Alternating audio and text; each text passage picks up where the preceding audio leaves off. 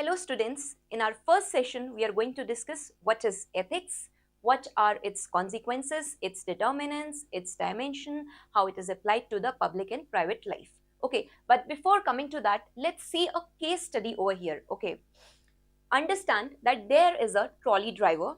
Okay, his brakes are failed. Now the course of action over here is either he can let the trolley flow in the natural direction. This will lead to death of the 5 people who are standing on the track. Is it clear? But if this driver steers the wheel, okay, then it will lead to death of only one person. So the question or the dilemma over here is 5 lives versus 1 life. What is the right thing to do over here for this trolley driver? The question over here is what ought to be done? What ought to be done over here?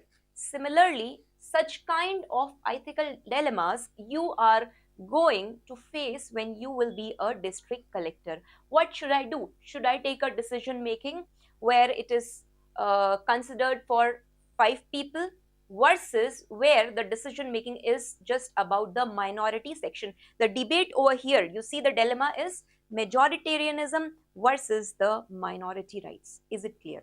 Now, in this case scenario, right, there will be lot of schools of thoughts. The first one, the utilitarianist, is going to say that Mr. Driver, you steer the wheel. Why? Because at least for the larger good, right, at least 5 lives will save. The utilitarianist like Jeremy Bentham, he is going to argue that any action that you do or any action can be ethically justified when it is taken for maximum good of maximum number of people, where as a district collector you are maximizing the pleasure for your people, for the welfare of the people, and you are minimizing the pain or the suffering for the people. Is it clear?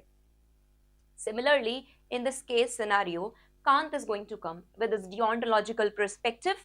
Kant is going to say that Mr. Driver, who has given you this consent to take even one human life, right? Right to dignity, the one man over there who is standing, and since even the natural course of action of the trolley is not there, he deserves to live, right? Who has given you this consent to steer the wheel? Now this is a dilemma for the driver, what he should be doing, right?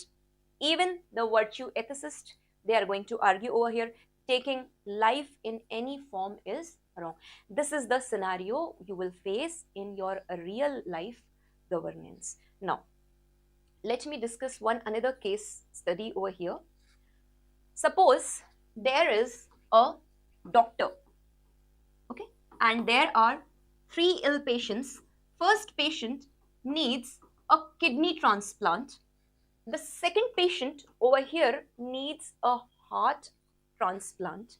The third patient over here needs a liver transplant, and this has to be done in 1 to 2 months, right? It is on urgent priority. But there is another one patient of a doctor who is already present in coma, right? And all his 3 organs are working, and doctor knows this, that after 6 months, because it is terminal illness, he is not going to survive. Now the question, the ethical dilemma or the question again over here is, what is the right thing to do? Should the doctor take away the 3 working organs of this terminally ill man and put it in the patient's? Should the doctor be saving 3 lives?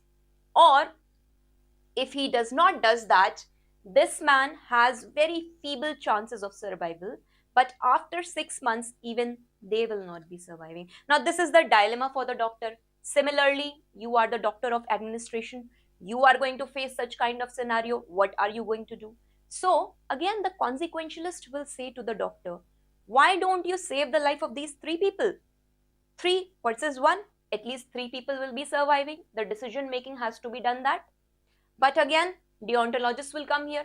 They will say, doctor, your means are not right. Your means should be as pure as the ends. The life of this person, no matter what, he has the right to life of dignity. You can't take away the organ of this person and give it to the other 3 people. Now, this is the ethical dilemma. Again, we are facing over here, right? So such kind of dilemmas you are going to face in your case studies, mostly sustainable development and versus the welfare scheme for the poor, housing developmental welfare scheme. Such scenarios will be coming up and we will be dealing with such case studies. Is it clear? Now coming to today's class, what is the essence of ethics? Okay, for ethics, again I will repeat, in such case studies, 2 things you have to remember, that you have to always supplement your answer with the constitutional morality. As a bureaucrat, as a civil servant, your duty will be that constitution is the supreme law of the land. You will uphold the values of justice, equality, fraternity, liberty. Is it clear? That should be reflected in your approach of decision making in governance. Second thing over here, that please supplement the answer by second Administrative Reforms Commission's 4th report, Ethics in Governance. Many students, they do not do that. This is not a layman common paper on ethics. This is ethics, integrity and aptitude, where in governance you are writing a paper of civil services. So you need to supplement it, whatever the document has been mentioned. Is it clear? Because as a bureaucrat, your work is to implement the policies, not make the policies. So implementation of policies will be done when the government documentation will be mentioned in your answer. That is going to fetch you more marks. Okay, is it clear? Let's begin the class. And please put the syllabus of ethics in front of your study table. Okay, so what is the essence of ethics? Iska tathya kya hai? Iska maina kya hai? Right? Ethics derives its meaning from the key word ethos. And ethos means virtue or character. Here, it deals with the objective norms which are set after there is a differentiation in the righteousness, in the wrongness of the action. Now understand that ethics is not religion. Ethics is not any law. Ethics is not just morality. Ethics is not just any customary norm, right? Ethics, these are, I will write down over here, these are a standard objective norms, right, which are acceptable to the society, right, which are acceptable to the society.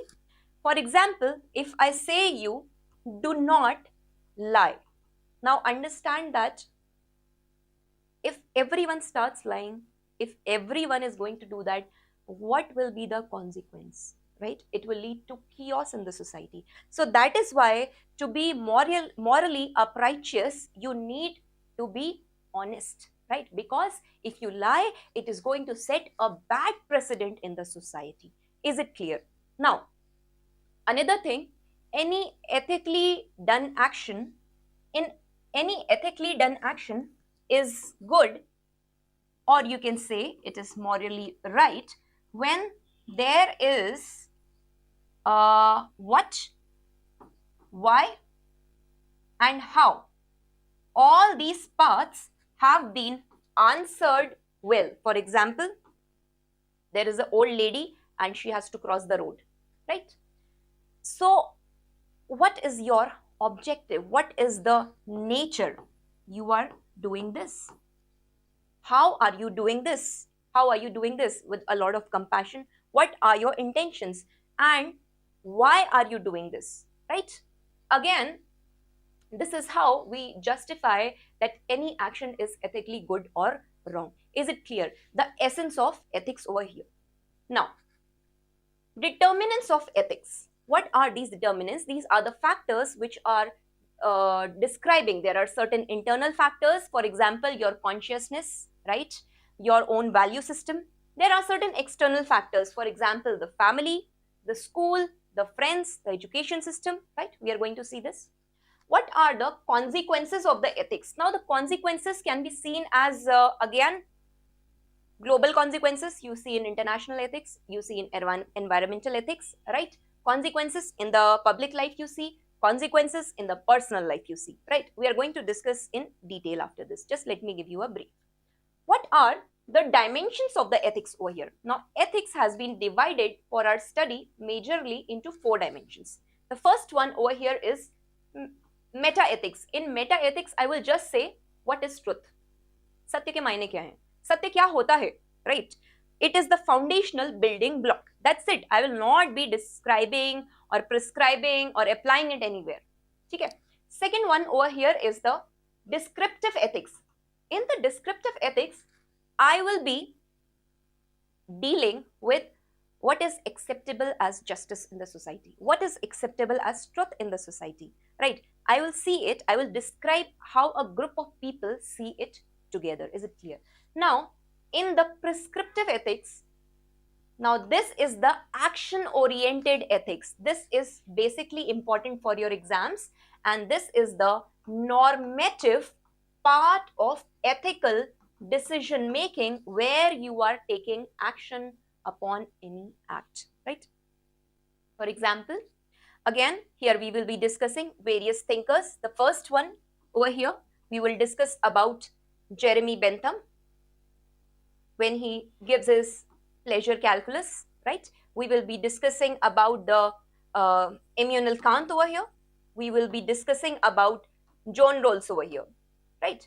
All these ethicists, Aristotle, Plato, we will be discussing over here. Now, because they are giving you an approach to ethical decision making, if you are stuck in a scenario being a bureaucrat, is this the right thing to do? Always the question is, what is the right thing to steer through those dilemmas? Is it clear? Now, the last one over here is applied part of ethics. In the applied part, nowadays, UPSC is asking a lot of question application as seen in artificial intelligence, in cybersecurity, in environment, in international, because recently, Ukraine, Gaza, we have seen a lot of instability in the international scenario. And this question has already been asked in your past year 2024 mains. Is it clear? That's why I'm saying that every keyword has its own relevance in ethics syllabus. Now, the last thing, how is the ethics in public and private relation? Here also UPSC has asked the question, how do you differentiate between the ethical action in private life and public life? We are going to see that further. Is it clear? The summary of today's class is this. Let's begin the class. So, what is the major nature of ethics over here? It not only distinguishes between right and wrong, but it evaluates whether the conclusions which are drawn from it, okay, they stand as objective and universally applicable norm for all the human conduct. Is it clear? What happens that every day you see that on WhatsApp University, they use this term that some information is floating, right? And you don't even verify it. And you just, as a very unresponsible citizen, you keep on sending it to other people. We have seen those people who are not very digitally literate or very, aware of the news in this post-truth democracy era. Those people, they do these things a lot, especially the elderlies. So, as a citizen, is it right? Is it a righteous public behavior? So, I will say no, it is ethically a wrong public behavior over here, right? Sometimes we notice that some extra money payment has come to us, some Beams transfer, some bank transfer, some UPI transfer. So, a ethically right citizen is going to return back the money. Why? Because this is how the ethics is also internally driven. It is not that some external accountability check has to always be there, because it defends the principles of justice and fairness. Now, in this case study, what happened that during the time of Kerala fund, what happened, the district collector, whatever extra money he got for the relief of the funds, he gave it back to the government. Now, this depicts a very uh, nature of integrity, probity in governance of the bureaucrat. Is it clear? Now, this is what I was saying, that ethics is not just morality, but there is a rationality. There is a rationality that what kind of objective norms it is going to set up in the society. Is it clear? Now, apart from this I have already discussed that it comes from the keyword ethos, guiding principles for the humans, right? Now, what are the essential characteristics of this essence? First of all, ethics is based on the rational foundation. There is logic to the things. There is a universal application. Okay, you don't blindly follow it. Rather, you apply the rationality, critical analysis, and logic over here. It has a universal application. Example, lying is wrong. Lying is wrong in India. Lying is wrong in America. Lying is wrong in Africa. So it has a universally set standard norm. Now, it is prescriptive in nature. Okay? It is not merely how do we behave, but it tells us how we should behave, right? How we should be doing, what ought to be done. Is it clear? It is reflective and it is critical. It is continuously questioning. For example, Sati Pratha. Sati Pratha was absolutely right in 17th, 18th century. It was considered a matter of women's morality, right? Parda system. It was considered a morality for higher status women, higher status society women. But in today's time, Sati is morally wrong, right? Ethically, it's immoral because you are taking a life of a human. Is it clear? Now, it is action oriented. The decision making over here, basically, they are guided by the real life situations, right? The action which you have to take. Is it clear? Now, ethics matters at individual level, right? I will have a personal integrity for the examination that at 6 o'clock I have to be present at the library, right? I will have that much of integrity for myself that I will be there even when there is no, my mother is not calling, my father is not calling, my friends are not calling. It is my own ethical responsibility as a student to be at the library at 6 a.m. This is the kind of individual ethics. It transforms the human existence and makes him more responsible, right? And inwardly oriented. Second thing over here at the societal level, if you see, right? What happens that at a societal level, it creates solidarityness. You understand tolerance? Example, if I give you, tolerance in the society is that ethical virtue which leads to harmony and cooperation, right? At the institutional level, it definitely leads to accountability, transparency, which brings in legitimacy and effectiveness. Okay.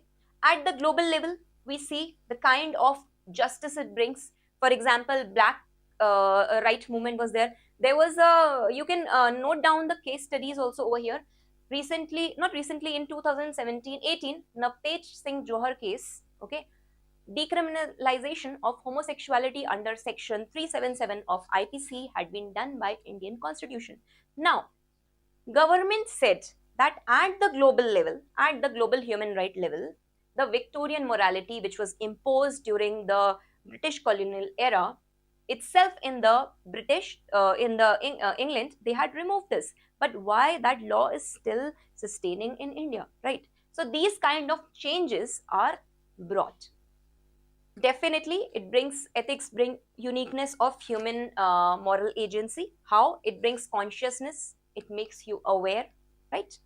It gives you freedom and choice.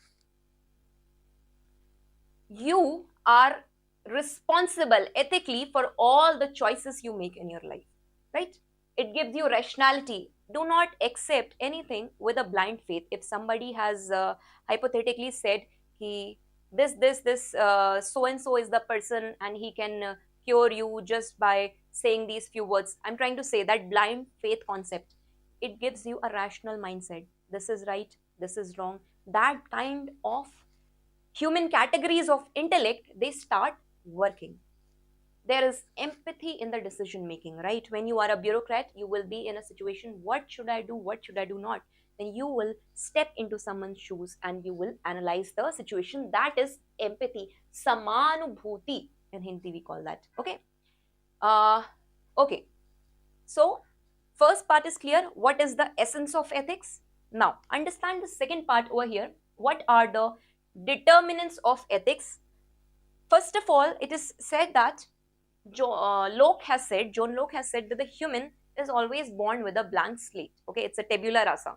And what happens with socialization and education, he is learning a lot. Okay, now there are certain these moral determinants. Okay, these are the factors over here.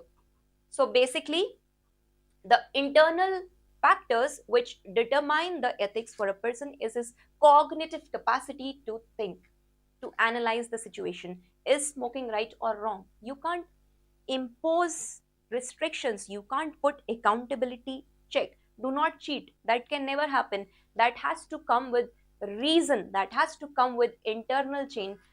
Everybody has that capacity. It is just that you have to question, you have to have a Socratic method, because Socrates has said unexamined life is itself not worth living. Is it clear? Now, apart from this, let's see if there is any distribution of the welfare resources. A civil servant, he has to ensure that what are the cost benefit analysis in that scenario. Is it clear? This we are going to discuss in the case studies.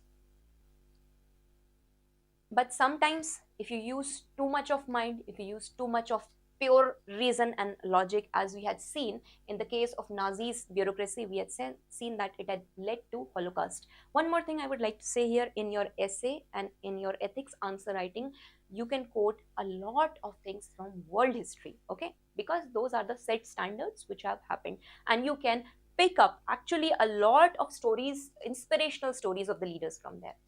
Second internal determinant over here is your consciousness, your inner voice. I'm just going to give the interview, and I was about to enter the metro station, and then I see a small child. He's crying and he's asking me that please give me some food. That point of time, you are in a dilemma that should you be running because because you will be late for the interview if you don't catch this metro. Another metro is coming in 15 minutes, or should you be going? Your conscience, your inner conscience is saying you that he's a child and he should not be hungry. So what do you do in that ethical scenario? This is that conscience, your inner voice, which is telling you what should you do, right? Maybe, I think this was a case study they've asked in the past year question, assuming that you must be carrying a tiffin with yourself because you will be sitting for interview in UPSC Bhavan. So I'm assuming that you will be carrying something to eat, at least one apple, one banana. You can give away to that child, and for that moment you can even catch your train, and you can even be satisfied internally. I have at least not let someone go away as hungry. Okay, so this is your conscience, the inner consciousness. About the values and the beliefs, right? This I will be dealing in the human values, that how the beliefs are changed into values, and how the values change into attitude, and how attitude changes into behavior. Okay, you can draw this diagram over here, that initially it is a belief system of a person. It, on this basis, it develops a value system of the person. On this basis develops the attitude of a person, and on this basis develops the behavior of the person. So what are these values? Basically, these values are the guiding stars. Okay, they can be terminal values, they can be instrumental values. This we are going to discuss in the next class, but just let me give you an example over here. Terminal is first degree values, for example, honesty, courage, truthfulness, integrity. What are instrumental values? Fitness, right? Wealth, beauty. So this is we are going to discuss later. So how values and beliefs are leading over here to be an internal determinant of the ethical system. Is it clear? Now, first of all, an administrator who values transparency, who wants that in his district the usage of Right to Information Act has to be done aptly, who wants that the internet penetration has to be so well done that the people, they are digitally connected Okay, this is going to create a more citizen-centric grassroots level governance. Is it clear? Now the paper over here is about ethics in governance. So whatever example you pick, you can pick one common example, you can pick one governance example, but try to write something which had been happening, those people who had, those bureaucrats who had contributed very good in the system, trying to bring in the ethical good governance, those examples will be really appreciated. Character and the virtue over here. Now Plato talks about that wisdom, justice, fortitude and temperance, these are the four major cardinal principles over here, right? Wisdom means that you are able to judge anything correctly or not. There's a difference between knowledge and wisdom. Understand that knowledge is your intellect, right? And wisdom is your समझदारी, किसी चीज की गहराई तक समझ होना. That is wisdom, the prudence to understand anything with depth, not with the scanning eyes. Justice, people confuse that justice means ki equality, right? Everything has to be justly done. No, justice means fairness. Not everyone can be treated equality. When I'm talking about justice, okay, later in detail, I'm going to discuss over here about John Rawls' concept of differential equality, and this is going to lead to social justice. Is it clear?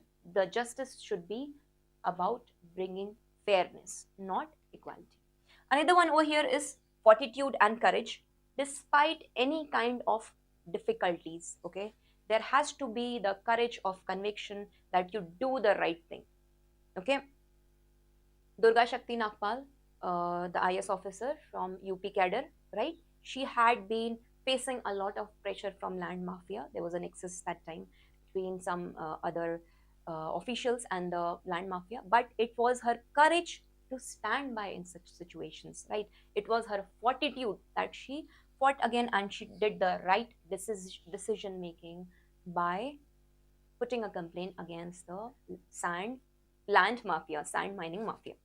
Temperance, it is the self-control and moderation. A bureaucrat essentially requires to be someone who has this self-control over his emotions, right? Because that will lead to high emotional intelligence and again ethical decision making. Is it clear? So this is how these are the determinants which are going to describe. Apart from this, there are emotional and moral sentiments also, which is again your internal determinants in your ethical decision making, right? If somebody has a very empathetic attitude while seeing poverty, it can motivate him, right? Example we take over here is Armstrong Payne.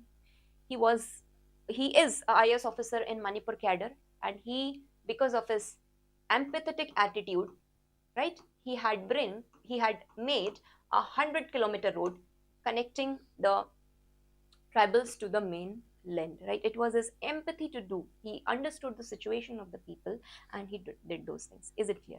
Now, these were the internal determinants, but there are certain external determinants which mold the nature, the character, or the ethical decision making of a human or a child. First of all, it's the family. If your family is very secular, okay, it is respecting all the religions equally, a child from the childhood is going to pick it up, right? It will be definitely seen in his nature, and this family is your first socialization agent. Okay, here we learn direct teaching, we learn modeling, emotional bonding, discipline. All these characteristics we learn from the family. Apart from this, in the culture and society, there are certain shared beliefs. Somewhere, for example, few years, I will say few decades down the lane, there was a shared belief specifically in the western part of Rajasthan for female foeticide, right? Before the female was born, they were just getting the test done and they were killing the child in the womb. That was a shared belief system they had, because maybe in the patriarchal society the female was considered as a liability, but this is how it kept on developing another 10 years until there was a government intervention to rectify this killing of the unborn female child. Is it clear? So this is how, this is a negative example. Another negative example, if I give you, uh, there are some countries nearby in the South Sea Islands. They believe, now see, they believe that if you I will not use the word kill. If you end the life of your parents by the time they reach 60 to 70 years, you are reducing their suffering. This is their cultural belief, right? So they have developed that kind of decision. They come to that kind of decision making. But that is again not ethics, right? That is cultural relativism. Okay. Now this is how it is affecting ethics.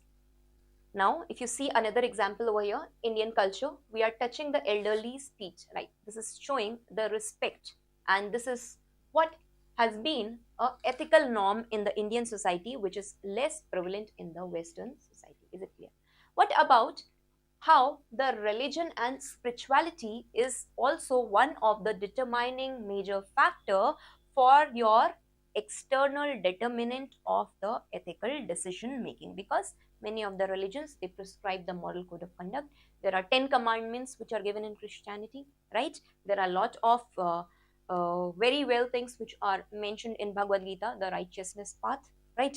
Even the eightfold path of Buddha, okay? It talks about the moral code of conduct, and the Quran, it also emphasizes on justice and compassion. So religious and spirituality, again, these are the external determinants of ethical decision making. Now what you can do is, yes, education and learning, this also helps. This is also one of the external determinant. What you can do, you can make a tree chart over here. You can write down determinants of ethical decision making. What are the internal determinants? You can note down from this PDF. What are the external determinants? You can note out. If the question is coming, it is coming holistically, right? Now, apart from this, law and governance, this is the external determinant. Okay, there is a relationship between law and ethics. Law keeps a external accountability check on the ethics. See, law represents society's minimal ethical standard enforced by the state on the citizen. Is it clear? And ethics is the broader aspirational, which is based on the internal motivation. So good laws will always lead to ethical uprightiousness. Bad laws, okay, bad laws may violate this ethics. For example, if I say you crossing a signal despite being there being a red light, is it ethically right? Is it an ethical behavior of a responsible citizen? No, you are breaking the law. You are doing ethically wrong in the wrong action you are taking in the public place. This is what it is talking about. So this becomes the external factor. Okay. Again, we have to always supplement our answer with India's Constitution, Fundamental Rights, and DPSP, right, which talk about ethical legal framework for the governance. Apart from this, we can see that external factors are also noticed in organizational culture and leadership, right? There are certain formal code of conduct and ethical policies in organizational ethics. Here I will again like to talk about that second ARC. It has mentioned certain code of conduct. They say all India Civil Service rules, right? All these are mentioned. And it is, the second ARC in the fourth report is also talking about, in terms of organizational ethics, to bring in second ARC, it talks about the comprehensive ethical code bill. Is it clear? Again, UPSC in its PYQ has asked the question from this part, right? There are also certain situational determinants, okay, that how is the intensity of the act? What is the nature of the ethical dilemma over here? For example, if I say over here, a public health official, he faces a greater moral decision making or pressure during the time of pandemic lockdown, right? So what happens in that policy decision making? What he is going to do? Then all his routine administrative decisions he is taking. So this kind of moral dilemma situation you are going to face. Situational determinants. What about the time, stress, and pressure? Even these lead to situational determinants of decision making in ethical case studies. Now, example you see over here, emergency room doctors, okay, they are making the decisions under extreme time pressure. I've just discussed there was a dilemma with the doctor above. He had to decide, should I take the life of this one man who is already having a terminal illness and is going to die, and save the life of other three people? That is a very situational, this is a situational determinant. उस वक्त पे आपने जो किया वो किया, because that was the right thing to do at that point of time, at that place, right? What about the power dynamics and authority as a external determinants? Now even these are determining. We saw in Gujarat Rights 2002, we had seen that how breakdown of the authority and rule of law had led ordinary people to commit the atrocities which will not have happened, would have happened in any ordinary scenario. Is it clear? Apart from this, there are certain psychological and there are cognitive factors which determine, again this, please see this diagram. I've picked up a moral development theory of Kohlberg's. You can also see that this is very similar to the Maslow's hierarchy law, okay, where he's talking that initially the person, he's worried about that, I should not get punishment, and then he comes to the stage of self-interest. Then he wants to be a good boy. Then he tries to abide by law and order and some kind of morality. Then he actually starts thinking about the social contract. As a citizen, he is responsible to the state. And then, in principle, he starts reasoning about his personal ethics. So this is how the various stages of moral development happen in the citizen. Is it clear? Apart from that, we can see there are certain cognitive biases also, right? Cognitive means mentally you're thinking. For example, actor-observer biases, conformity biases, false memory, some halo effects we have, inside biases, in-group biases, right? We see all this. For example, a government official, he may justify that favoring a relative as just this once, or everyone does it. Mentally you are thinking ki kya farak padta hai, everybody is doing this, what wrong I am doing, right? Even that is, by that he's trying to justify or he's trying to rationalize his action. Is it clear? He's trying to use it as a psychological determinant in ethical decision making. Is it clear? Sometimes the decision making is done under very emotional states, right? Fear, anger, gratitude, and moral elevation. Is it clear? Now, having said that, we have discussed what is the essence of ethics. Essence of ethics was कि उसका तथ्य क्या है, उसके मायने क्या है.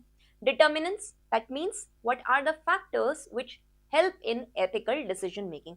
Third thing which we are going to see over here is what are the consequences of this ethics. Okay, first of all, let's see in the individual consequences. It is going to lead to psychological well-being. A person who is ethically uprighteous, okay, he is going to have that inner peace, he is going to have inner harmony, okay, he will never be living in fear, he will have that self-worth and self-dignity, right? Reduce anxiety. Today anxiety is a very big term. In today's time, everyone is having anxiety, because when you're not satisfied internally, definitely you are going to face this, right? You have to have a sense of meaning to your life, and you are the one with your own value system. The human, as an existential human, when you come in this existential mood, you are the one who is going to give meaning to your life. You are the one who will be responsible for your choices. You are the one who has to take these choices also. Is it clear?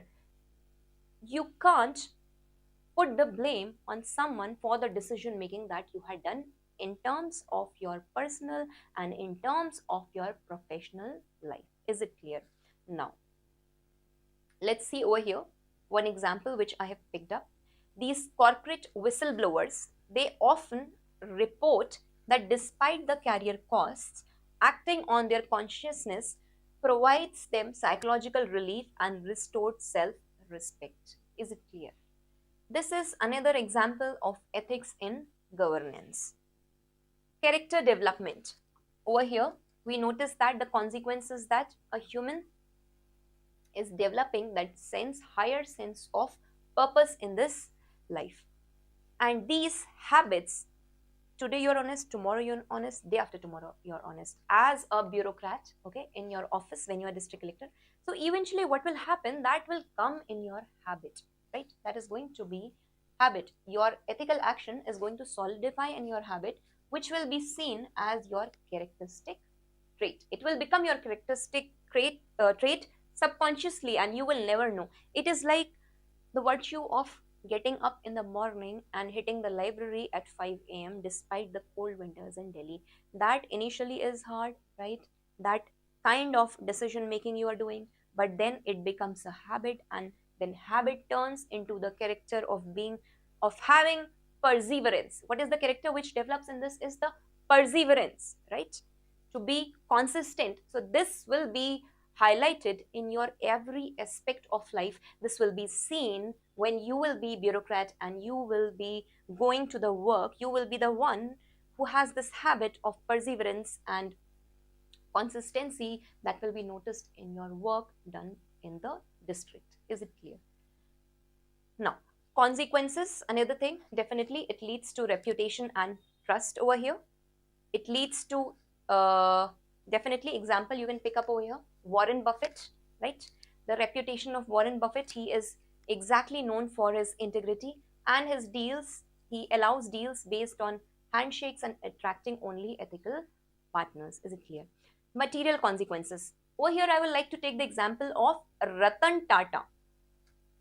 We have, or you can take Johnson and Johnson. Johnson and Johnson had built his material position based on value. Even if I take the example of Ratan Tata, he has built entrepreneurship on the basis of corporate governance, on the basis of value system.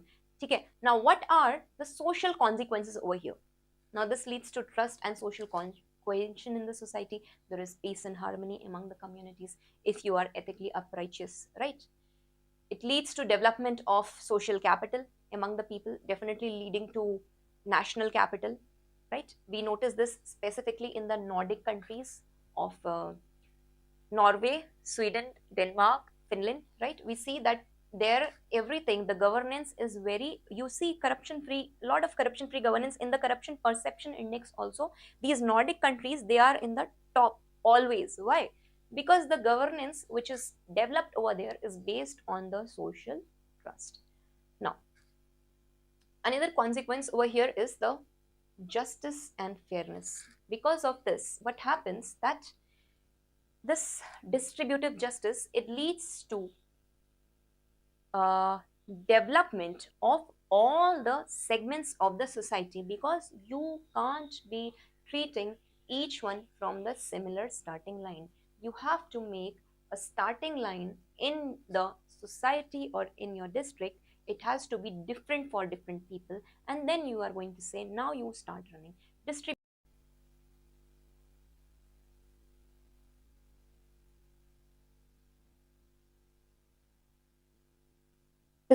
justice. Over here is also one of the constitutional value which is mentioned in Article 39 of the Directive Principles of the State Policy of our BPSP. Is it clear? Again, let's see over here. In terms of procedural justice, which ensures the fair treatment, and in terms of restorative justice, recently the Bharatiya Nyaya Sanhita has been talking, and UPSC again in its prelims means 2024 has asked the question in context of this. Now, in restorative justice, we discuss over here not only the restorative but also the reformative form of justice, which has been noticed in Tihar jail reforms that has been brought by Kiran Bedi. Is it clear? I will be bringing a terminology of 50 or 100 keywords, ethical keywords, with the definition and with the current affairs examples in the end of the course. Is it clear? Apart from this, we have seen collective welfare. Suppose if people are paying tax, there is tax compliance. It is definitely leading to rise of gross development product, GDP of the nation, and rising of nation's economy. Is it clear? Now, let's very quickly come to the part of dimensions of ethics. Over here also, cultural evolution is also one of the factors of the consequence of ethics in human action. We had earlier seen that it was in the South see countries, for example, somewhere in Papua New Guinea, they consider that if you take away the life of your parents at the age of 60 and 70, you are going to prevent them from pain and suffering in the older age, right? Is that ethically justified? Again, that is the question of cultural evolution and cultural relativism. Is it clear? Now, institutional consequences also, we notice over here that in terms of the consequence of ethics, that wherever there is compromisation of the institutional integrity, we had seen this in Commonwealth Games scam. This has basically led to degradation or unethical action in the government, right? Apart from this, we had also seen that how by implementation of Right to Information Act, right, how by the implementation of citizen charter in your district, you can lead to a good work culture, right? You can also it will also lead to a governance based ethical decision making in your district. Is it clear? It will bring in transparency, accountability, rule of law. All this depends on the ethics. All these keywords we'll see in further classes. Now, what are the other consequences of ethics in ethical decision making? Here we can discuss about the international relation. Now, international relation mein the debate is often about realism versus the idealism. Okay, what is the meaning of realism? Realism is that where you think about the context of your national boundaries. Rabindranath Tagore had very well said, the world has been divided now into narrow domestic walls. And idealism in context of international ethics is based on the theory of Vasudev Kutumbakam, which means the earth is but one country and mankind its citizens. Is it clear? So now this debate has been going on in international ethics. This we have also seen in context of Russia occupying Crimea, following the concept of realism, Russia expanding its territories into Ukraine territories, right? We had also seen recently what has been happening in Syria, Israel, Iran and Iraq, right? Now, in the environmental impact, I will be discussing in environmental ethics, where it is talking about sustainable development for taking care of not only this generation, but also of the future generations' need. As Mahatma Gandhi has already said that Earth has not for everyone's greed, but only for everyone's need.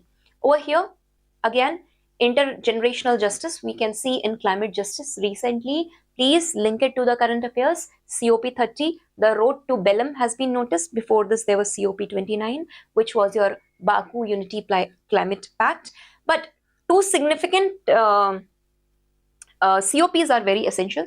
COP27 in terms of environmental ethics, right, which happened in Glasgow, which talked that by 2070, India is going to have a carbon neutrality, right? Apart from this, we had also seen intergenerational justice in terms of Paris Climate Summit, which happened in 2015, COP21 over here.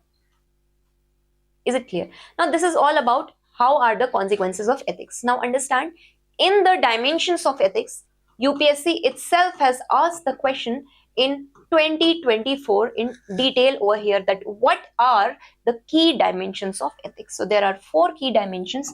The first dimensions of ethics is known as meta ethics. Meta means whenever there is a building, there is a foundation stone which is kept. Okay, so meta is that. Meta is the essence, or you can say it is the foundational building block of ethics. Here I will be discussing that what is justice?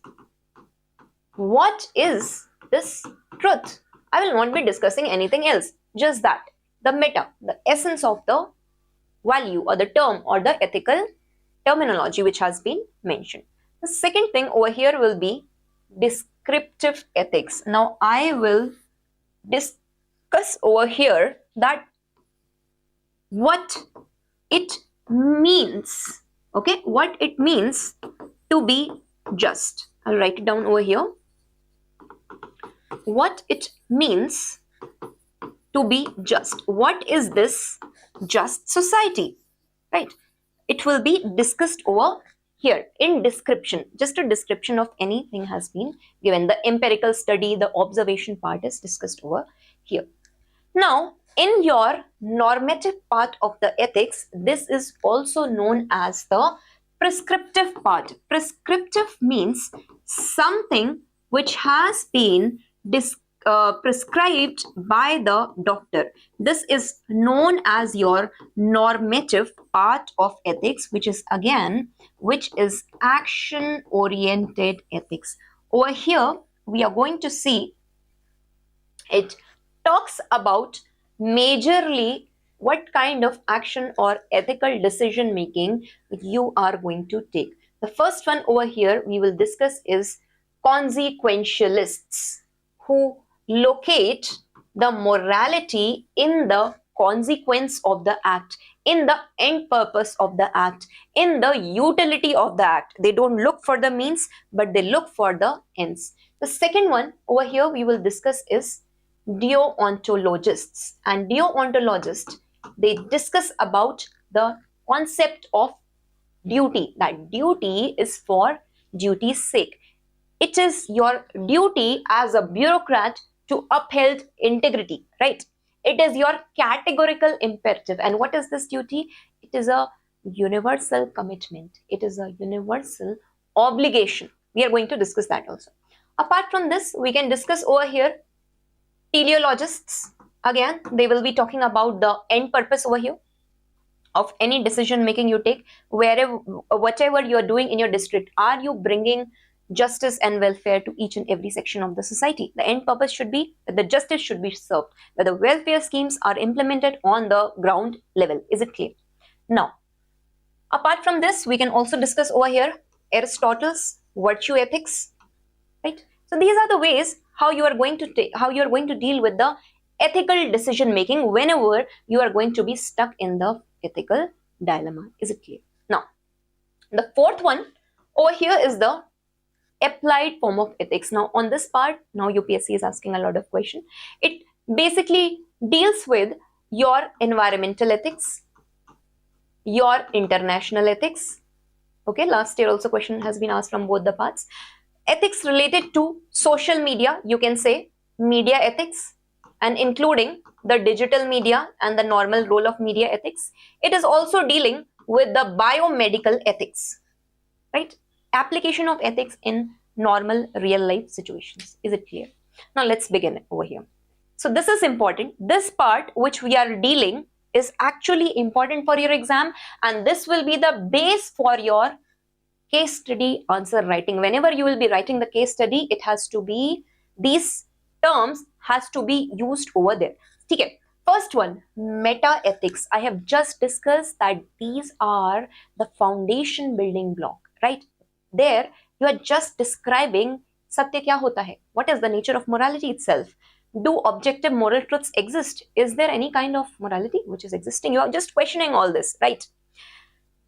Over here again it deals with moral realism and moral anti-realism, right? Now this is little going into detail. Moral realism is based on the objective truth, like 2 plus 2 is equal to 4, definitely. Torture is wrong, definitely, it's morally wrong. To take life of someone is wrong. Again, here we will be coming to the part of subjectivism. We will be coming to the part of cultural relativism. I've just discussed a case above that in the South Sea Islands, we had seen that certain tribes, it's the Maori tribes, which had been taking the life of their parents at the age of 60 and 70 years because they don't want their parents to go through that kind of suffering. Now that is cultural relativism. Taking life is wrong. Absolutely, it is wrong. Objectively, I feel to kill someone is wrong. But what about the cultural relativism over there? Is it clear?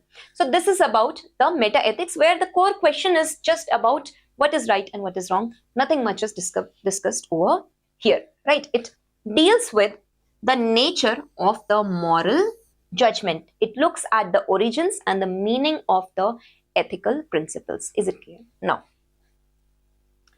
another one over here, it talks about in the meta ethics is about the moral epistemology. Now, epistemology is the word which means theory of knowledge. How do we even know what is right? Is this the right thing to do? How do we know? Reason alone can discover the moral truth. This has been mentioned by Plato, Socrates, Kant regarding his Socratic methods, rationalistic approach. Now, there are empiricists who talk that only from sense experience, when I am going to see that lying is not wrong, then I'm going to learn that. Okay, so those are the empiricist thinkers.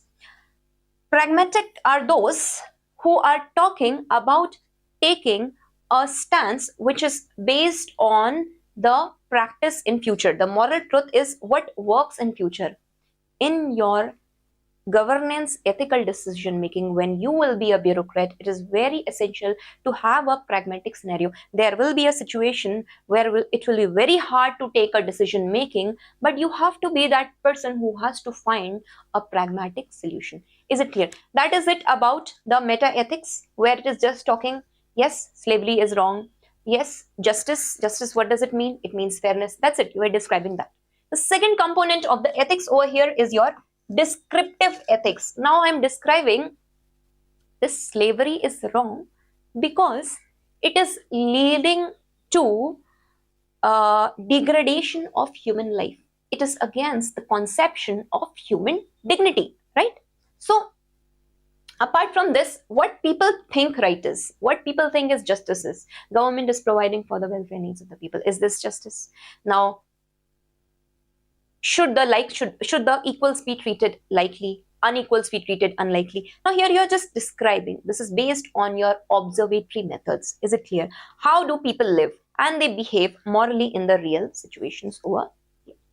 But what is important for our exam, very important for our case study, is the normative part of ethics, or you can say the prescriptive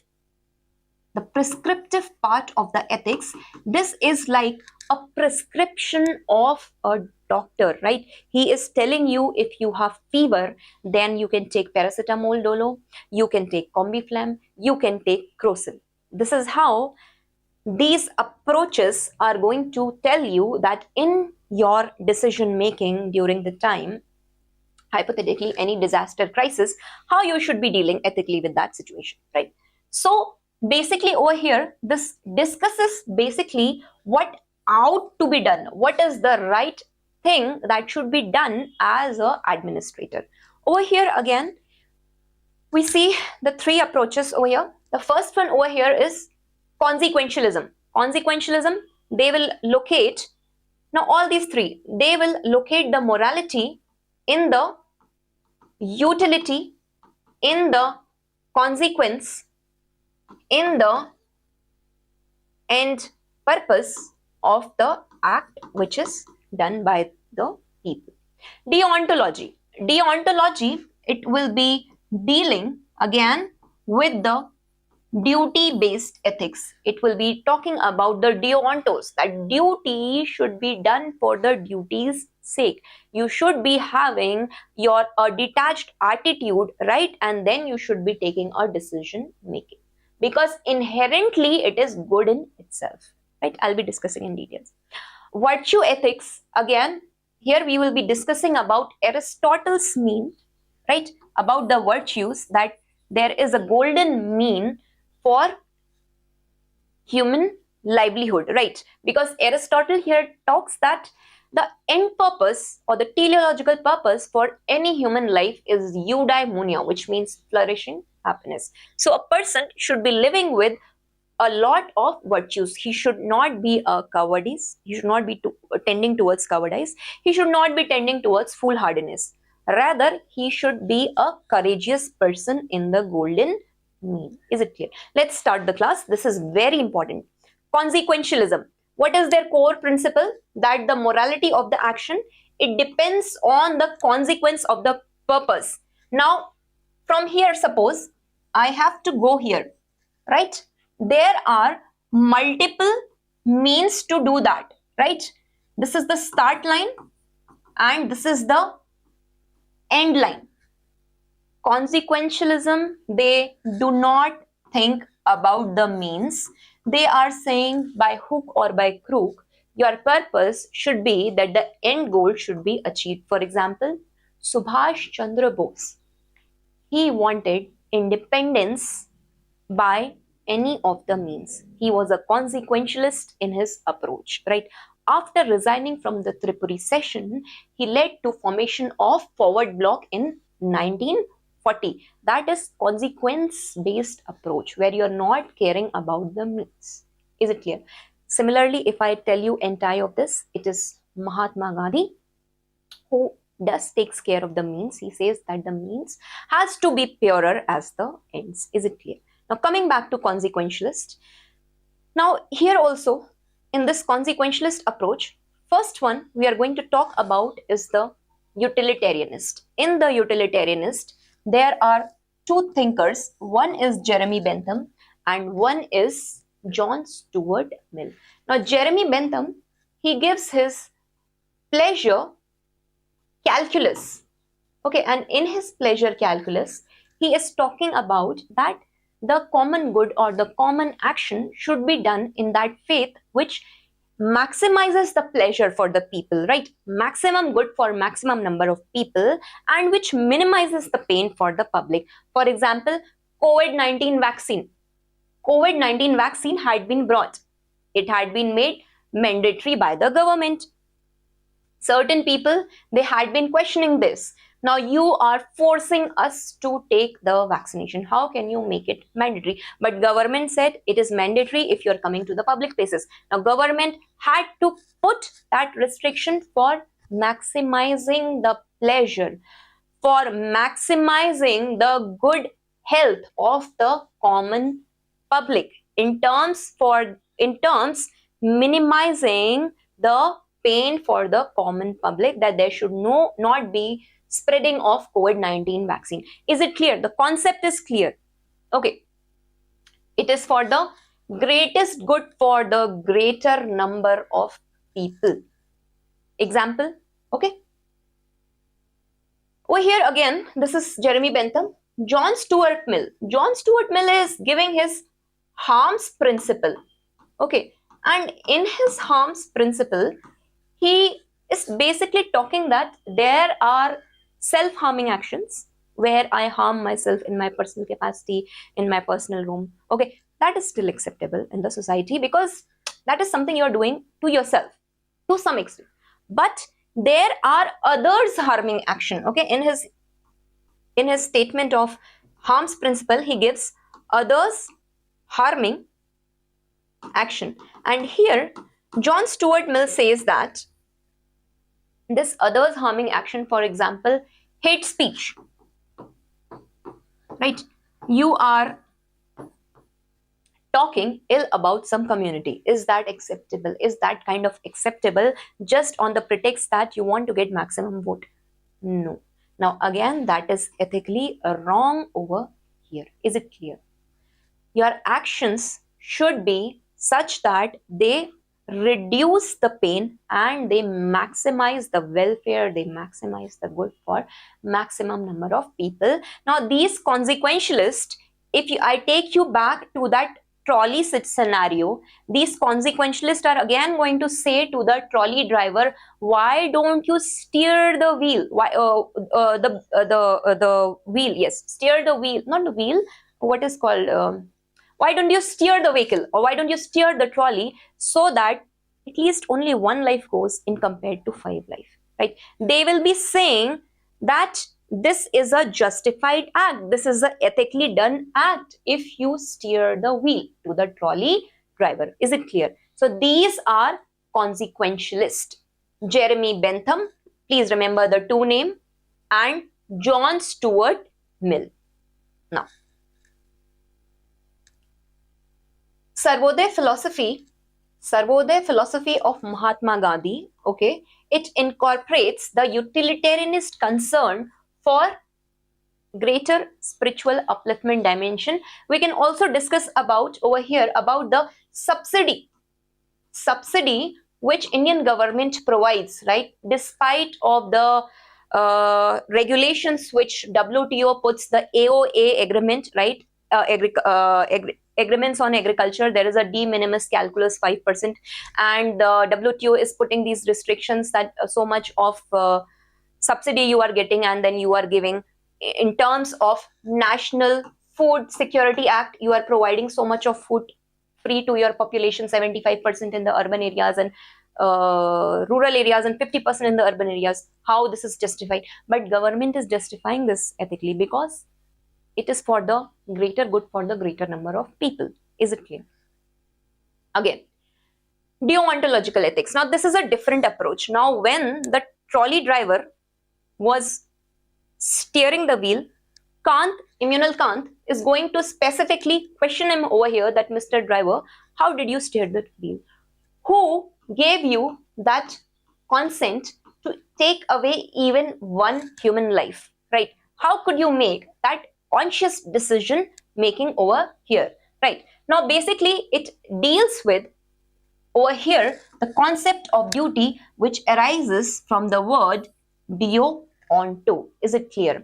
It talks that the duty whichever has to be done, the duty is done over here only for the duty's sake, right?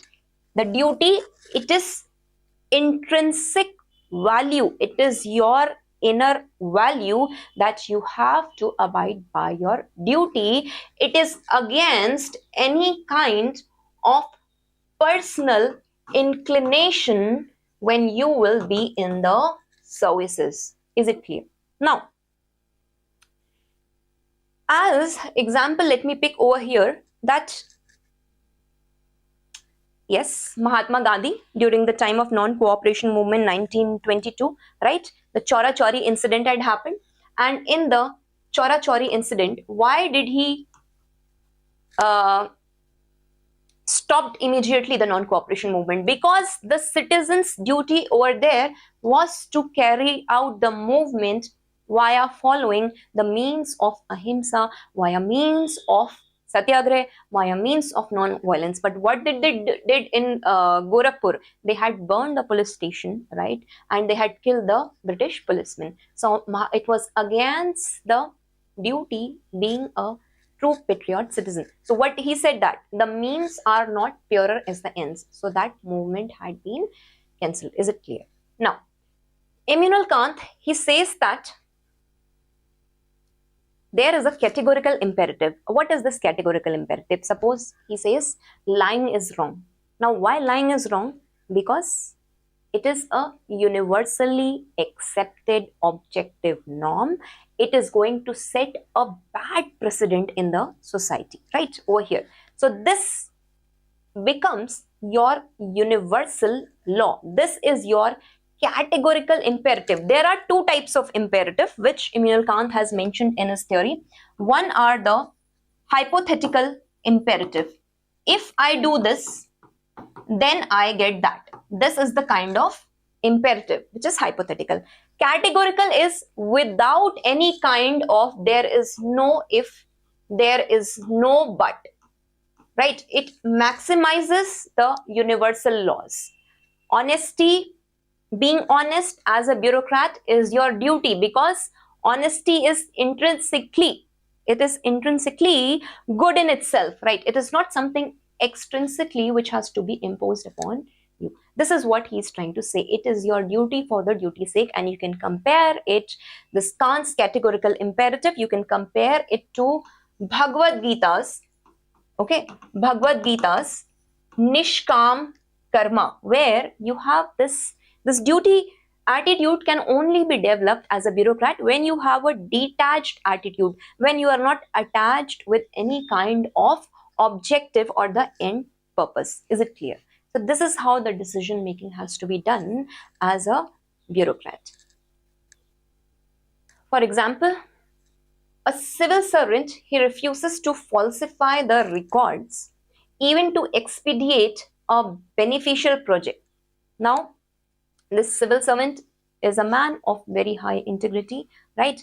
He believes it is his deontological perspective to be a honest official, right? You can very easily mention the name of Ashok Khemka over here, one of the officers of very high personal integrity, right? Apart from this, I've already mentioned Bhagavad Gita's dharma's concept and nishkam karma. Now, virtue ethics. Let's see this dimension also of normative ethics. Now, Aristotle has said that the end purpose or the virtue for human over here is eudaimonia, which is the flourishing happiness, right? And this virtue is basically excellence in characteristic traits which enable this flourishing human happiness. He gives his golden mean, and in his golden mean, Aristotle says that please don't be a fool, right? Don't be a foolish person. Don't be a coward person, but have a balance in life. Okay, you need to be a courageous person, okay, who has the courage of conviction, right, to have a flourishing eudaimonia or flourishing happiness. Example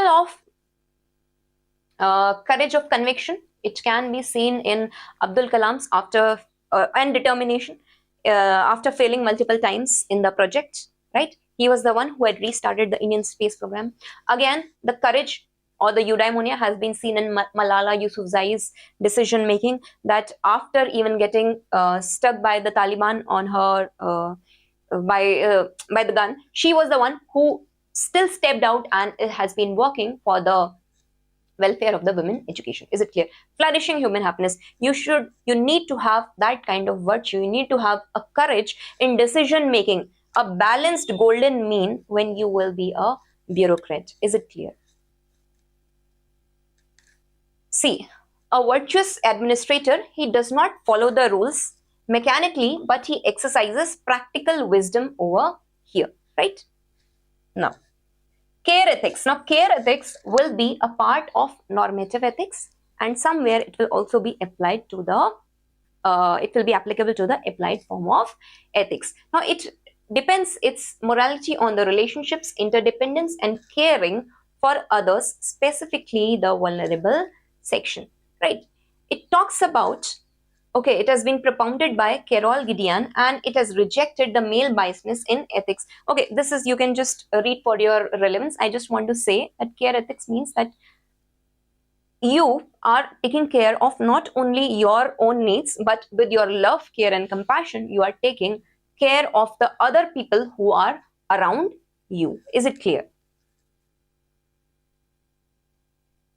A healthcare administrator designing policy for the elderly care, right, considers not just efficiency or rights, but the quality of relationships and dignity is dependent on compassion. Is it clear? Now, apart from this, another dimension which we will see is right-based ethics. There are certain natural rights, inherent human life, human right of life, inherent human life of liberty. There are certain legal rights which are granted by law, right? There are certain positive rights which require action, just a right to education, right to healthcare. There are certain negative rights which require non-erasure, freedom of speech. Is it clear? Now, these are restrictions imposed by the state on the people. Is it clear?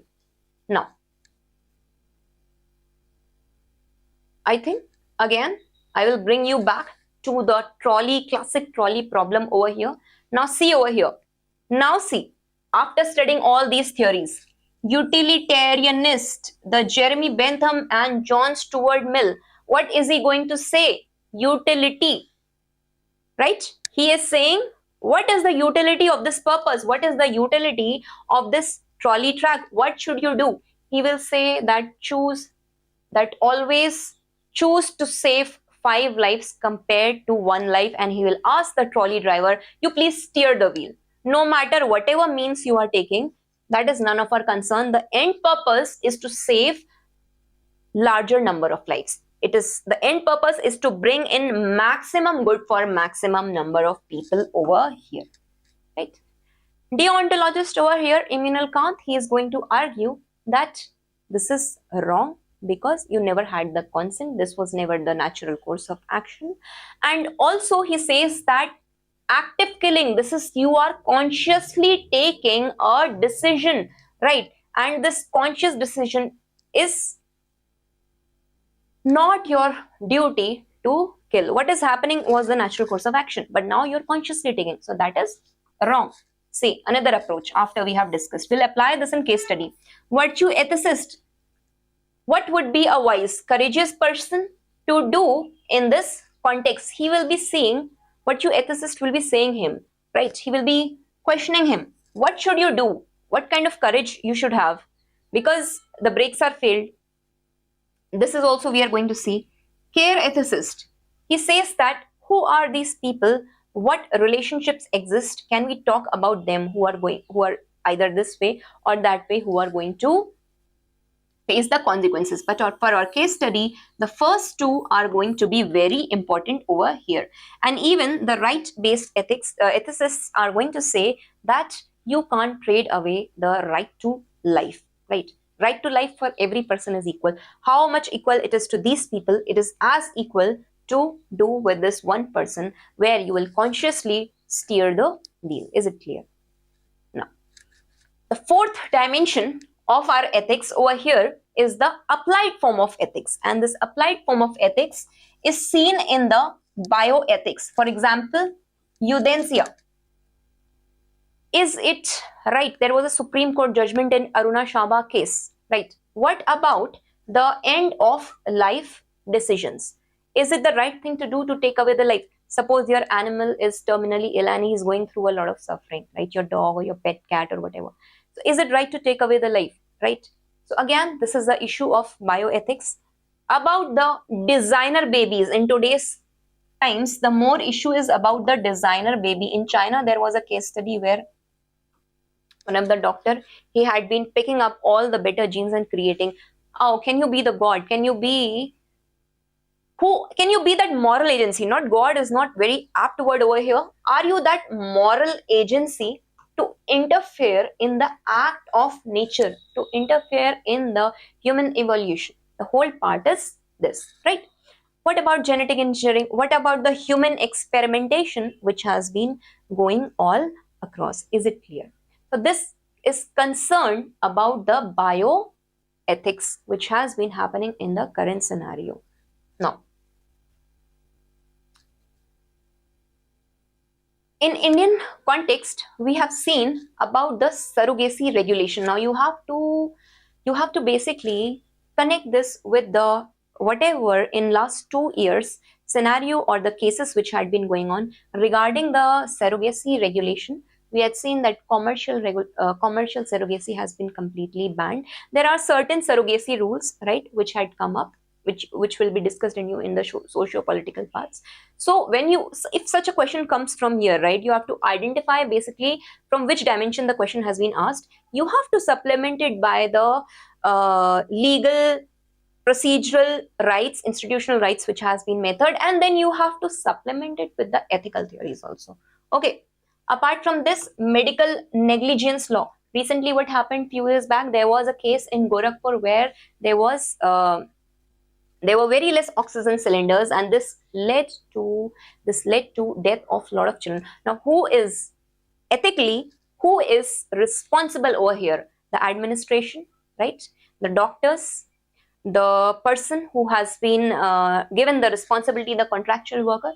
Who is responsible for this shortage of the cylinders? Okay, now another part of business applied ethics is your business ethics. Now, one of the key component over here is that this ethics has to be based on trusteeship model of Mahatma Gandhi, where the emphasis has been given on corporate social responsibility. In business ethics, I will say that it is always better to look forward to Ratan Tata compared to Reliance Industries, because Ratan Tata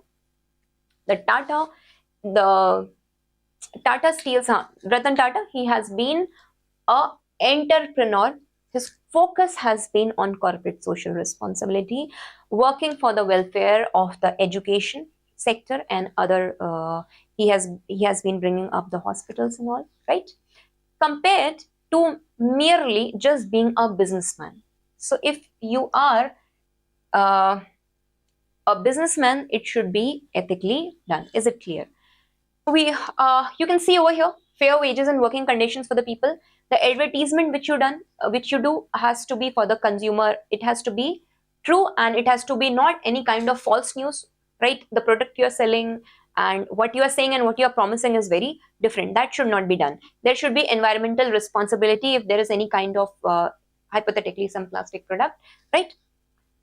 Now, see, Tata's handling of 26/11 Mumbai attacks versus the Union Carbide's response to Bhopal gas disaster, it illustrates a contrast in the business ethics, because Tata, they supported the victim's family and they talked about that it is their legal obligation. They took upon that responsibility, right? They took upon the accountability upon themselves. When this Bhopal gas tragedy happened in 1984, this company, Union Carbide, it wanted to have the minimal responsibility taken or minimal accountability taken for the incident, right? And after this, we had seen that MC Mehta case decision had also been come up by the Supreme Court. Is it clear?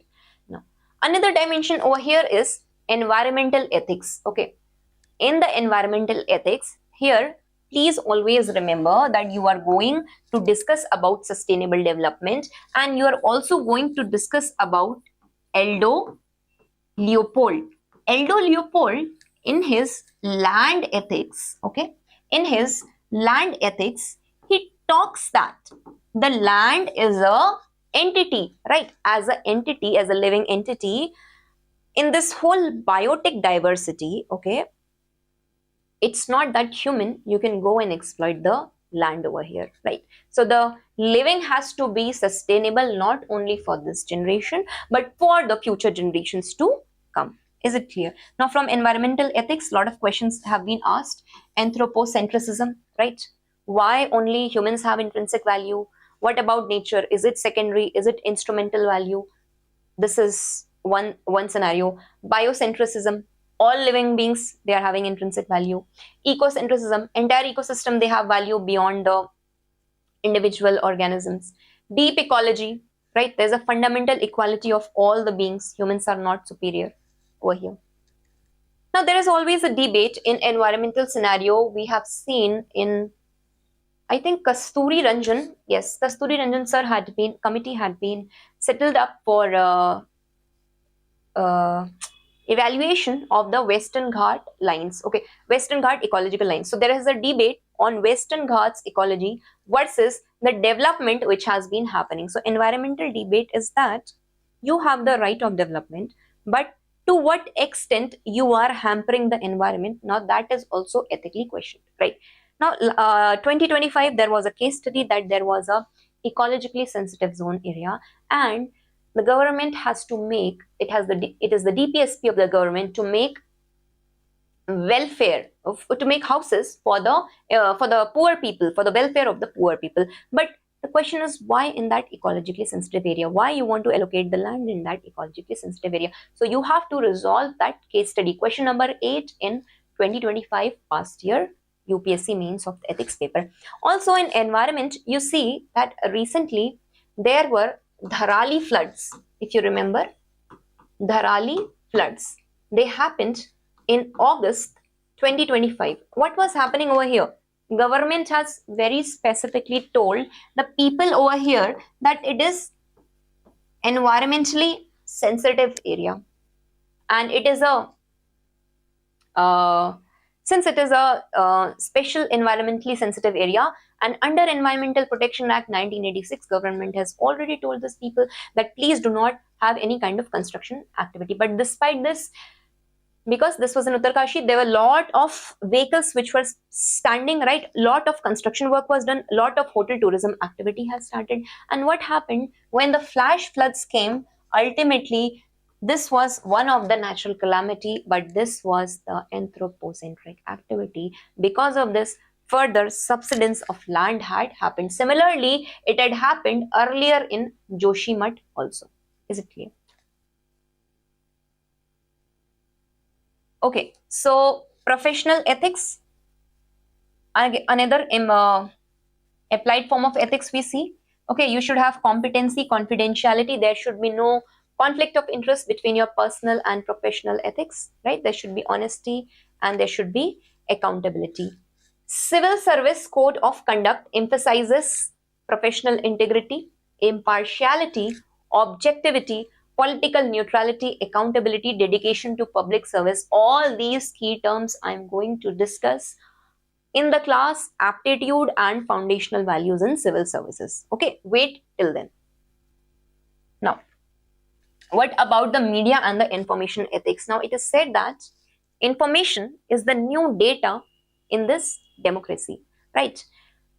And we have entered after 2016 into the era of post-truth democracy, where there is lot of false news, right? And where there is lot of misinformation and miscommunication which has been happening, and it is the duty of the media to maintain accurate reporting, to maintain privacy and public interest, to maintain sensationalization and responsible journalism, right? Media ownership, avoid fake news, right? Responsible reporting is very essential during the communal tensions. Is it clear? Now, okay, so I think we have covered pretty much. We have covered the essence of ethics. Understand तथ्य क्या होता है? Ethics. What is ethics basically? It is rationality in action. It is morality plus rationality in action. Ethics are the objectively justified norms, right, which are acceptable in the society. Then we discussed about the determinants of ethics. What are the internal determinants? What are the external determinants of ethics? Then we discussed about the consequences of ethics. What happens with this ethical decision making? We did that. Fourth, we discussed about the 4 major key dimensions of the ethics. Now, this is the last part of today's class. This is what is ethics in private and public relations over here, right? If you see in private relation, let's see about the family ethics. A child is the first learner at home, right? So over here we see what about the parent and child relationships. A child is learning generosity, a child is learning happiness, a child is learning unconditional love, child is learning to be honest, to be true from his parents, from his family. If the family has very secular views, the child is going to be someone who is going to respect all the humans with equal dignity. Is it clear?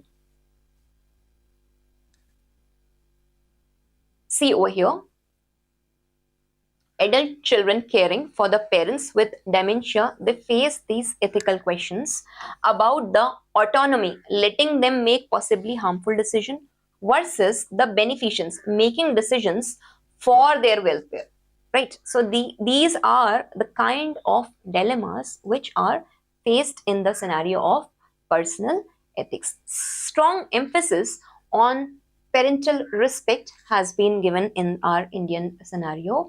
And it is said that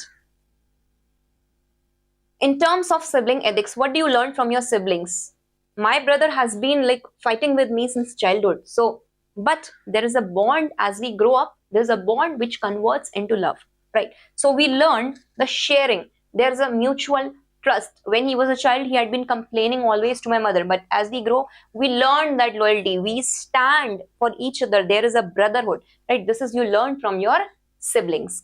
Apart from this, marital ethics over here, it talks about fidelity, it talks about honesty, equality, commitment, and care for each other.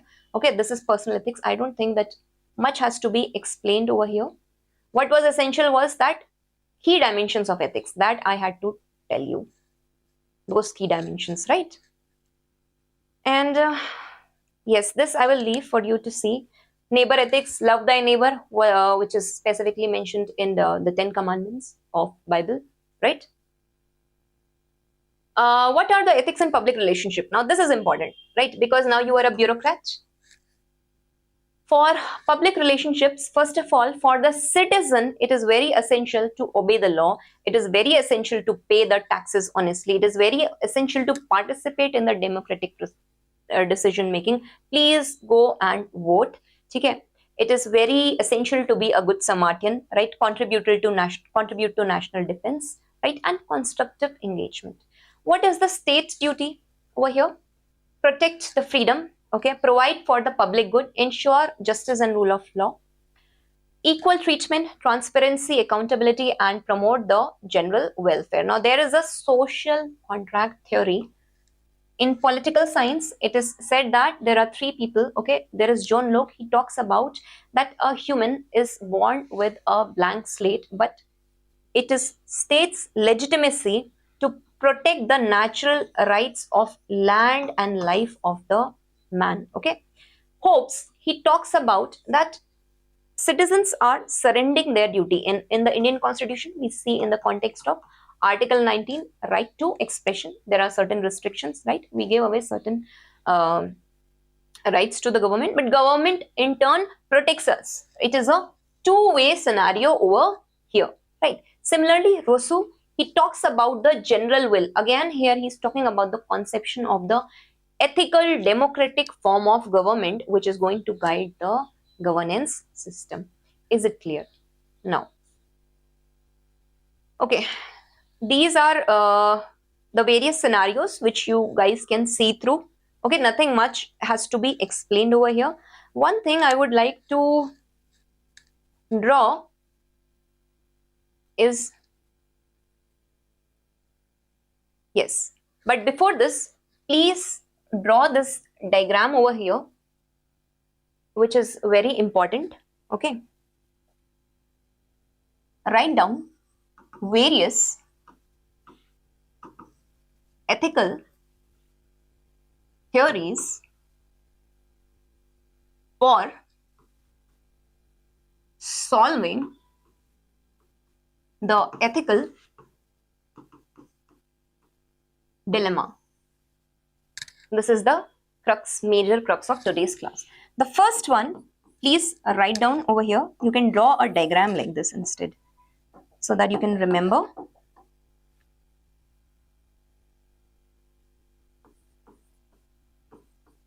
Consequentialist, right? These are the one who locate the morality in the consequence of the act done. Is it clear? Deontologists, they locate morality in the duty. Okay, remember this from today's class. This is very essential. And further, I'll be expanding over here. Consequentialist over here can be seen as two. One over here is your teleologists. Teleologists over here, they talk about the end goal, or what is the teleos, the end purpose of any objective which is done. Is it clear? So in teleological ethicist, here will be Aristotle, and Aristotle, he argues that suppose that I have to distribute the flutes in the class. How will I be distributing the flutes in the class? I will make sure that he says that the best flute player should be getting the flute over here. This is what Aristotle says. He bases his teleology on the end purpose, which is again meritocracy. Is it clear? He is going to say, if somebody is not knowing how to play the flute, why do you want to give the flute to them? But now understand, this scenario of Aristotle's teleology over here, this is totally antithesis of the social justice theory which has been given by John Rawls. Now UPSC has asked the question regarding John Rawls' theory of social justice. John Rawls is going to say What about those people who never got a teacher to learn the flute? Maybe if they get the teacher, then they can play better flutes. What about those poor people who could not even buy to afford the flute? Maybe they also have that inherent talent. Maybe they are that meritorious. Why can you, Aristotle, why do you judge like this, that you want to give the flute to the best flute player over here only? Why don't you want to bring in, to give at least the equality of opportunity? Why don't you want to give the equality of opportunity for every people? And on this basis, John Rawls, he has given his is differential principle of differential equality, right? And in this differential equality, he says that the starting line of all the flute players cannot be the same, right? Similarly, this differential equality concept has been picked up in the reservation system of Indian context scenario.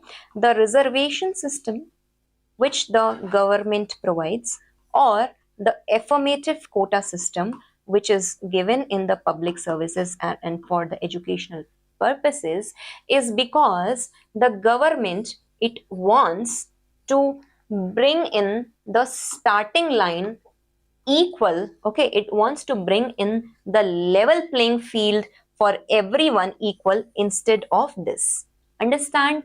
Can you ask a woman, a old man, a 5 years old child, a disabled prosthetic man, a pregnant lady, can you ask them, all of them, to start running the marathon on the same line? There are certain criteria, there are certain rules, because there are inherent biological and other physical inequalities which are prevalent. So this has been taken care of. Similarly, the parallel analogy over here is that because of the social and historical injustices which has been done to the various segments of the society, okay, what government does? Government provides the reservation system, right? And because of this reservation system, it tries to build in the social justice. It tries to build in the equality of opportunity for every citizen to start running their race from this line.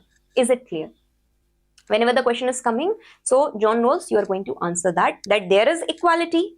Okay, there is equality, but there are differences in equality. No, Aristotle, whatever you were saying that equal should be treated equally and unequal should be treated unequally, that is absolutely not right. Is it clear? So first point, this is clear. What is the meaning of the teleologist? Now, in this consequentialist, these teleologists, they base their whole theory on the concept of efficiency, because they want to see that the end purpose or the end consequence should be that the teleo should be efficient. Kaam ho jana chahiye. That is the main concept over here. But again, in this consequentialist, we are going to see there are another set of people who are utilitarianists. And these utilitarianists, they are going to locate the morality in the utility of the act done. Is it clear? Now they are going to see any act which is done, it is based on the utility more than efficiency and more than duty. Is it clear? In this utilitarianist, I had discussed earlier two people, Jeremy Bentham. And Jeremy Bentham, he gives his pleasure calculus.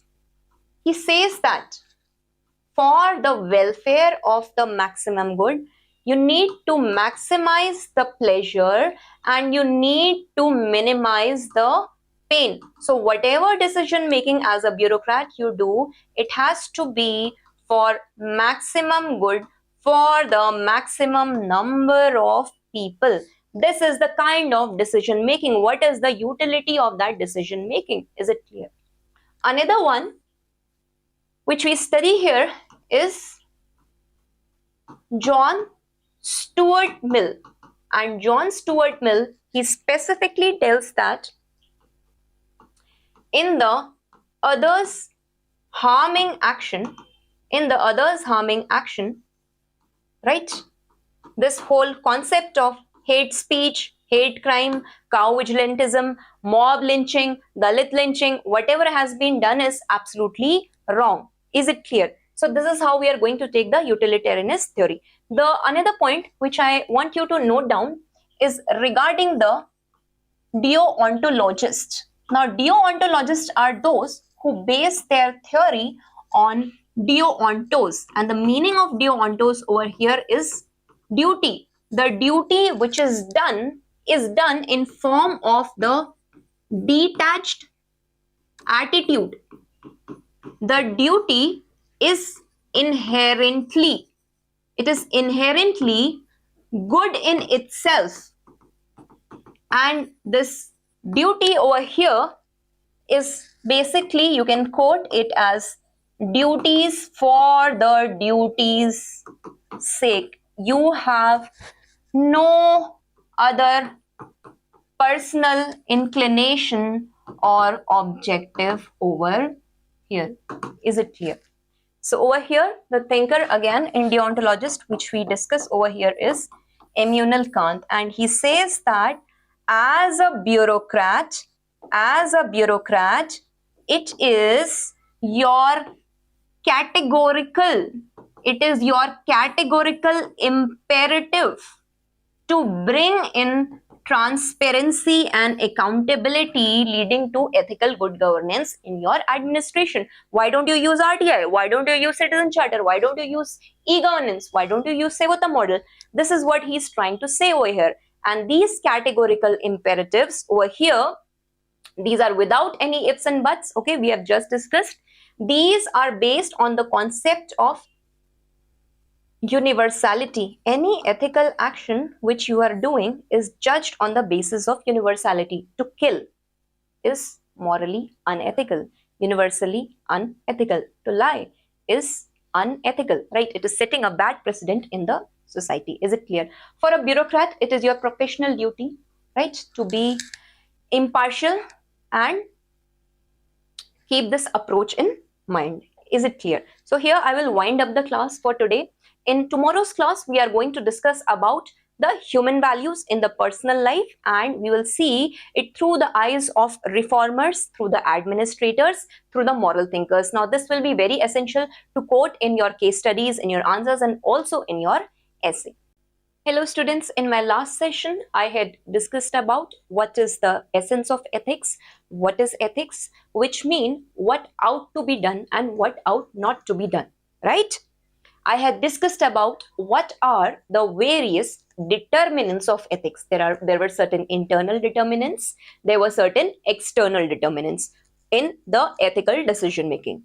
Now, the third thing we discussed about the consequences of ethics or ethical decision making, which we saw in environmental ethics, which we saw in international ethics. The fourth thing we discussed was the dimensions of the ethics. Now, this was the most essential part of the last class, and in my board PDF, I have already mentioned various ethical theories, right? So in this fourth dimensional part, I had discussed about meta ethics, right? I have discussed about descriptive ethics, I had discussed about prescriptive ethics, and fourth, I had discussed about the applied form of ethics. So the last two were important over here, right?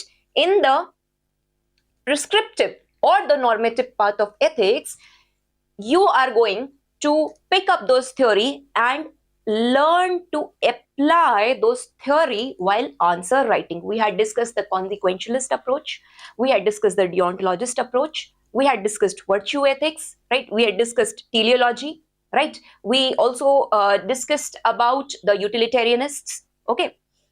And then we discussed about the ethics in public life and ethics in private life. So please understand of that 2 hours of lecture, the most important one was the dimension of ethics. Again, please write the daily answer writing session. I have already given you the question on the essence of ethics, where I'm asking you about the essence of ethics in the times of crisis. Now, when you will be answering this question, please see that the crisis is not only humanitarian crisis, not only environmental crisis or the climatic crisis, not only the food crisis, right? So not only the any kind of what do you say, ethnic violence crisis. So you have to address the multiple dimensions. Whichever year you are writing your mains, please pick up the current affairs and see whatever is going on around, and just try to see it from the ethical lens and supplement it by the various ethical theories. Okay, in my mentoring session you can ask me further that how to do the proper answer writing. Is it clear? In today's class we are going to discuss about the human values. So the relevance of this chapter, what I'm trying to say is that this paper is of 250 marks. Okay, please understand each question is of 150 marks or 250 marks you have to attempt, right? So in 150 marks, don't waste your time. Okay, don't waste your time. How much are you able to write in 150 marks after reading this whole PDF, after taking a 2 hours of class? Then this session will be very fruitful to you. Please try to get the maximum out of this session. Okay, so understand over here, please concentrate. What are these human values? Values are like the pole stars. They are the guiding stars for anybody to move on in a morally righteous path. Okay. For example, empathy. Empathy is a human value, to be empathetic. Now, what does empathy means? To step into someone's shoes and analyze the situation over there, right? The pain and the suffering the person is going through. For example, Mother Teresa is a classic example of having a very empathetic attitude, where she has worked for the destitutes, for the people suffering from leprosy and the children in Kolkata, right? As a bureaucrat, you need to have such empathetic attitude to work for the weaker and the marginalized sections of the society. There is this concept of human dignity, right? There is this concept of human dignity which is above all. Is it clear? Now, in this chapter, we are going to discuss what are the lessons we learned from the lives and the teachings of, first, we will see certain leaders. Second, we are going to see the reformers. And third, we are going to see the administrators. In the leaders, we can discuss, for example, let me give you a crux also here. Nelson Mandela. Nelson Mandela was in jail for 27 years after that apartheid movement, right? When he came out of the jail, he never thought of revenge.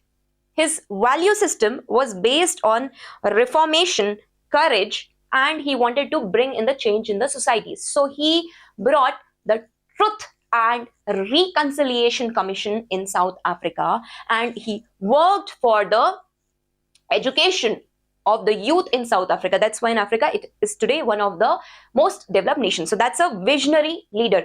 Why we are studying this chapter, understand your vision as a bureaucrat should be so far-sighted that today if you are applying a scheme in your district, what will be the effect in coming years? You should have a visionary approach. ठीक है?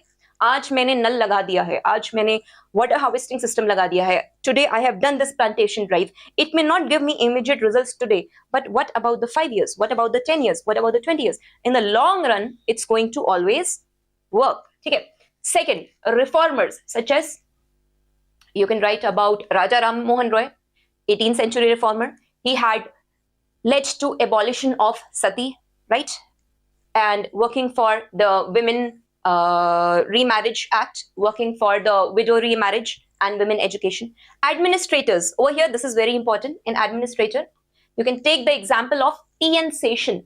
Okay, he was the chief election commissioner in 1990s, 91, 90s. He brought in the moral code of conduct, right, which led to reduction in criminalization of politics, bringing in more ethical good governance in the system. Is it clear? Apart from this, administrators, Ashok Khemka, who has been working with a lot of honesty. Apart from this, we have seen the example of Armstrong Pym, right? Apart from this, E. Sridharan. Towards the end of the class, I will give you a video where I'll make a complete ethical terminologies, keywords. And I will also try to bring in the example of these governance people so that you can quote in your answer writing. Like an administrator, there is O.P. Chaudhary, ex-IS officer of Chhattisgarh cadre, who had worked for the welfare of the children in the Naxalite area, in the Dan Aranakya zone area. Is it clear? So such examples you have to quote over here. Now, role of family, society and educational institutions in inculcating the values. Okay. Now, whatever we learn from the family, the child is in its initial year is learning from his mother, father and his surroundings. At home, family is the first house, or family is the first place where the child is learning the value system, right? If he grows up into a secular family, then definitely he grows up more chances, not definitely, more chances of him being a secular individual. Is it clear? Now, society, the thought process of the society, how the value system changed in the society. During 18th century, sati was acceptable, right? It was considered a very high value system in the society. But today it is a punishable crime, right? Today it is unethical. It is illegal also, right? So this is how society changes the value systems. And educational institution. You have seen in educational institution that children from all the segments are coming together, they are sitting together, they are learning together. So whatever predisposition, even if the child had learned in his family and the society, that gets removed. You see the top colleges, the IIT, NIT and the IIMs, they are selecting the best of the best creams from all the segments, right? This is one example. So everybody is coming together. There is no sense of differentiation you find in the people, from which caste they're coming, from which creed they're coming, from which race they're coming, from which color they're coming. So education plays a very important role in upliftment of the individualistic value system of the person. Is it clear? And you have seen the classic example of Dr. Bhim Rao Ambedkar, how merely with his education, okay, as a tool, he had brought a change in the society, right? He was the one who had drafted the constitution, this constitution which is based on the constitutional morality of justice, equality, fraternity, liberty, individual equality. Is it clear?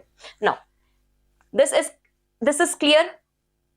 Now understand, whenever you're studying any part of the syllabus or any subject you are studying, your objective should be to clear the examination. You don't have to go into a lot of detail. Your objective should be, after studying this, can I write the answer in 2 pages? Okay, so let's see what we learned from today's class. So these human values, basically, they are divided into 2 types.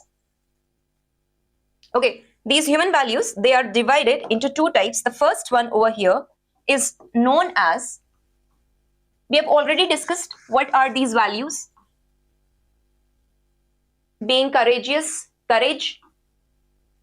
Generosity is giving to someone something that belongs to you, not merely for praise or recognition or reward. It is just for the sake of giving. Internal value. Okay. Truth, honesty, justice. Okay. But again, this human value system, it has been divided into 2 parts. The first one over here is intrinsic value. What is this intrinsic value? Intrinsic value is something which is in itself. It is good in itself. Okay. Intrinsic means in itself. Right. There is no external check over here. For example, again, truth, being honest. What is, okay, I will delete this from here. Now, the second part of human values is instrumental. What is the meaning of this word instrumental? I will say that intrinsic is 1st degree value. Instrumental is a 2nd degree value. Now, this means that this value is dependent on the intrinsic value. Dependent on the intrinsic value. Again, example, fitness, 2nd degree value. To be fit, yes. To be healthy, definitely, yes. It is a 2nd degree, it's an instrumental value. It's adding up to your aesthetics, it's adding up to your human health, right? Apart from this, wealthy. Wealth. If you have wealth, you can buy basic resources of your needs. Is it clear? So these are 2nd degree value. But 1st degree is important. Truth, honesty. The objective is to get the clarity between the 2 set of values. Is it clear? Now what happens that these values basically are abstract. These values are basically abstract. That means there is no concretization. That means if I am saying truth, it means that it is a open-ended value over here. But when I say be honest, or be honesty is the best policy, or being truthful is a greatest virtue, you should be truthful in your examination. You should be, as a civil servant, be true to your duty. Now I am attaching a if you see the subject-object relationship, I'm attaching a significant part to this value system of being honest to your duty as a civil servant. There is a objective, right? So that means when these abstract value system, when they get objectified or when they get concretized, they become a norm. And norm is basically the set of principles which is acceptable by the society. Is it clear? Now understand these words. I have just mentioned it over here. What is the difference between all of them? See, the first one over here is belief. Okay, wait. We can start it like this. The first one over here is belief. Okay? Belief means I believe there should be clean environment. This is my belief. Belief in cleanliness. I believe that there should be a clean environment. And now this belief, it gets objectified in the value system, which means that there is cleanliness.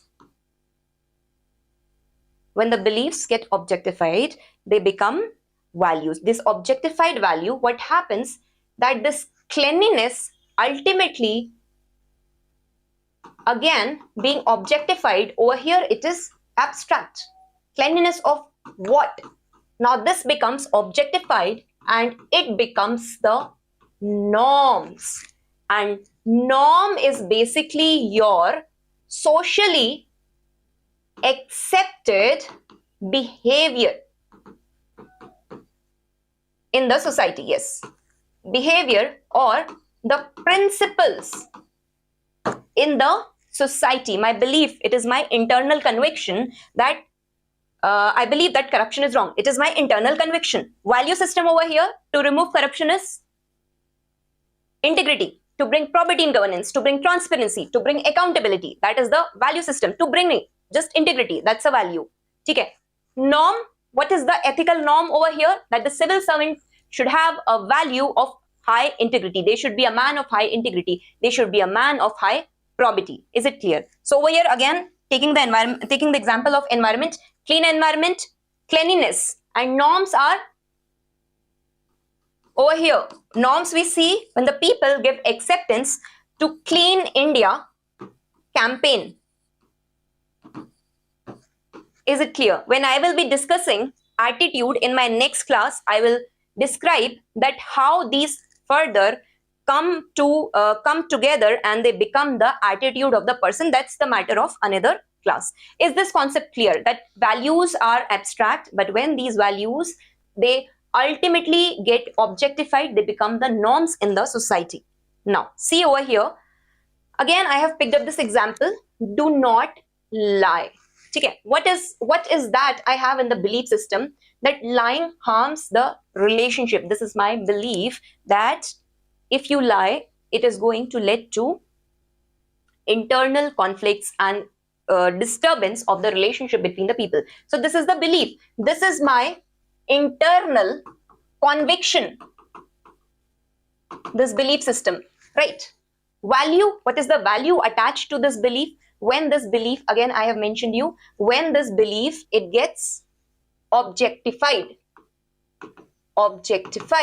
it becomes a value system, and this value system over here is honesty, right?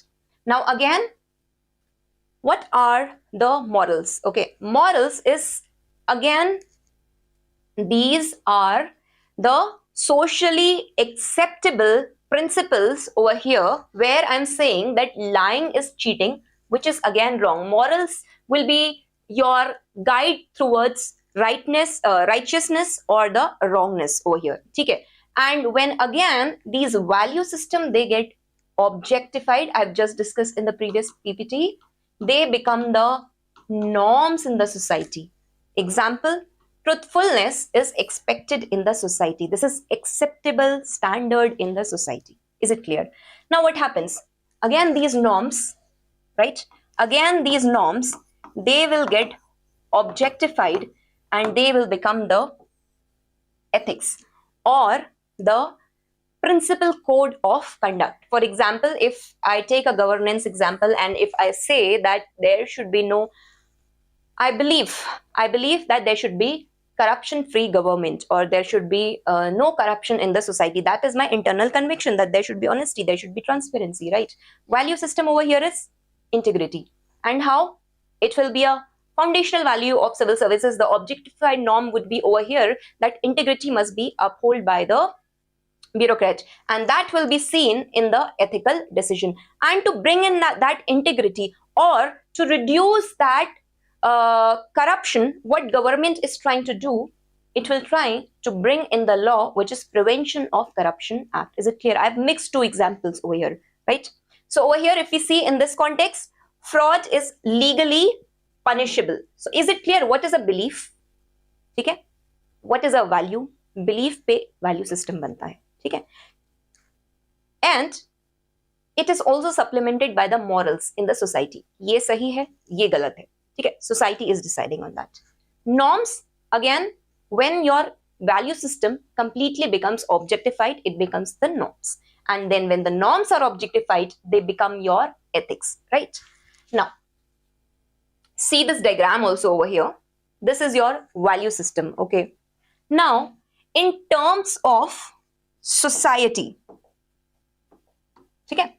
In terms of society, if I see, then these values, which are currently abstract and static, okay, these are abstract and static, they again turn into the ethics and the norms of the society. Is it clear? These objectify to form the norms, and again the norms are objectified to form the ethics in the society. Is it clear? Now see over here, again this value system, when seen in the individual capacity, right? When seen in the individual capacity, these becomes the morals, okay? And again, it leads to the character development and spread of morality in the society. Is it clear? This chart is very important for your examination. Further, one more thing we will see, that when these values, okay, when these values, they are concretized, right, they become the attitude. They become the attitude, and later attitude is observed in the behavior of the person. Let me explain it again with the example over here. ठीक है? Value, अभी मैं example लेती हूँ, honesty. Honesty is a value. ठीक है? Now, to be at an individual level, okay, at an individual level, if we see, we should not lie, okay? So honesty will be seen in the character of the individual. The moral virtue over here is being honest. So this is interlinked over here. Now again, I have picked up honesty. In the societal or in the governance perspective, we see over here that integrity. Integrity is considered as a norm for the civil services. I hope this part is clear. So this is much about the human values. Let's further see over here what are the other features of human values. So there are certain core characteristics over here, right? They are universal and timeless, always static and same. They form the moral foundations of the individuals and also the society. We have just discussed the individuals and the society. They influence our judgments about the right and wrong. They develop through family, culture, education, religion, personal experiences. I think UPSC has asked a question regarding this formation of value system or attitude formation, how value plays a role. So you can just put the question in middle and write the factors outside over here. Is it clear? Now, see, examples we had already discussed: honesty, respect, compassion, responsibility, generosity, justice, empathy, equality. Okay?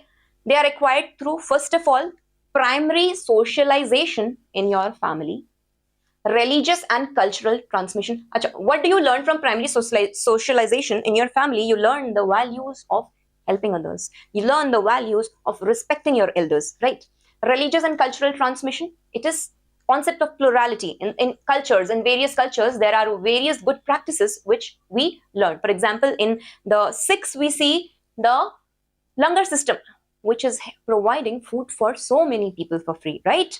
So nobody goes hungry. That's their biggest, that's considered the biggest karma, to not let anyone sleep hungry. Educational experiences. We learn not only IQ things, but we learn the struggles of hard work, which you all are doing for civil services, which you all must have done while searching for the job after your education or during your education part. The perseverance we learn from here. Role model and influential figures. What happens in Swachh Bharat Abhiyan? They pick up any kind of celebrity. So that celebrity, he plays the role model over there, right? Critical life experiences. We have our own certain value and experiences from where we learn. For example, if you are into mountaineering, or if you're into marathon, if you're into playing any kind of sports, then definitely a person who is very disciplined in sports, that will be depicted in his studies also. That will be depicted not only in studies, in his every part of life, because he has played sports so much. He has played that game. He has learned the art of failing and being humble, right? So that value system, if you are a sports person, any kind of sports you play, you're going to learn that perseverance. You are going to fall and you are going to again rise as a phoenix. Okay, so these are the values we learn from there. Impact on the behavior. Value system, yes, definitely. Decision making criteria in ambiguous situations. Suppose you are a district collector, okay, and then you have to make a decision making in terms of the wherever, in terms where the communal violence is going on, right? What kind of decision making are you going to take over there? Now this is little vague, ambiguous, right? It depends on your internal value system. If you are a secularized person, if you treat every human with equal dignity, right, then definitely this is going to lead to a better equitable decision making, right? Motivational forces behind the behavior, right? Why, what you do, why you do, sometimes that is important. The question of why is very important over here, right? Okay, so administrator who values transparency, okay, he will naturally establish open communication system, while one value the line chain hierarchy may create more closed system. And more the work culture is based on communication, more familial it is, more congenial it is for people to work together. There is a topic in your ethics paper, work culture. There I will be discussing, in the work culture, there has to be balance. Little philosophical angle will bring over here. There has to be balance of satogun, tamogun, and rajogun, right? And when that work culture, on the basis of Mahatma Gandhi's dharma concept, it turns into a place where you see work as your duty, definitely it leads to ethical good governance. Is it clear? So I've already discussed types of values. We have discussed intrinsic value, right? What was intrinsic? That is good in itself, right? It does not need anyone's help over here, intrinsic value. Instrumental value, now it depends on the intrinsic value. It is conditional, it is derivative. For example, education, right? For example, fitness. For example, money. I mean, it has a value, but again, it is second degree. What is more essential is dignity, human dignity, freedom, the concept of honesty. Is it clear? Okay, this is the difference I have drawn. This is for you guys to study. Now, again, very briefly, I'll discuss over here. Intrinsic value is good in itself. It has an inherent worth. It has its own qualities. Definitely. This is good because it is useful. Instrumental is something which is useful. You are fit. That is useful. That is leading to a good health, right? It has a utility purpose. It has some kind of utility. Now, see with examples over here, right? The question which guides over here is basically why it is good on its own, why honesty is good on its own. You don't require any kind of external factor over here. And second one, in instrumental, you see what does it help to achieve. So the question asked over here, right, the question asked over here are totally different. Is it clear? Okay. This important terminologies we had just discussed. What is this belief? The belief is the internal conviction. And what is this? What an individual holds to be true. It is a belief. I believe that there should be honesty. I believe that there should be a corruption-free government. I believe that there should be a clean environment. That's my individual belief, right? And this belief is developed on the basis of religion, culture, and my personal experiences. Now, again, internal conviction, there is no external force over here. Honesty always leads to better outcome over here. Now, value, deeply held personal guiding principles about what is important, right? You learn it again from family, culture, society, personal upbringing. Now, these are also internal value system of integrity, honesty, and all. Morals, socially acceptable principles of right and wrong over here. Again, morals are internally driven. Please note down over here, morals are internally driven. For example, we will see somebody who has this moral attitude of serving the nation, who gives importance to the value of patriotism. His morality will always be about working for the national spirit, and that will be seen in the character development of the human when he will, the citizen, when he will turn out to be nationally patriotic. Is it clear? Some people are very neutral, but somebody who has a very internal moral system, right? If you are internally very strong that there should not be corruption free, there should not be corruption in the society, or there should not be corruption in the government services, then you will develop that kind of character also, that you will work for bringing the transparency and the accountability in the system. Is it clear? Norm. Okay, we have already discussed. When the value system is objectified, it becomes the norm over here, something which is acceptable by the society, a group of pattern. For example, you have to stand in the queue, right? And you know it is a norm, so you will not break the queue or fight with anyone for that. Okay. Ethics, we have just discussed. It is a science of moral philosophy, where what ought to be done, what ought not to be done, it is decided by it, right? These are the objectified norms of rationality supplemented by the morality in action. Okay. Law are codified rules, okay, something which is put externally, right? These are the external checks which are providing the punishment also. For example, if you break the traffic lights, there is a law that challan will come and you will be punished for that. If you don't have tax compliance, right, then what is going to happen? There is going to be a law in which you have to pay the penalty for the taxes. Is it clear? This is something external. But if you are internally, ethically a responsible citizen, you will definitely pay the taxes. So there will not be any situation to put a law on you. Is it clear? This we have discussed. This we can discuss. A civil servant, he is facing pressure to alter a report. I think this year UPSC, issue with the pen, UPSC in 2025 mains,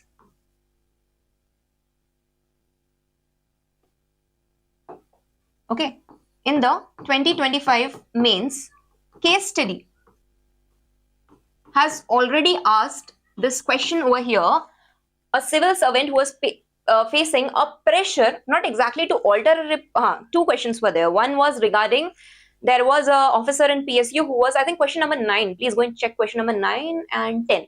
Similar questions, okay? So there was a officer in PSU who was pressurized from a senior official to actually show that the stationery that they have brought is of 30 lakhs and plus splitting the whole money, not to show that entire stationery is of 35 lakhs, and a senior official had been forcing him to buy the stationery from the single vendor, right, which was again the GFR rules. So that kind of pressure was upon that person. Another case study, it talked about a civil servant named Subhash, who was pressurized by his own son, who was pressurized by the minister to disclose first of all the place of the infrastructure building and to even give that place to the minister's favorite person. Is it clear? So that kind of pressure you are going to face. Now what happens, your belief system over here is, if your belief system is that public office is a trusted place, so what you will do, your value system will be that you will always have uphold the principles of integrity. And again, the society, it also wants, the morality of the society lies that there should be no corruption, right? It wants a clean governance. The norm over here, administrative norms over here, is about the truthful reporting, being a whistleblower, right? Ethics. Ethics talks about impartiality in this case. There should be objectivity, there should be fact-based decision making, right? And law. If any civil servant who faces the pressure to alter the report, and if he does that report, first of all, there is already Prevention of Corruption Act. This is one external check, right?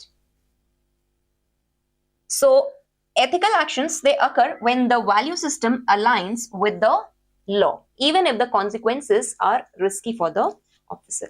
Is it clear? The difference is clear. Belief, how it objectifies into a value, how the values objectify into norms, and how norms objectify into ethical decision making. Is it clear?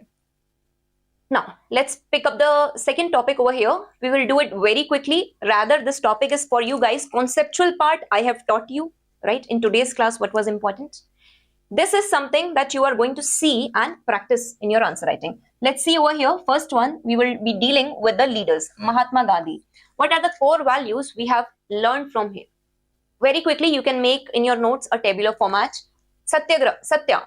Okay, Satya means truth. Truth, he always said that truth is God and God is truth. He mentioned about absolute commitment to honesty. He has written a book, Experiments with the Truth. Right. Second thing he talked about was non-violence and ahimsa, which we had seen in the Chora Chori movement, where he had asked to basically end that non-cooperation movement because the police officers were burnt in Gorakhpur, right, by the people.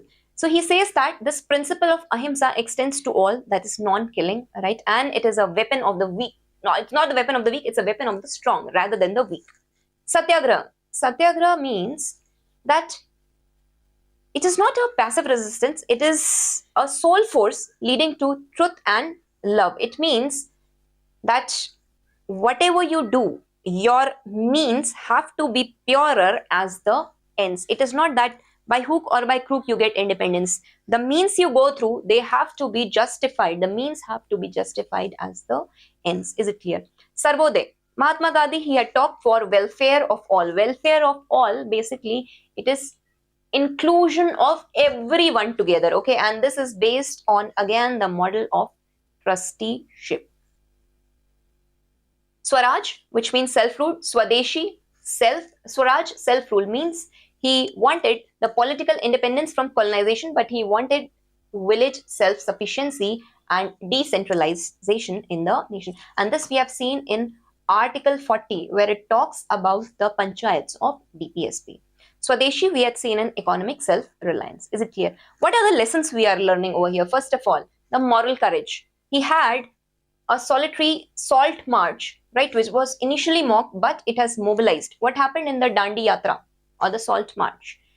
Salt was such a small, mere common product that it has touched the masses on a very larger scale, right? Means and ends, integrity. The means have to be justified as the ends. That means the independence had to be earned, not only seen as an end goal objective, but the means to get the independence have to be ahimsa, satyagraha, right, and truth. He asked for simple living, decentralization we had seen, Okay, what is the relevance? Gandhi's integrity over here, it is very essential. He had given his seven sins of Mahatma Gandhi, which you can quote in answer writing. They are useful for combating the corruption. Okay. In the environmental crisis, he talks of simple living and sustainable consumption. Communal harmony, it requires non-violence and mutual respect. He talks about inclusive development, which embodies the Sarvodaya principle over here. Grassroots democracy, again, it reflects the Swaraj. Now, this is important, Dr. Bhimrao Ambedkar, because he was the one who had, whenever the question comes of constitutional morality, his name has to be mentioned.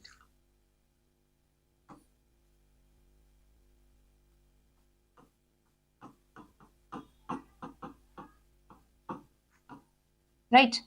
He was the one who had talked about the annihilation of the caste system in Indian society. He talked about equal human respect and dignity, right? He talked about the constitutional safeguards, equal rights regardless your birth, gender and religion, right? He was the one who was talking about the affirmative action for the historically disadvantaged society. Now, this affirmative action, in my last class, I had already discussed that it is based on, over here, John Rawls' concept of differential equality.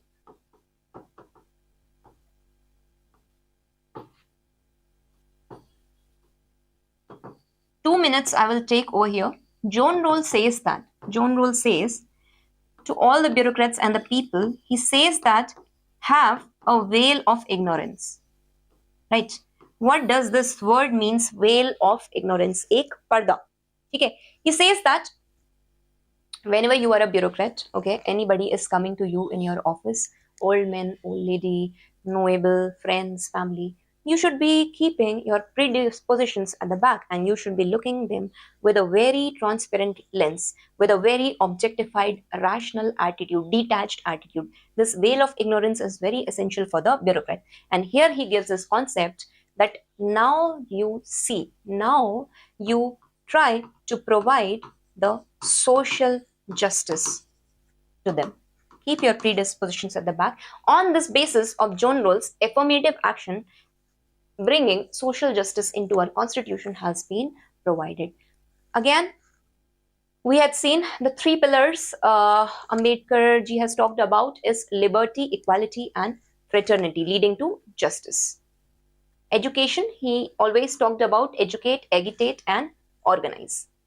Now this concept over here, see, what do we learn from him? Constitutional morality. As a civil servant, no matter what, Constitution is talking about equality. You have to be a bureaucrat who has that sense of justice, who has that aptitude for bringing the equity distribution in the society, right? One more thing you can note down over here in John Rawls, this differential equality over here, it tries to bring in equity in the society. There is a difference between equity and equality. I think political science students can very well understand this. Equality means ki I give things equally to everyone, irrespective. Equity means ki I will see those people who are not having, I will try to give them first, right? Those people who can't even afford, I will try to create the opportunity. Equity means creating, at least creating the equal opportunities for them. Is it clear? Now, so apart from this, yes, you can very well see over here, he talked about substantive equality. Equality not only formally, but the reservation which justify this, right consciousness, we have seen social justice lens, rule of law, democracy, way of life, right? This you guys can quote over here. What I wanted to tell you over here is constitutional morality. Swami Vivekananda, okay, he talked about strength is life and weakness is death. If you remember that his biggest virtue or the value which we learned from him is the path of karma yoga. He said that service to mankind is service to God. Whatever karma you are doing, that is your biggest service as a bureaucrat. Now understand, whatever service allocation you get, your objective, okay, your dharma It is basically the karma yoga over here. This is what Swami Vivekananda say. It does not, there are three parts of this whole karma thing, or this whole yoga thing. Karma yoga, Gyan yoga, right? And Bhakti yoga. But he gives this concept of whatever you are doing, your work is worship. This is the stature which has been given by him. Service to humanity is service to God. Okay, this you all can see in the PDF. Okay, what does the civil servant learn from him? First of all, dignity of service. This we have seen in his Ram Krishna mission, right? Service which provide. Strength-based approach, focus on people's strength. Harmony and inclusion. East-West synthesis. Now this means that you learn wherever you are posted as a district collector, you learn from the practices, right? You try to adapt from the practices. Suppose you are posted in a tribal district, you learn from their traditional knowledge and you try to bring those things in your governance. That inclusiveness is required in the leader. Okay. Abraham Lincoln. We all know his story that he has been the first black president of USA, all throughout, failing in his life, in his job, in his personal life, marriage, and everywhere. But again, he was the one in the last. He became the first president of United States and he is remembered for bringing equality. And he was the one who is responsible for end of slavery after American Revolution, right? Integrity. He talked about keeping promises. Humility. Okay. Despite having high office, he remained very humble. Perseverance. He said that I am a slow walker, but I never walk back. So this exam also requires a lot of perseverance. When you will be bureaucrat, there also in decision making, there will be delay, but you need to have that kind of perseverance. Is it clear? Now, definitely moral, ethical leadership, inclusive decision making, right? This we had learned from him. Political skill. Nelson Mandela, very important, right?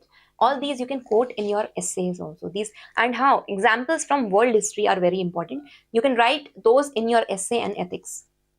Forgiveness and reconciliation, right? He forgave the jailers after being imprisoned for 27 years because his objective was he didn't believe in this concept of giving punishment. He believed that there should be reformation in the society, and reformation he was trying to bring how? By working on the education part and bringing in the democratic governance in South Africa. Is it clear? So all these virtues we see over here. He was the one who had a vision of rainbow nation. See, if I sit with you guys and if I start teaching you each leader and reformer, this session can go on for hours and hours. Please try to understand. One class you should be able to get out maximum in 2 hours. Don't try to waste on one topic more than that, right? You have to do smart study. You don't have to learn everything. You need to know the name, you need to know what they did, and you need to know the basic value systems, right? And then most important, knowing is not important. Mains answer writing is more important. Are you able to write that in 150 words? Are you able to comprehend your ideas? That is more important over here, right? So let's very quickly see through them. This is in your free time, you can scroll. Mother Teresa, she is known for compassion. I had already 2 times described that she was the one who had worked empathetically for the destitute and the women and the leprosy people in Kolkata, right? Apart from this,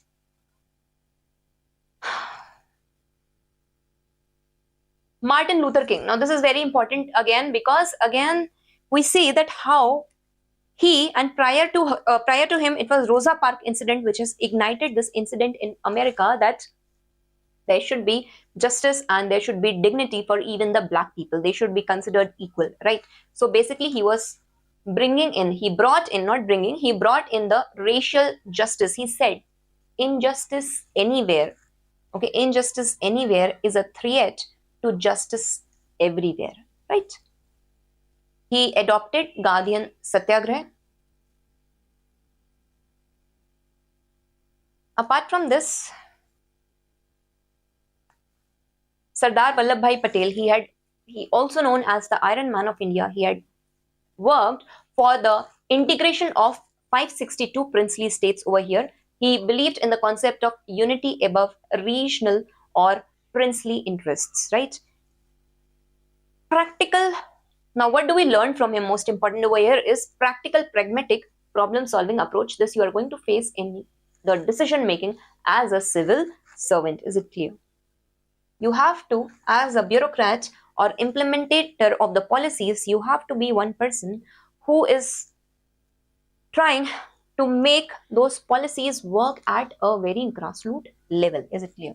Now, he had focused on nation building. We had seen how Junagadh, 3 states, had been brought, Hyderabad, right, and Jammu and Kashmir, by one by police action, one by principle of annexation. They had been brought into our nation, right, the unified nation, which is India. Okay, apart from this, Florence Nightingale, again, she was a nurse. Okay, she had been working, or she had been caring for the wounded soldiers, also known as Lady of Lamb, right? Totally, she transformed nursing into a respected profession after this. Again, courage, okay, despite all the conditions. So first of all, what do we learn from this? First of all, that the reform that you have to bring in, that should be evidence-based or data-based over here. There should be sense of professionalism. There should be systematic thinking. There should be compassion, but it should be with efficiency. It should be working together, right? Raja Ram Mohan Roy, I've already discussed that he had been the one who had been working for the abolition of sati, women rights, against the child marriage and caste system criticism, right? This is for you guys to read. The whole PPT is for you. These were about the reformers and the people. Now this is important over here. This I will discuss. E. Sridharan. E. Sridharan is known for his consistency. He is known for his perseverance, right? He is the metro man of India, and he said that he would not compromise the standards of building the metro despite multiple political pressures, right? He said, if you want perfection, try and try again. Okay, he was a man of high integrity who had a zero tolerance attitude for corruption, which led to transparent process, ethical even under the political pressure. And he has said that I have never taken a bribe and never will. So this is the kind of attitude. I always said you, the question of why you want to write this examination, this question of why is very important, because understand, this exam is not a one-day examination which you clear, write and clear. This is a practice for years and years. And also understand that there is a lot of pressure. You go through a lot of psychological, personal and emotional changes. So the question of why is important, because this is one which lets you sustain this whole process, right? Why you have to join civil services, that is important over here. What key lessons the civil servant can learn from him: project management excellence, how the planning, execution, monitoring system had to be done, how in phases Delhi Metro Rail Corporation has been completed, corruption-free administration. He had brought in, for example, there should be system of e-tendering, bring in e-governance, use of ICT. We are going to see in administrative ethics part. There has to be a deadline culture, treating time seriousness, okay, over here. There should not be delayed project, because delayed infrastructure cost is also again a cost, which is a capital which is lost, right? Technical competence, standard and system, taking the ownership of the things. Now another person over here is Kiran Bedi. Kiran Bedi, she is specifically known for bringing the Tihar jail reforms or reformative. See, if I take a class on this leaders, it will be a very endless class, right? Let's wind it up till here. She was the one who had brought reformations of the Tihar jail through reforms. She had focused on community policing, creating the solutions to conventional problems. Is it clear? The first IPS officer of India. Discipline, service, gender equality, integrity, leading by example, how there has to be a rule of law. Okay? How there has to be a reformist approach, community participation, gender mainstreaming, courage of conviction, holistic solution. All these terms you can pick up and write in your answer. Okay, first half is done. Now, very quickly, we are going to see this. How is the role of family, society, and educational institution in the inculcation of the value? Now, family plays a very crucial role because initially 5-7 years are important for the psychological development of the child. He is learning that emotional competency, emotional intelligence. The child is learning the element of emotional intelligence over here, right? So this is very important. And he learns from his family unconditional love, intimate relationships which enable him, which give him a deep influence over here, right? And it is said that family's environment strongest predator of child's moral development. If he's seeing a parenting style, right? If he's seeing a parenting style, his mother is always guiding him morally. Definitely, as growing person, he will always have that set of subconsciousness in his mind, which he is going to learn. And this is what will be seen in his behavior and character development. Okay, and further, it will be seen in the decision making. What you have learned from your father, what you have learned from your mother, that is not seen in the initial years. Like by till 35 years, you will not be noticing. But as you start aging, you will see that you will adapt those things in your nature, right? Mechanisms of value transmission in the family. We had seen that, first of all, learning by observation. Child picks up that. If again, I'll bring a secular example because that comes into my mind. If somebody is some animal is coming nearby your home, right, and you see that your mother is giving the cow, or maybe the cow, goat, or cat or dog, she's giving some little milk to drink, right, some food to eat, some chapati to. So you will learn those things by observation. Okay, I have to help, I have to be sensitive to the animals. That kind of value transmission a child has from the family. Now there is direct teaching, where your mother tells you, or your parent, any of the parent, I'm just giving an example, do not lie, do not steal, do not take others' money, right? ऐसे बोलते हैं ना घर में, free फोकट का नहीं खाना. So when you grow up, you become that individual कि okay, there is a self dignity to myself, to my own human existence, right? That is direct teaching. What to do, what not to do, the parents tell you. Discipline and consequences, right? Whenever you're watching TV for very late night, your mother will she'll be coming with a stick and she'll be teaching you discipline, right? So these things you can study. Emotional bonding, we learn with our siblings the concept of emotional bonding. We fight at childhood, but as we grow, we develop that bond, right, of that sacredness we have. Family rituals and traditions, definitely. Whatever prayers, worship, and fasting, they teach us the value of perseverance, right? The meals you are having together in a Christian family, whenever they have meal together, they sing a prayer together, right? So these are the value system which you learn from the family. I hope this is clear. Now see this. I have picked up this example over here. A family tradition of feeding the stray animals. It teaches compassion. This element of compassion will be learned as a childhood, and when you will be becoming the district collector, you will be having this attitude not only for animals but also for the welfare of the other sections. ये एक आंतरिक प्रक्रिया है, right? Internal process. That's why this paper which they have brought, Ethics, Integrity and Aptitude, they talk more about, rather than having the external check, they talk more about bringing the internal accountability, bringing the internal change in the value system. Is it clear? Now, specific values cultivated in the family, you can read here: empathy, compassion, responsibility, respect, self-discipline, justice and fairness, courage and honesty. Quickly, we'll pick up society, the extended school of values, how the society shape value. Okay. First of all, social learning theory given by Bandura. He says that people, they learn from observing others in the social context. You will see that Akshay Kumar, he had given that movie Padman, and he has said in that ad that why are you smoking cigarette? Can't you bring pants to your wife for her menstrual cycle? So that kind of behavior becomes a norm. You go to a theater and there they say, they give this ad that cigarette is injurious to health, right? You learn, that is social learning theory. So socialization process, basically this is internalization. Okay, this is the next step of the cultural norms and values which is seen in your value behavior.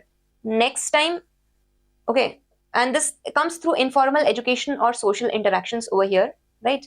Socialization process, for example, if you see that India is there's a match going on, and you see that you learn this spirit of patriotism. Why? Social process. And then you also start wearing Team India t-shirt, and you start hooting for Team India, right? So that is basically over here.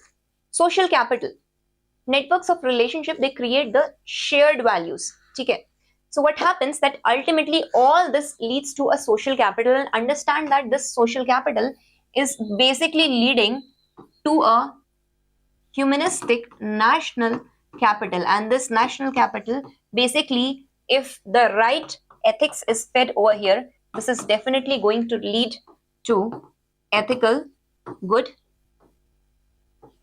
governance. Is it clear?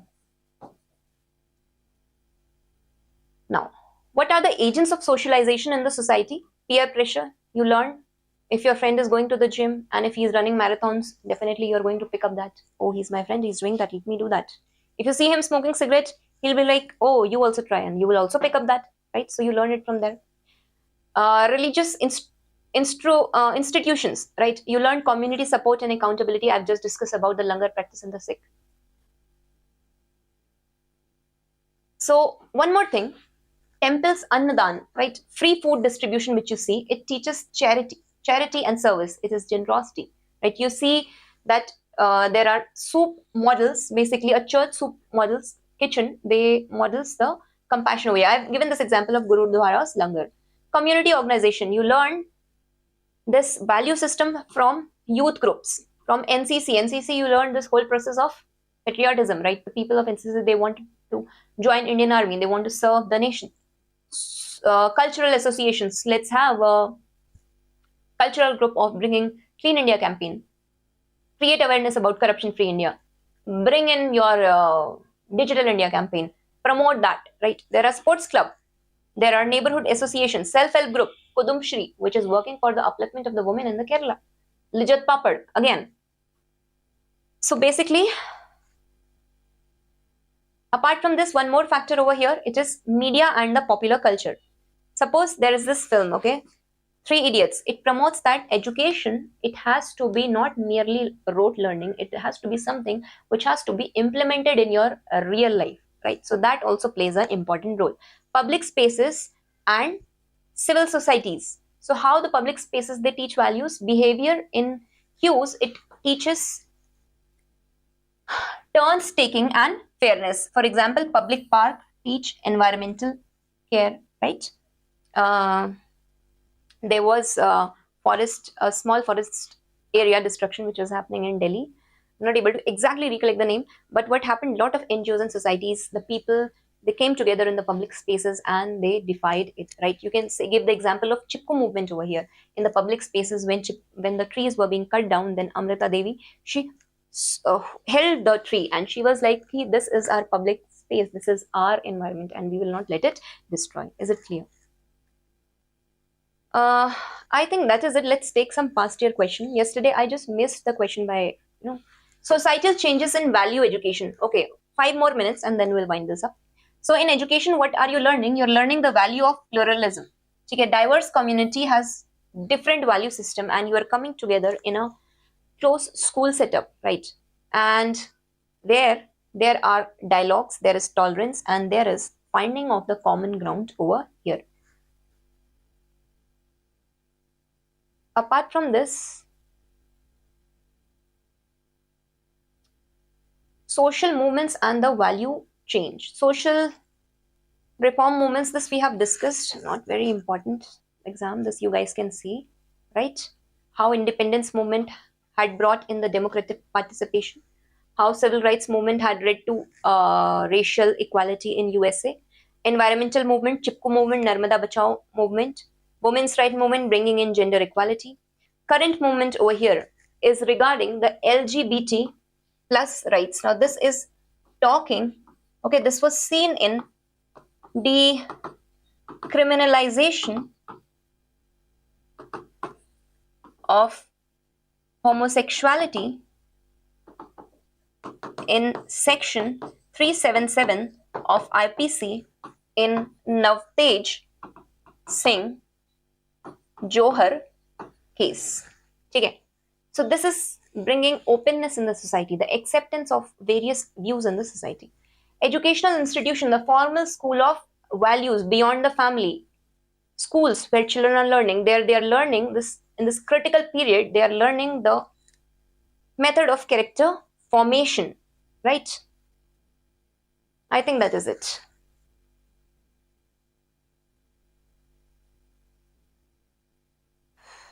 What do you, let's pick up the question. What do you understand by values and ethics over here?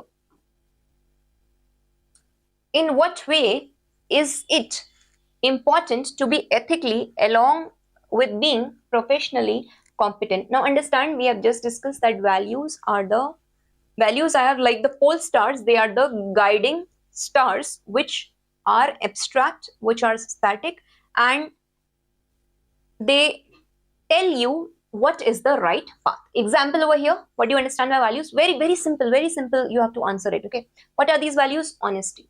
What is ethics? Ethics is basically the objectified norm which is differentiating between what is out to be done and what is out not to be done. Since I picked up the example of honesty, in ethics I will say that a ethically honest bureaucrat, I'll pick up the example of a civil servant, an ethically honest bureaucrat will lead to integrity in the governance. Is it clear? He will try to bring in probity in the governance. Now see, whatever terms I'm using, I have picked it up from the syllabus. That is why I have said please put up the syllabus on your study table. That is important. Is it clear? In what way is it important to be ethical along with being professionally competent, right? Now, if I take an example of Ashok Khemka, personally he has been an officer of high integrity, but professionally he could not bring a lot of change. Whatever was happening, he was being transferred from one department to another. So significant change he could not bring. But you have to be that officer who is ethical enough, okay, who diverts into the pragmatic ways where there will be the least corruption in the system, and who will try to focus on implementation of the schemes at the ground level. Some people feel that values keep changing with time and situation, while others strongly believes that there are certain universal and eternal human values. Absolutely, these values which keep changing with time and these which are universal and eternal, these are your intrinsic values. We have just discussed that. Honesty, right? Give your perception in this regard with a due justification. And what is this value which keeps on changing with time? Instrumental, because it is a second degree value. Fitness. There was once a time where a zero figure model was preferred. Then there was a time another model was preferred. Fitness industry, the value keeps on changing over there. So this health over here, okay, health is going to be again not health, the fitness is going to be a changing value. Today it is, tomorrow it is going to be different. That's a instrumental. It is a dependent value on the intrinsic value. But intrinsic value is something which is static, which is constant, which is universal, which is timeless, which is not going to change. For example, honesty, right? Again, instrumental value, wealth. How much wealth is required for a happy life? Now that is subjective. It depends from person to person. Is it clear? It is often said that politics and ethics do not go together. What is your opinion in this regard? Now please, you have to exactly remember over here Mahatma Gandhi's 7 sins, right?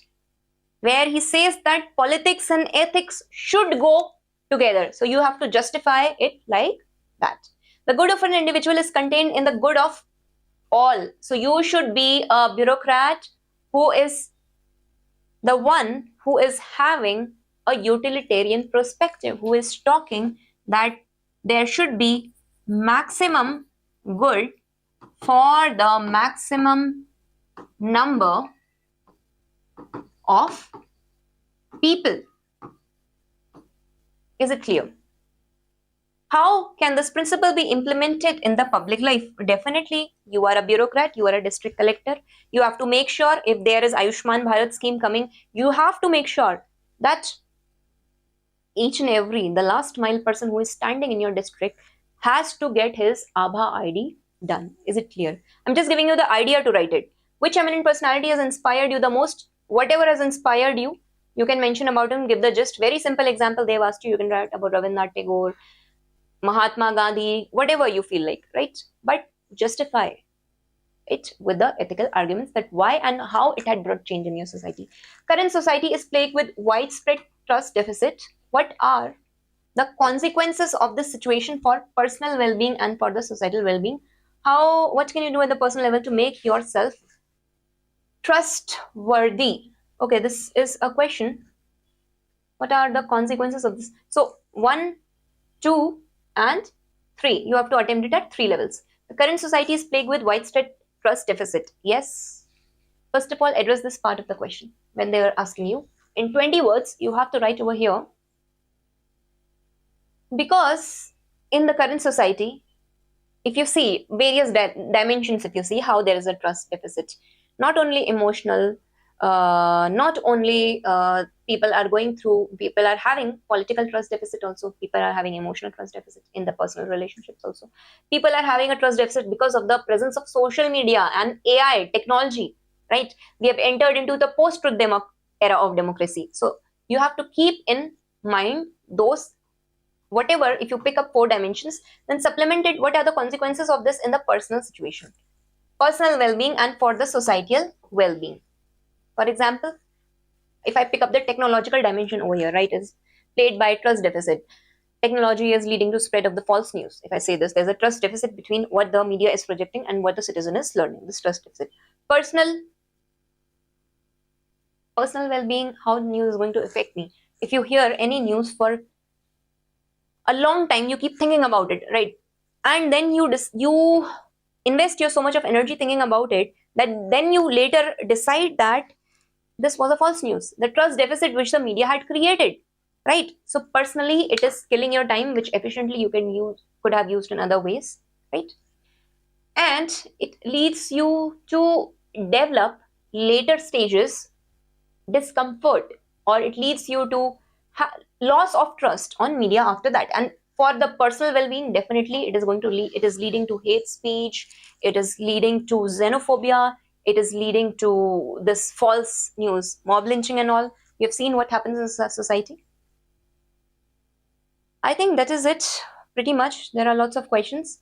I really expect that you guys can write it to me. Let's pick up some recent question which they have asked. Applied ones. Okay, the role of ethics and values in enhancing the following 3 components of comprehensive national power vis-a-vis human capital, okay, human power, capital power and soft power, and social harmony. Okay, so first of all, see how you are going to address this question over here. The value system, right? If your value system is based on the concept of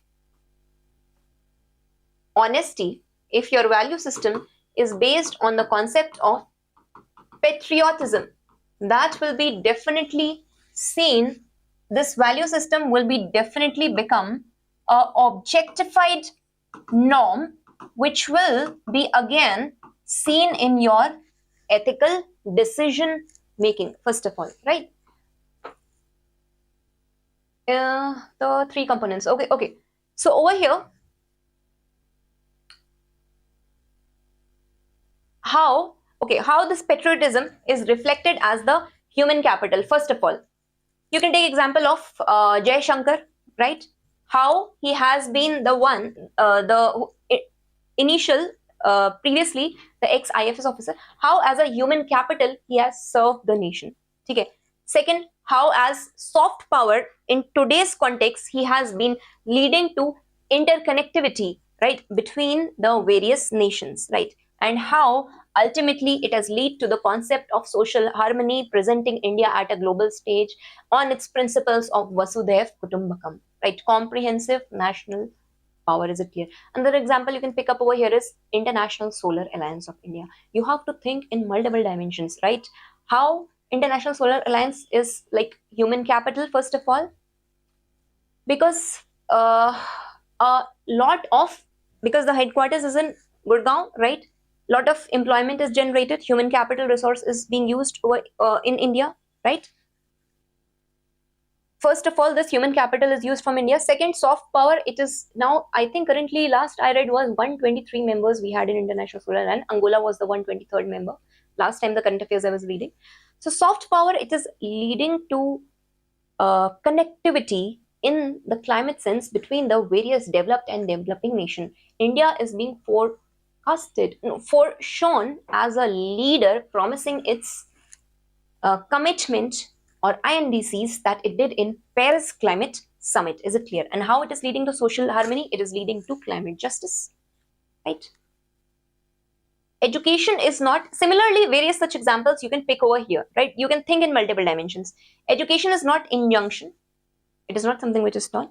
It is an effective and persuasive tool for all-round development of the individual and social transformation, right? Why they have asked this? Because you had to discuss about the national education policy over here, which had a separate pedagogy, right? Which talked about the grassroots inclusive development, holistic development of the psychology of the child, right?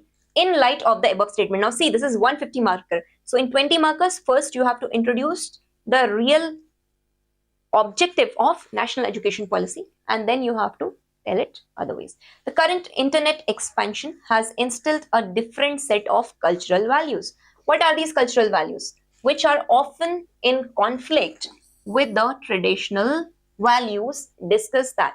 So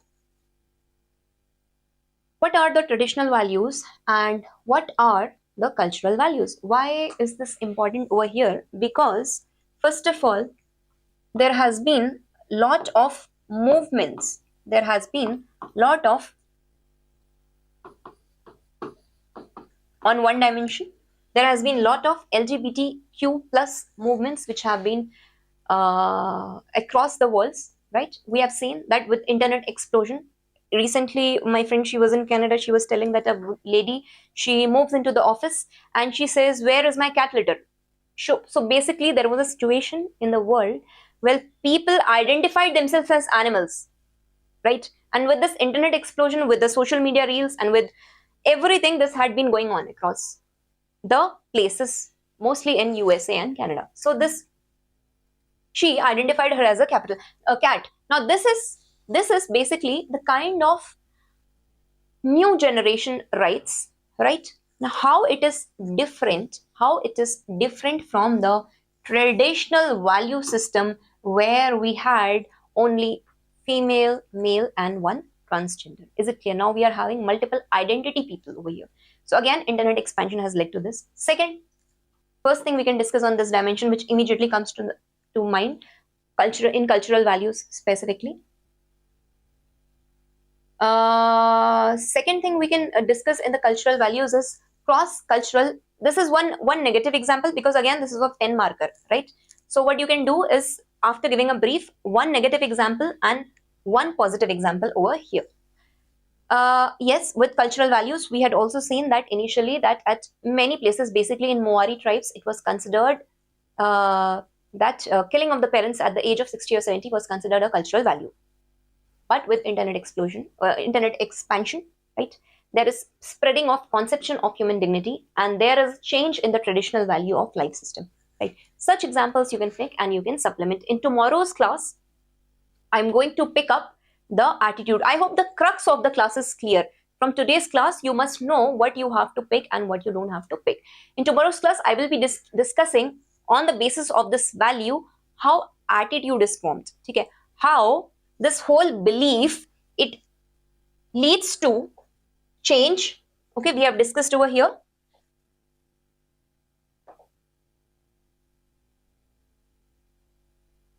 How this whole belief system, okay, how this whole belief system, it changes, it gets objectified into the value formation in the society, how these value formations, they become the objectified norms in the society, and how this ultimately leads to the formation of attitude in the society. And this attitude is basically a psychological construct about any place, time, or thing. Is it clear? So I'll wind up the class. Please write your answers. I will be personally evaluating them. You can talk to me on Google Meet or on Telegram wherever there are issues in answer writing. Hello students, in today's class we are going to discuss about attitude. Now understand that attitude is a psychological construct about any place, thing, or object. For example, I say that of all the fruits, I like mango. Okay, so that's my positive attitude towards the fruit, which is mango. Or if I say that I like cleanliness, okay, that depicts my positive attitude, okay, my psychological construct, my mental disposition about having clean environment. Okay, so in this topic, understand, we are going to discuss what is the content of attitude.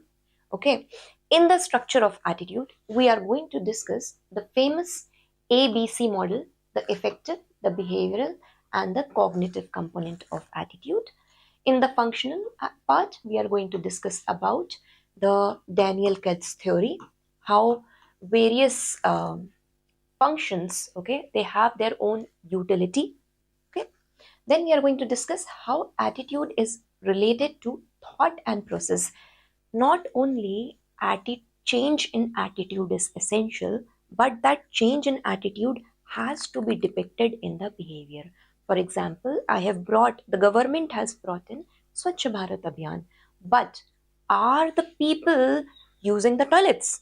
Are they getting habitual to it? Is that coming in their action-oriented approach? So that is the behavior, the outcome of the change of attitude or the action-oriented approach is the behavioral change. Okay, then we are going to discuss about the moral and the political attitude. Now we are going to see in moral attitude that there is reverence, there is truthfulness. Okay, we'll discuss such over here.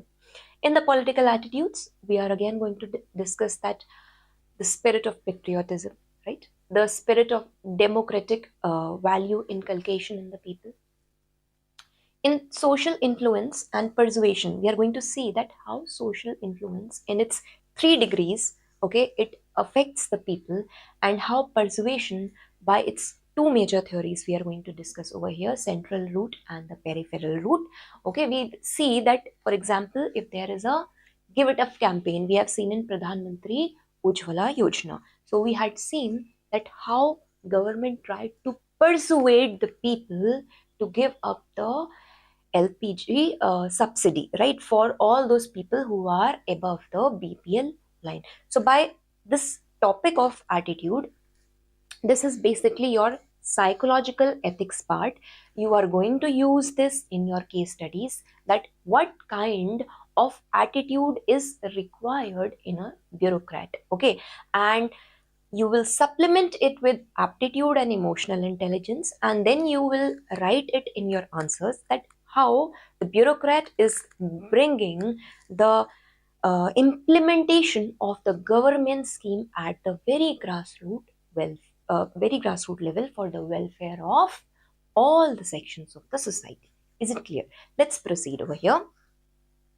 So as I've already discussed, that people may hear your words, but they feel your attitude. For example, if I say that I like mountains, I feel at peace with the mountains, right? That is my attitude, That is my mental predisposition. That is my psychological construct about the hill station or the mountains, right? If I say I support fitness or I like to be fit, now that is my positive attitude. And if I go to a fitness campaign, then that is my positive and strong attitude to support the Fit India campaign. Is it clear? Now, I've already discussed this attitude. It is a psychological tendency or construct towards, it can be any place, event, idea, right? Now, see over here, what is a positive attitude and a strong attitude? For example, if I say there is a social worker, okay, and he is very deeply committed to Swachh Bharat mission campaign, and he voluntarily conducts whatever the drives are being conducted, he voluntarily participates in that drives in the locality. So this depicts that the person is having a positive attitude for cleanliness, and strong is depicted because he is going and participating, right? Now, another example, a citizen, he speaks a lot about Beti Bachao, Beti Padhao Abhiyan, right? But when there is any campaign or any kind of advocacy is happening in his constituency, he is not sitting, he's not going out, he's just sitting in his room and he's not participating. Now that depicts a positive, okay, that's a positive attitude towards change, but a weak action-oriented approach. Is it clear? Now, another example let's take over here. A citizen, he is disliking the Election Commission of India's approach, okay? And it is saying that recently there were Delhi elections. We had seen that a lot of people were coming forward and criticizing all those things. It was in current affairs. But what happens that ultimately no step is being taken. So it is again a negative approach, okay? And it is a weak attitude because no positive steps are being taken about it. Now, previously in 2017, what happened that protests were happening regarding the passage of Citizenship Amendment Act in Delhi, right? We saw that a few citizens were coming together with a very strong emotional appeal for that, okay? So that depicts a strong attitude, but a negative attitude towards the government program. Is it clear? So this is how it is divided for your study. Now, there are various factors which lead to attitude formation. Okay. First of all, religion. Example, you see, in Sikh, you see, they have this custom of langar. So they are feeding the people, right? They are learning this community harmony, right? They are learning this concept of generosity. So that is what we learned, the attitudinal development, because seva bhav, that is coming in the people from the childhood. They are being groomed like that, right? Culture. In northeastern culture, there is a lot of emphasis on gender equality, right? So that is being seen in their culture. As you see, they grow up as adults. You see, a lot of women in northeast are working, right? That depends on their how the society is developing. Friends, if you see your friends who's also preparing for civil services exams, and each day you're talking to your friend and you guys are competing, I have written these many answers, I have written that many answers. Now that is going to motivate you, right? That is going to motivate you, give you a positive attitude for the exam, that I have to write more and more exams. Now the family, we learn compassion, brotherhood, all these things. Similarly, teacher Abdul Kalam is a very classic example of having an attitude of courage, of conviction, right? Past experiences, whatever journey we have gone through, we have learned the perseverance. All those of you who had written the mains and yet are there to be in the merit list, you have learned from your past experiences that it requires a lot of perseverance to crack this exam, right? So such things, feedback, yes, you learn such things from the factors, and UPSC has asked the question regarding this. Now, our classic ABC model. A over here is the effective model.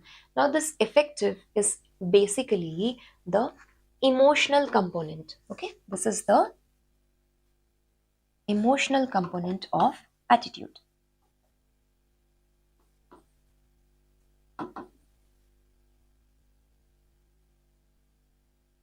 That means, how do you feel about any object? For example, if I see snake, I start shivering and I sweating and I get very feared, right? I am scared of snakes. When I see a tiger approaching me, I get scared. That is my emotional component, right?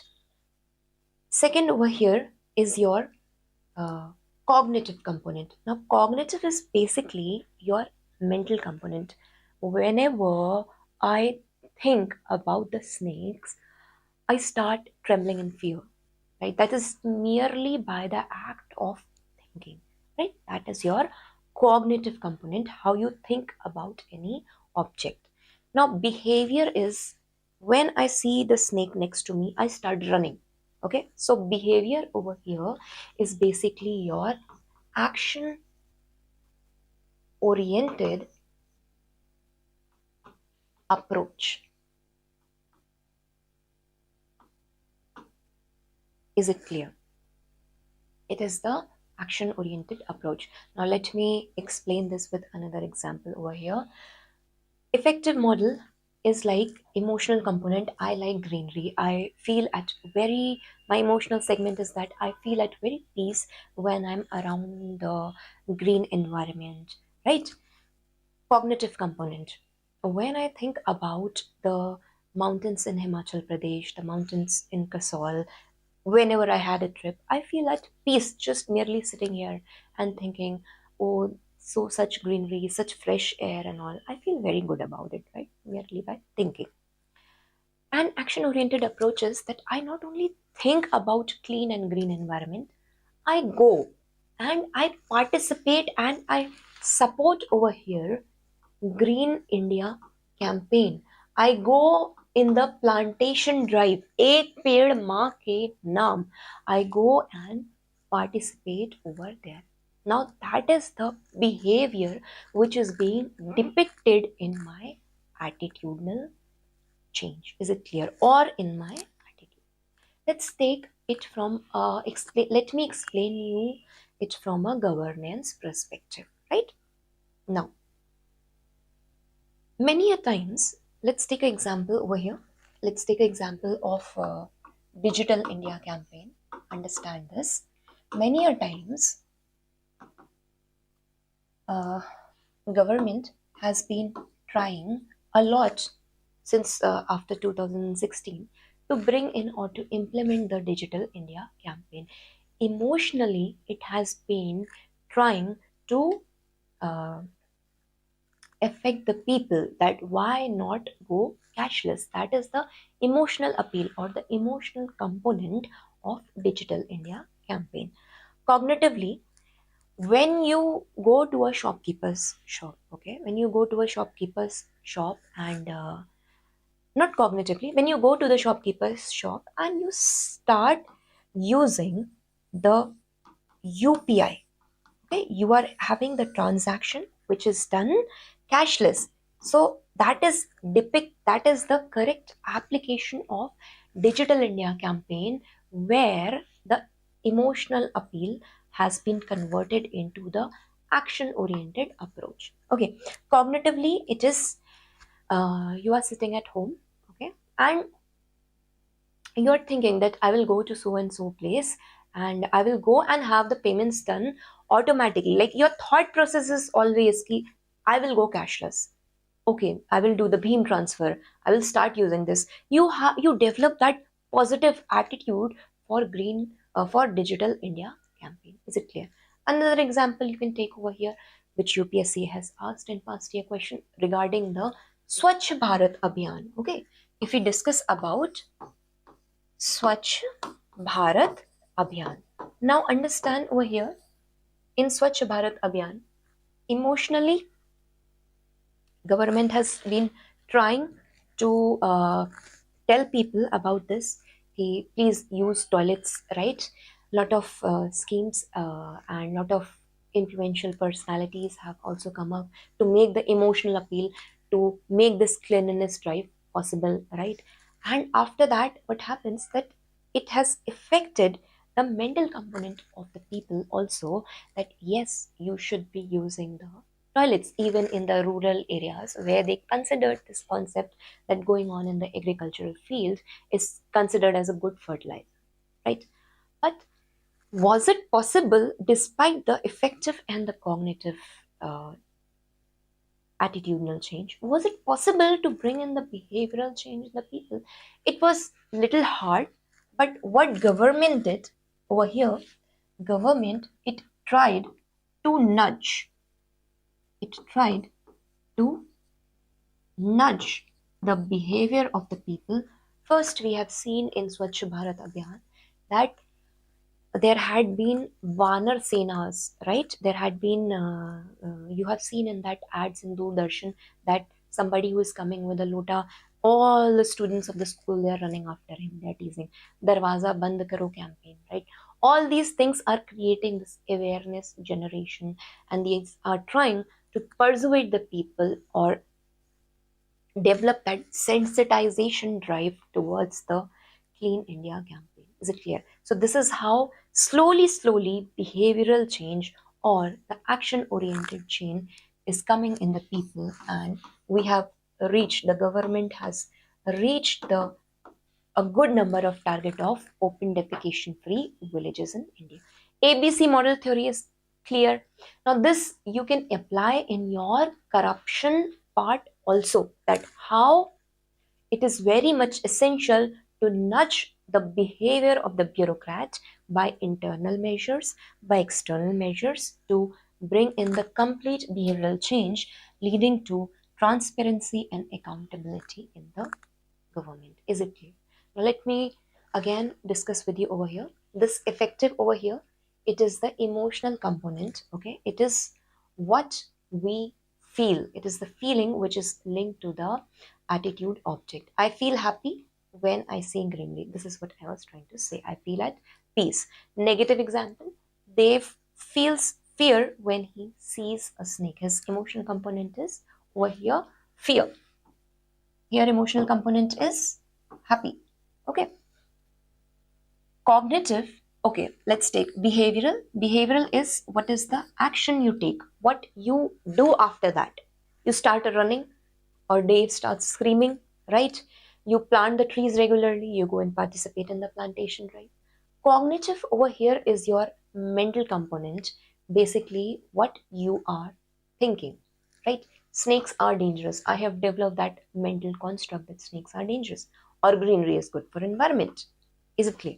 Now this is the structure of attitude.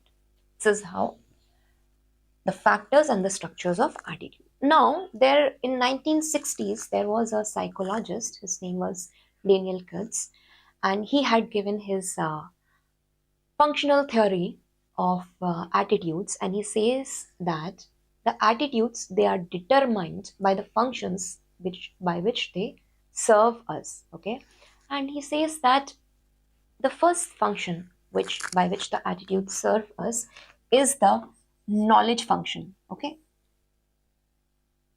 says that suppose a citizen is supporting the RTI Act.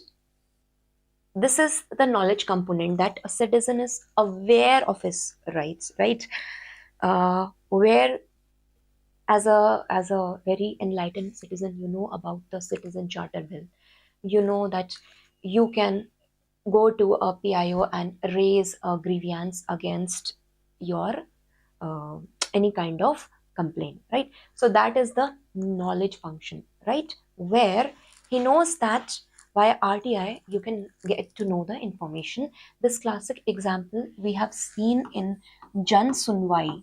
Okay, we have seen in Jan Sunwai, which has led to implementation of transparency in Manrega rules in the Rajasthan area. Is it clear?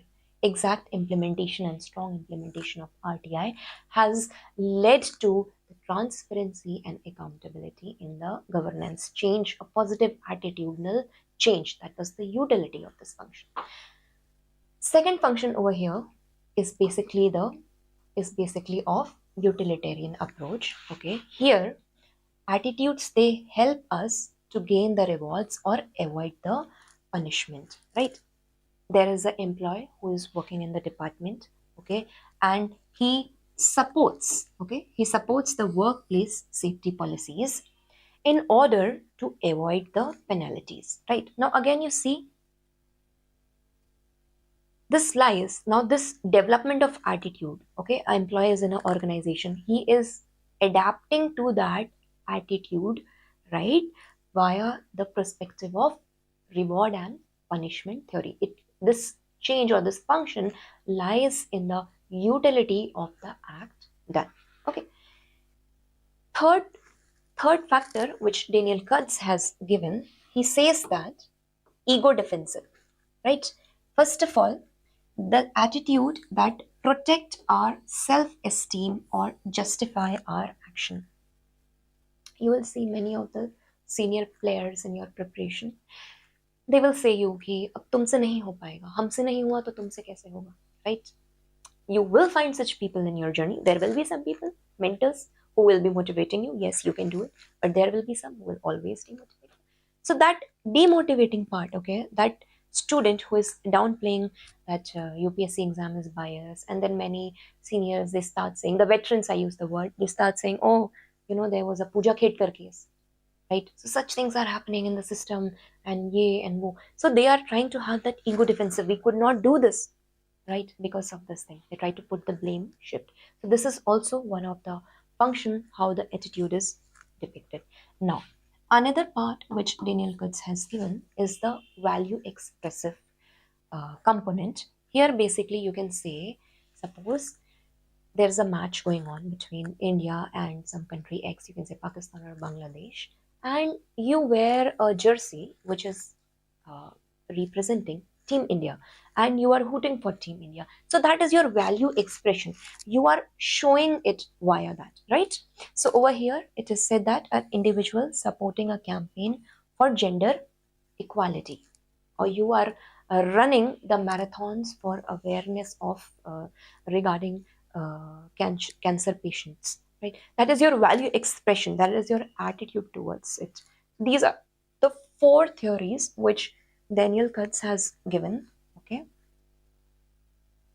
How you have to use in the exam when you will be writing your answers indoors, I will be checking, and in your answers I will be telling you and I'll be guiding you in the mentor session that how these theories you have to put in the case studies and the exams. Not very imposingly way, but in a very organic way. If any case study is coming there, so you can mention according to the ABC model, and you can bifurcate the case study into ABC, right? This comes with practice. When you're writing 50 questions at least, then you will learn how to do this, okay?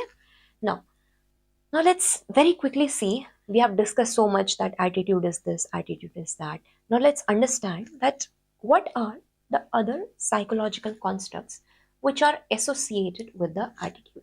Now draw this diagram over here, that initially there is a belief system, okay, and this belief system in my yesterday's class also I have discussed. This system basically, it, okay, I'm not able to draw the diagram. Understand, this belief system, it objectifies into your value system, right? And this value system, it becomes your attitude. And when this is further objectified and consolidated, it becomes your behavior. I'll draw it here. What is this belief? I believe that honesty is the best policy. Let me take an example for you over here. My belief, my mental conviction, my mental predisposition is that honesty is the best policy. That's my belief. So my development of my value system over here is that honesty is a virtue, integrity is a professional virtue, in both personal and professional life. Probity is a procedural integrity. That is what I develop in my value system. Now, in my belief, value, and then all this leads to attitude formation. It leads to my positive, strong attitude towards the virtue, which is value, which is honesty. And then it will be depicted in my behavior because that is my outwardly expression, right? It will be depicted in my behavior. I wanted to draw the diagram like this. My pen is not aligned. It will be depicted in my daily to daily approach, and not only in my personal life, when you will, not only in your personal life, but when you will become a bureaucrat, implementation of the government scheme with the transparency and accountability will be done, and this will lead to ethical good governance. Is it clear? Now, see over here, honesty is always the best policy. This is your belief. Value over here is that honesty is important virtue. It is a guiding principle. Okay. Attitude over here is I like honest people. I uh, I avoid to lie or to have those methods which are compromising my attitude towards honesty. Okay, that's a positive attitude. Behavior is that you have seen in a bureaucrat, Ashok Khemka. He has been an officer of very high honesty, very high personal integrity. Is it clear? I would like to discuss this basically again over here. See, belief. I believe that cleanliness is essential to health. So I start prioritizing cleanliness in as a core principle in my life. Mahatma Gandhi has said that cleanliness is next to godliness, right? And then there's development of positive attitudinal change, and I try to keep my environment clean, right? And what do? I start participating in the cleanliness, right? I myself make ensure I myself make I make myself accountable and ensure that the waste disposal has been done properly. Is it clear? This you guys can see, right? Another example over here. Now, I believe, okay, this is regarding the corruption. I believe in transparency, and I believe that this transparency is going to reduce corruption in the government. Okay, so basically my value system over here which is developing is accountability. The foundational value in civil services because of my belief is accountability, and then I support RTI and e-governance as a bureaucrat, right? This is going to lead to transparency and accountability. And for the external expression, what happens that I start using RTI. I ensure that in my district, not only RTIs, but also social audits are being conducted by the NGOs and by the SCOs. Is it clear? Now, another question over here which can be asked: what is attitude and how it is? What is the difference between attitude and behavior? Now, understand that attitude is a psychological construct. It is something which is internal, which is in your mind. I've already told you. Just say, I have attitude. I have compassionate attitude towards pets. Okay, that's my attitude. Somebody doesn't like dogs, but I like dogs. That's my positive attitude. I like cleanliness. I've given this example multiple times. Okay, I like traveling, right? So that's my attitude. That's my internal construct. And my behavior is something external. If I like pets, I'm going to either donate in some kind of pet organization. I'm going to adopt some pet which I have done, right? So that is the behavioral. I just don't say, but I also do it. This is your action. See, it is your action oriented approach. You are doing that. This is your thought oriented approach. What you think, okay? What you think or feel, that is the attitudinal part. What you do actually. I think that I should be a IS officer, right? That is good. Everybody can think. That's a very positive attitude. You should aim really high. But what you should do, please start studying. Please cover your syllabus. Please start, do the answer writing. Take the help of the right mentors. Ultimately, it is only you who is going to help you. Nobody is coming to help. The sooner you understand this, the faster you get the selection, okay?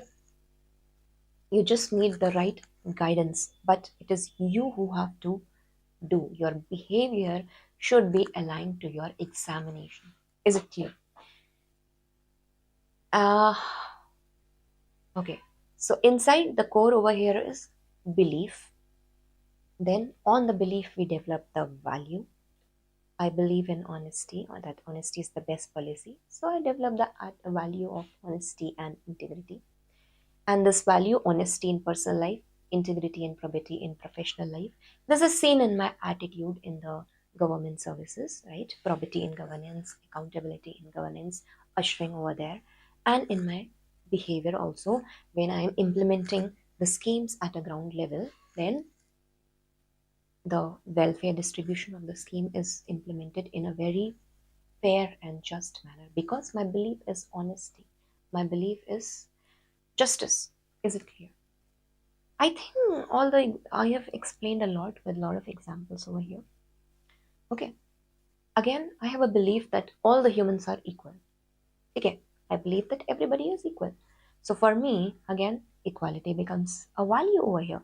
And then I support reservation for the underprivileged, those who have faced social and historical injustices. And behavior, in my company, I hire those candidates who have diverse background, right? Who are talented and have diverse background. That depicts that all the humans are equal.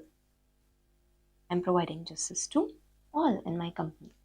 Now, this is all we have discussed about attitude. What are the various psychological constructs related to it? Let's see certain theories that how attitude can be formed. First theory over here is your classical conditioning or Pavlovian or respondent theory over here, right? So basically what happens over here is that you learn over here by association. One thing over here is passive, okay, and one is reflexing. For example, apart from this, suppose there is a celebrity and he is sitting in a Hawaiian beach, and he is drinking some Mountain Dew, some Coca-Cola, and all these things. So the kind of conditioning every time you see, right? Every time you see, you associate with that sitting on the beach and having Coca-Cola.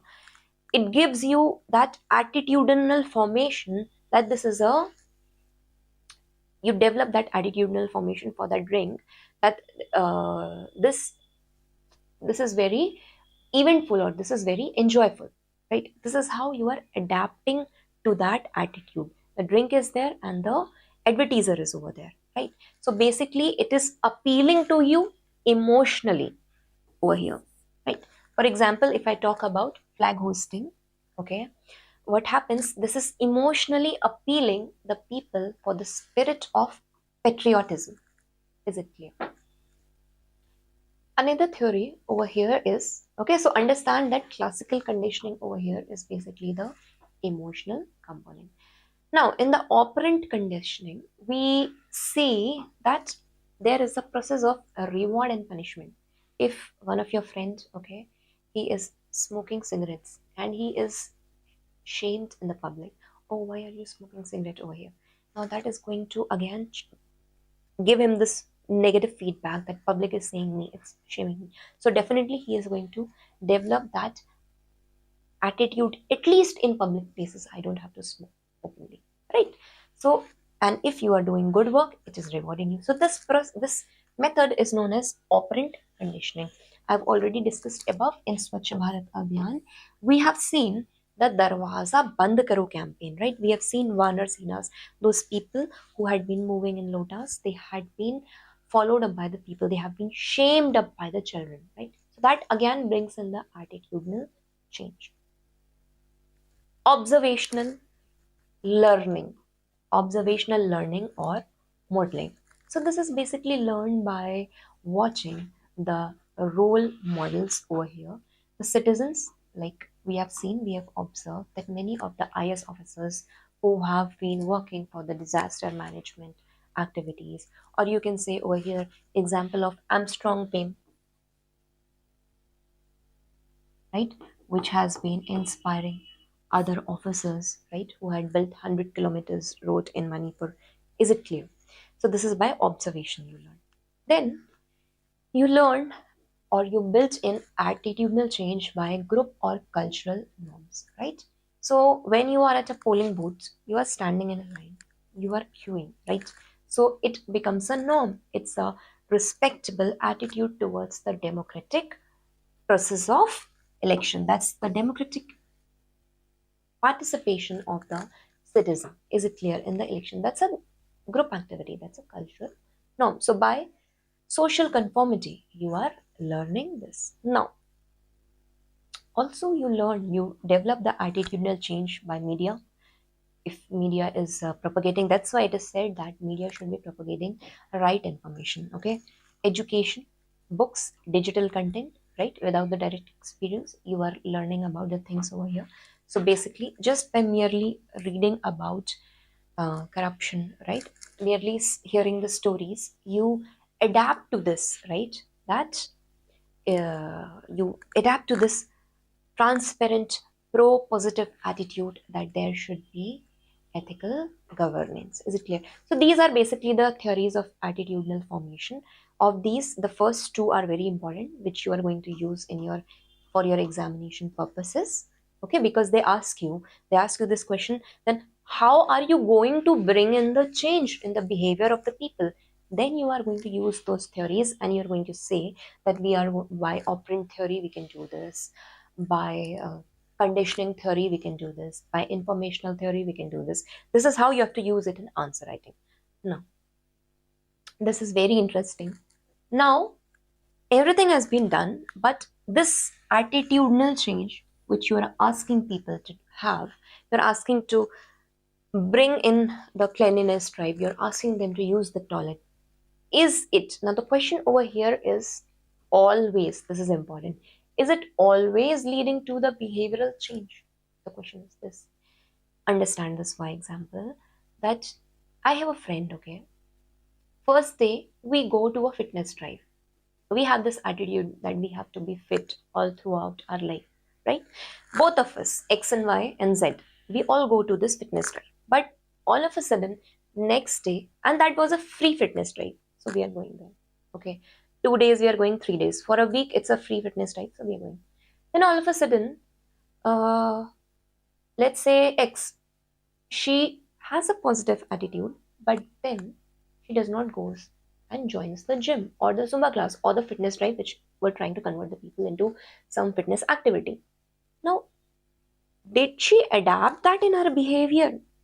No. She just went and she just participated in the drive, right? So there are people who show this attitude. There will be, oh, we support Beti Bachao, Beti Padhao Abhiyan. But do we actually go and do things on the ground level? Now, this is the whole thing. You talk about corruption. Do you try to bring any behavioral change? So, as a bureaucrat, when you will be in your district, can you bring that behavioral change in your work culture?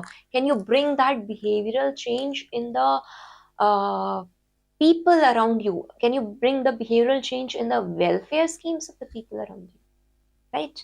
How you are going to implement that? So basically over here, I have taken this one example over here, that there are certain factors which do prevent the behavior from aligning with the attitude, right? There are certain constraints, there is social pressure, there is fear of consequences, there is procrastination, there is laziness, right? So in this public health campaign on exercise, I have seen, although the person has the positive attitude, but the behavioral is still unchanged over here, right? Because maybe lack of time, she studies so much in the library, maybe there is laziness in her, maybe there are other priorities over here, right? So that because of which she could not inculcate exercise in her daily life. Another examples for you I have brought over here. Suppose again there are three friends. Okay, all these three friends A, B, and C, they have a very positive attitude that corruption is wrong. Okay, they want that the government should be bringing more transparency. The government should be more welfare oriented. The government should be more pro people because it's a democracy, right?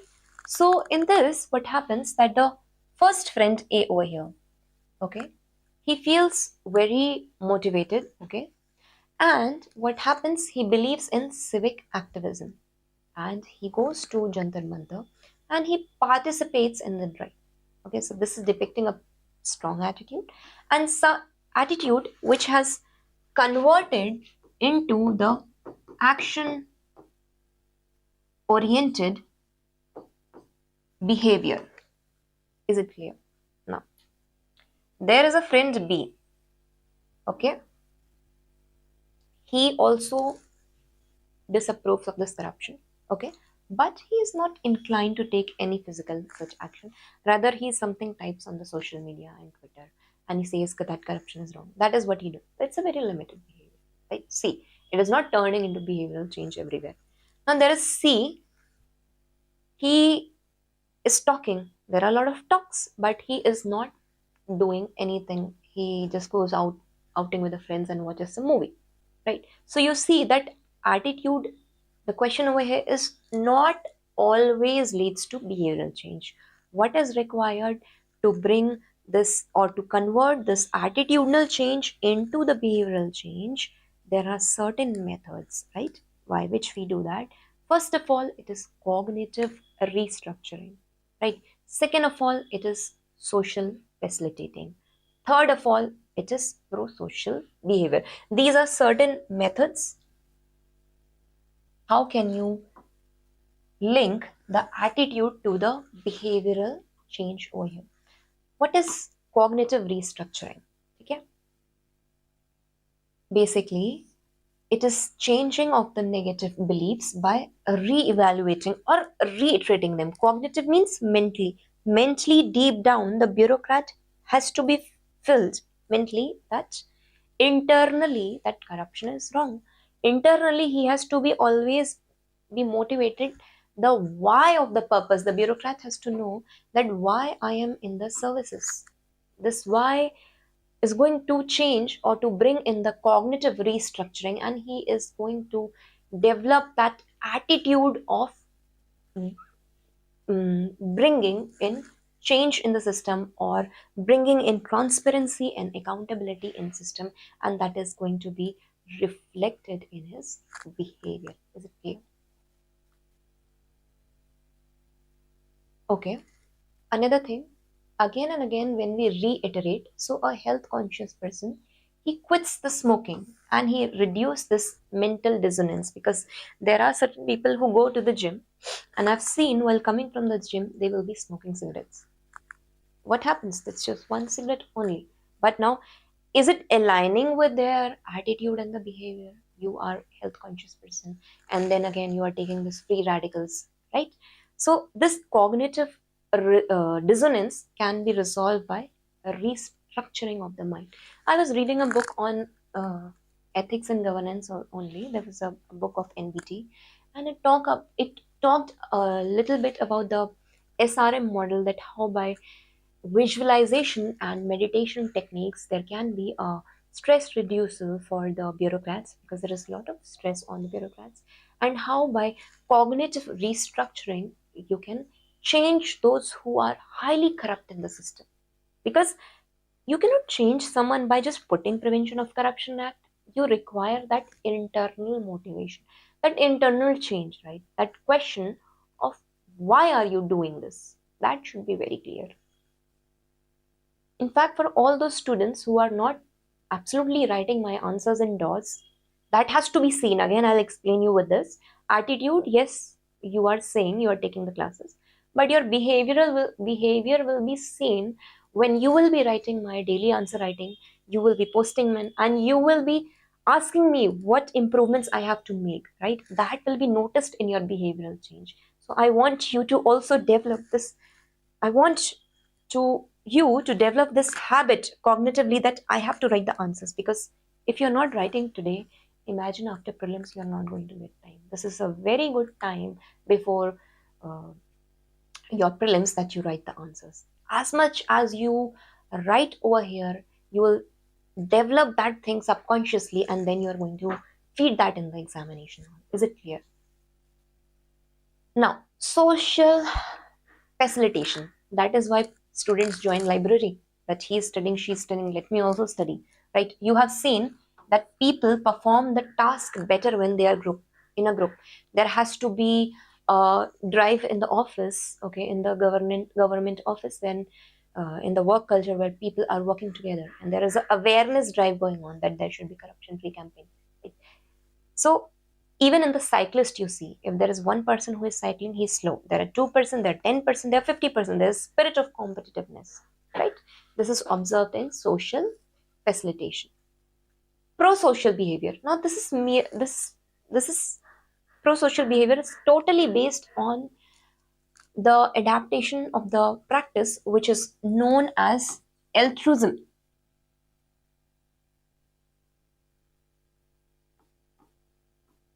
Right?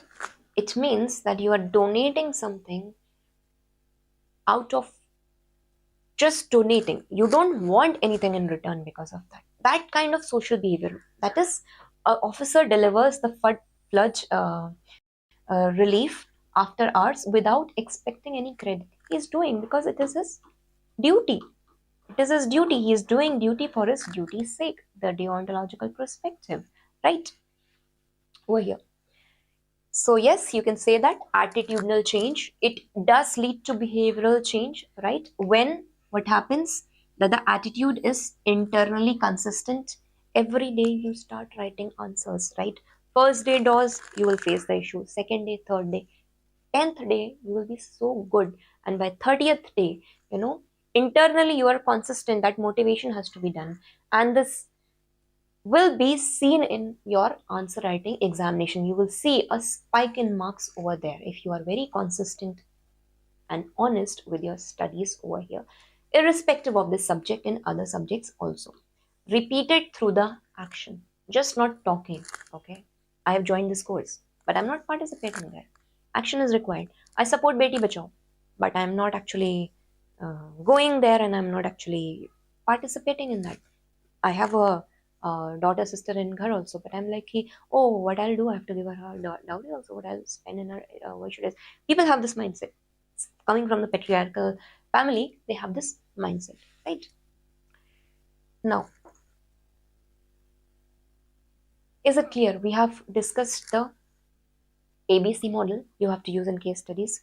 We have discussed the Daniel Katz theory. We have seen that how thoughts and behaviors are associated, right? We have seen how they can be made associated attitude to the behavior. Is it clear? Now, moral attitude, right? Simply, you can just write down over here. First of the moral attitude, it is guided by the moral virtues or the moral value system. You can see the first moral attitude over here is reverence. Reverence is deepest respect for the human values. Okay. Example, a forest officer. He is protecting the sacred groves in Meghalaya. Now, this is out of his respect, his reverence towards the environment, his reverence towards the community, towards the indigenous community over there. Is it clear? Now, second over here is faithfulness. Okay, it is the attitude of loyalty, commitment, and steadfastness. For example, a civil servant who continues to serve in remote hardship postings without seeking transfer shows faithfulness. Somebody who is posted in Bastar region, very hard. Somebody who is posted in border POK region, some army official who is serving in Seattle Glacier, right? So that is faithfulness. Veracity. Veracity means being absolutely true. Okay, the commitment to speak, to report, and to act honestly without distortion of anything. So here the district magistrate, he is presenting accurate flood damage data. Fourth over here is goodness. It refers to moral inclination towards kindness, empathy, right? This is very simple.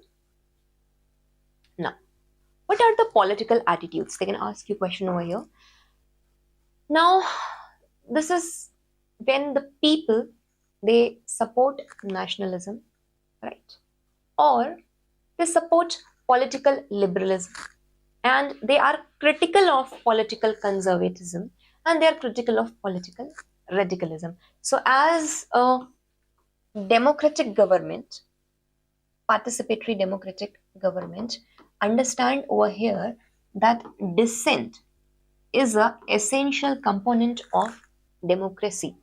You have an open voice until and unless you are interfering into others harming actions, which I have taught you in John Stuart Mill's theory of harm's principle. Until and unless you are giving some hate speech, right? Or you are criticizing some marginalized section, or you are talking ill about a community. Till then, right, there are certain restrictions. Till then, dissent is essentially, there is respect of views, there is plurality in democracy, in the political attitudes. Like we see over here, you can see in terms of corruption, there should be positive political attitude, zero tolerance policy should be there, right? Voting behavior over here, voting should be based on the governance perspective. It should be based on the performance outcome, how the government has done, right? Inclusiveness. So basically, the public should always see that even the minority rights are being included in the majoritarianism, right? Again, political participation. Okay, is everybody participating? Is the NGOs, the self-help groups, the SCOs, the students, are there debates over here, open debates, open discussions, right? Okay, instilling of democratic values and social harmony. Okay, this is not very significant, you can study. Now, another topic which UPSC has mentioned over here is attitude and social influence. So how this is going to be brought in over here is that, first of all, what happens, there is, first step is compliance. Okay, first step over here is compliance. In compliance, you can write down over here. Okay, in compliance, I will make some rules, okay, and I will impose it on the citizens that you do this. For example, I'll make some traffic rules, okay, and I will ask the citizen, why don't you wear helmets? If you don't wear helmets, I'm going to put you a challan over here. In terms of corruption, what I'm going to do, there is Prevention of Corruption Act for the officials. If you are caught in some this graft activities, if you're caught in this, then you are going to be punished. This is a kind of compliance. This is something which is external check. Is it clear? Now, another one over here is identification. What happens when people actually start identifying their attitude with the behavior I want to bring in the people? When people start accepting that it is their duty to bring in cleanliness, it is their duty or it is their civic duty to wear helmets, that is identification. Okay, internalization, right? Internalization is basically when citizens completely align without any kind of external compliance from above. They internalize this value that cleanliness is good for public health and cleanliness is good for environment. Is it clear? So these are three stages: compliance, right? The first stage. Second is the identification stage. Third is internalization stage, by which we see that there is attitudinal change. Okay. Another topic which has been mentioned in your syllabus is attitude and persuasion. So what is this term persuasion over here? If you remember, during the Greeks' time, the Greek philosophy, okay, there were always debate about logic versus emotion. Okay, there was a debate about logic versus rhetoric. We say rhetoric, or we can say a narrative.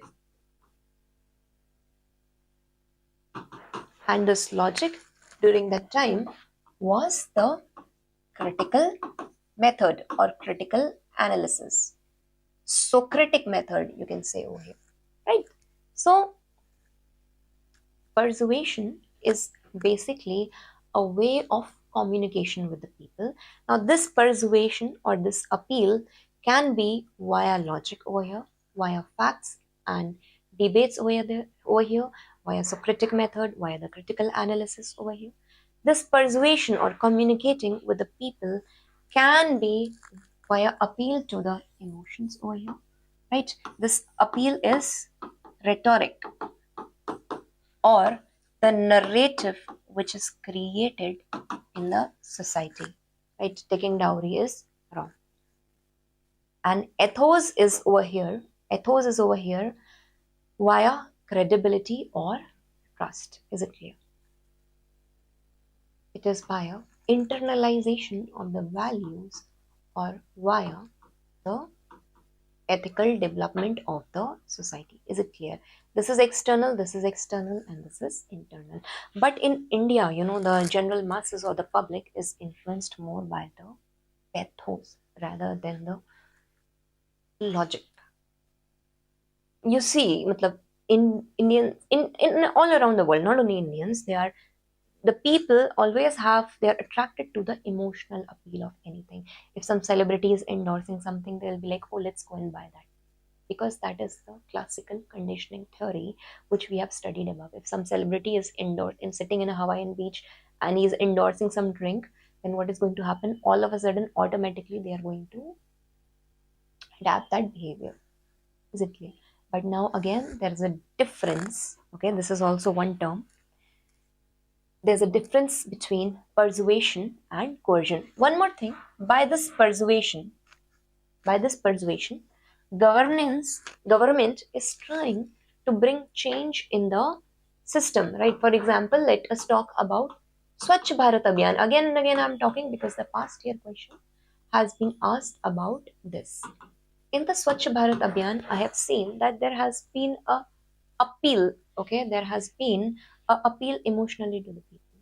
There has been usage of celebrity endorsement, right? And sometimes Akshay Kumar is coming in. You see in the Padman movie also they have shown over here. So this is appealing to the people. They are creating that narrative, but this time the narrative is true. Okay, that's a positive narrative which they are creating. कहते हैं ना, हवा बना देना, positive. They're appealing by logic. Why cleanliness is important, right? And what happens with all these things? Automatically, what happens that people are seeing the outcomes. Government is supplementing them with the Pradhan Mantri Ujjwala Yojana, right? Gram Ujjwala, not Ujjwala, Pradhan Mantri Affordable Housing Schemes in the rural and urban components. So they are not only saying this, they're also paying for the making of toilets in the rural areas, right? Supplementing with all these things. So what is happening because of this? People are developing that credibility. They are developing that civic ethical duty that yes, we should go and we should use the toilets, right? This is how the behavioral change is brought in the people. Persuasion. But now understand that persuasion is very much different from coercion. Persuasion is voluntary. Suppose I say, give up the LPG cylinder. Okay, my brother, he asked my mother that why are you taking this LPG cylinder? The government is saying if you can give it, why don't you give it? It is your civic duty to do that. So it is not that she could have avoided. Okay, why will I give? I am getting it like 300-400 rupees cheaper. But it is voluntary, okay? It is voluntary and it is reason based. If you are above BPL, you are not supposed to have it. Now, government is not forcing you to do it, but you do it yourself, right? It engages cooperation. It creates the environment of cooperation. Is it clear? But coercion is like, I force you, I'll fine you if you don't pay the helmet, right? So that is something Coercion, it's a forced compliance and out of fear. Oh, the traffic police is going to charge me, I have to pay the challan. Is it clear? So persuasion is clear how it is different from coercion. Okay? Persuasion is one of the methods by which we can bring in change in the governance by its application at the ground level. Is it clear? Now, persuasion over here, it can be seen through two routes. Okay? The first one over here is central route. Okay, suppose I'm giving you this example. Okay, I I like two cars. Okay, you'll understand this. I like Thar, and I can say I like XUV 700. Now see example over here. Persuasion. One way will be with a logic and evidence based route, or you can say I like. Okay.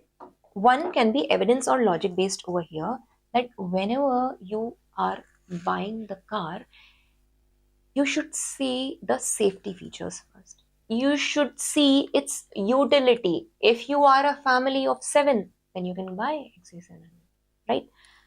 If you are looking for the safety first, you can buy Tata Punch, you can buy Thar anytime. The older metallic Thar, which not metallic, the older iron made Thar it was, right? You can buy Scorpio.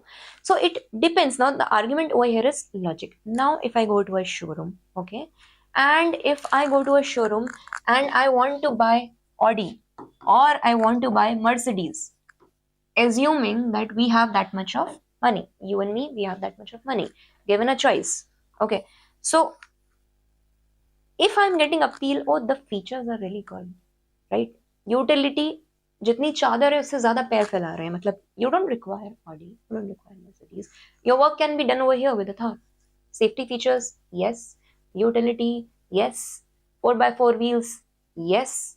And why do you need this? But if you're going and buying these, then you are getting affected by the passion to buy, or by the emotions, or by the celebrities endorsement over here. This is a very short term method. Okay, today you will be affected, but in the long run you will be like कि जितना cost नहीं है तो उससे ज़्यादा तो इसका maintenance का खर्चा है, right? But if you go by logic, evidence or reasoned arguments, then it is a long lasting change, right? For example, again over here I have discussed that in the car advertisement you are going to see the safety feature, you're going to see the rationality, the efficiency, the mileage, right? The usage. Then you're going to go by the central root theory. And if you are getting affected, let's take about Swachh Bharat Abhiyan, getting back to you the governance perspective.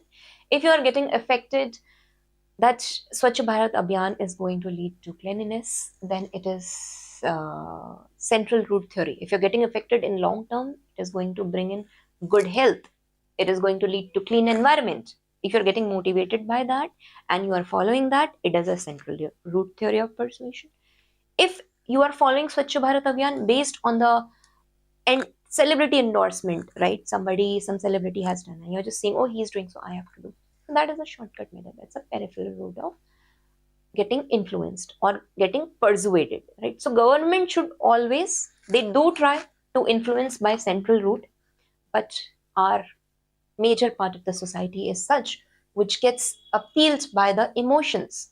People are more influenced by the emotion. So government, when it tries to bring in any kind of scheme, suppose polio free campaign scheme, it is going to give you logic, but it is also going to give you emotion. The advertisement which is done, it is trying to persuade people by that. Is it clear?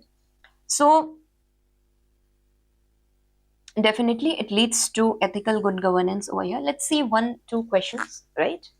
How you are going to attempt. Attitude is important component that goes as input in the development of humans. How to build a suitable need for a public servant. Now, what kind of attitude is required for a public servant? First of all, right? Developments of human. First, you have to define over here that what is attitude. Attitude is a psychological construct, and how it goes into the development of humans, you have to give the example where if somebody has a compassionate attitude, if somebody has empathetic attitude, that will be depicted in his actions. One, you can example show over here, some personal example, some you can give attitudinal example of Mother Teresa, some example you can quote. How to build a suitable attitudinal need for a public servant. Okay? So if a public servant has the attitude of being honest, that will be depicted in his decision making, right? And how to build it, we have already discussed that how the attitudinal change will be built or seen in the behavioral change via cognitive restructuring, right? When he uh, actually tries to implement, because being honest, right, having that attitude of having a corruption free environment, that is seen in the correct implementation of Right to Information Act. Even if somebody is coming to his office, right, he is trying to redress the grievances of the citizens, right? How to build a suitable need. So you are going to have cognitive restructuring over there. Over here, very classic example for bringing in the attitudinal change has been Mission Karm Yogi. You can write the example of Mission Karm Yogi over here, right? How government is trying to build a capacity building skilled civil servant ready, right? Another question. A positive attitude is considered to be an essential characteristic of a civil servant. Yes. Do mention over here in one line what is attitude, what positive attitude. Who is often required to function under extreme stress, right? What contributes to positive attitude in the person? Now, what contributes to the positive attitudes? The question is asking about the factors leading to the positive attitudinal development in the person. We have discussed above. Okay. How could social influence and persuasion, see both, contribute to the success of Swachh Bharat Abhiyan? Social influence, we had seen there were 3 degrees. One was compliance. What I was doing in Swachh Bharat Abhiyan, I was trying to comply the people, right? In compliance, I can give them a reward and punishment theory. Then I was trying to internalize the people. When they realize the value that yes, Swachh Bharat Mission Abhiyan is required. Then what I was trying to do, complete internalization, right? Complete internalization of the values or identification. The last one was the identification stage in the social influence, when people realize it is their civic duty. It is out of their duty that they have to do that. Persuasion. What government is doing? Both the methods, long route, short route. A long route via logic, right? That health is important part. You should bring in Swachh Bharat Abhiyan. Short route, what government is doing? By bringing the celebrity endorsement. Is it clear? So this is it about attitude, right? Please attempt the question and then I will tell you how you have to apply these theories, okay? And in the next session, we are going to discuss about the aptitude. Now, attitude we have discussed is the mental psychological construct. Aptitude, which we are going to discuss, is the already innate characteristic which is present, and what kind of aptitude has to be required in the civil servant, the foundational values that has to be learned as it is, right? First of all, I'll try to ensure that you learn the syllabus over there. Those values you have to fit in your answers. Now, apart from that, understand which is greater, attitude or aptitude. Over here, understand that somebody who has a good attitude and an average aptitude, okay, he will be preferred and he will be hired and incorporate or anywhere he will be more successful. But somebody who has high aptitude, very intelligent, but his attitude is like low, he's very lazy, he won't be much preferred. This we are going to discuss in our another session. Hello students, in today's class we are going to discuss aptitude and foundational values in civil services. Before that, again I will say that you need to learn the syllabus.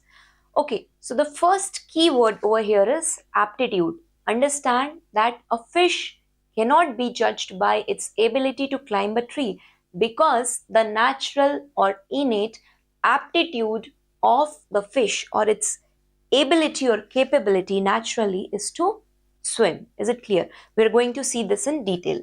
Now, what are the foundational values in the civil services? First one over here is integrity. Integrity means what you say, what you do, there is consistency, there is no difference, there is coherency. Okay, it means satyanishta, honesty and moral uprightness. Second keyword over here is impartiality and non-partisanship. Now that means that a bureaucrat needs to have political neutrality, not program neutrality. We are going to see that in detail. Objectivity over here means vastu-nishtha, which is that the bureaucrat has to take a decision making which is based on facts and logical reasoning. Another part over here is dedication to public services. This means that bureaucrat needs to have a dedication for the public service or his duty. The duty has to be done for duty's sake. Okay. Empathy. This keyword over here means you step into someone's shoes and you analyze the situation. Okay. Samanubhuti. Tolerance. Now this means that respecting other person's views. Karuna. Compassion. Sahishnuta. Okay. Tolerance is Sahishnuta. Compassion over here is when you do step into someone's shoes, you analyze the situation and you take actions. It is actionable. Empathy means compassion, which is encompassing the words such as sympathy, empathy, all together. Let's very quickly take these in detail with the governance example over here. See, now a famous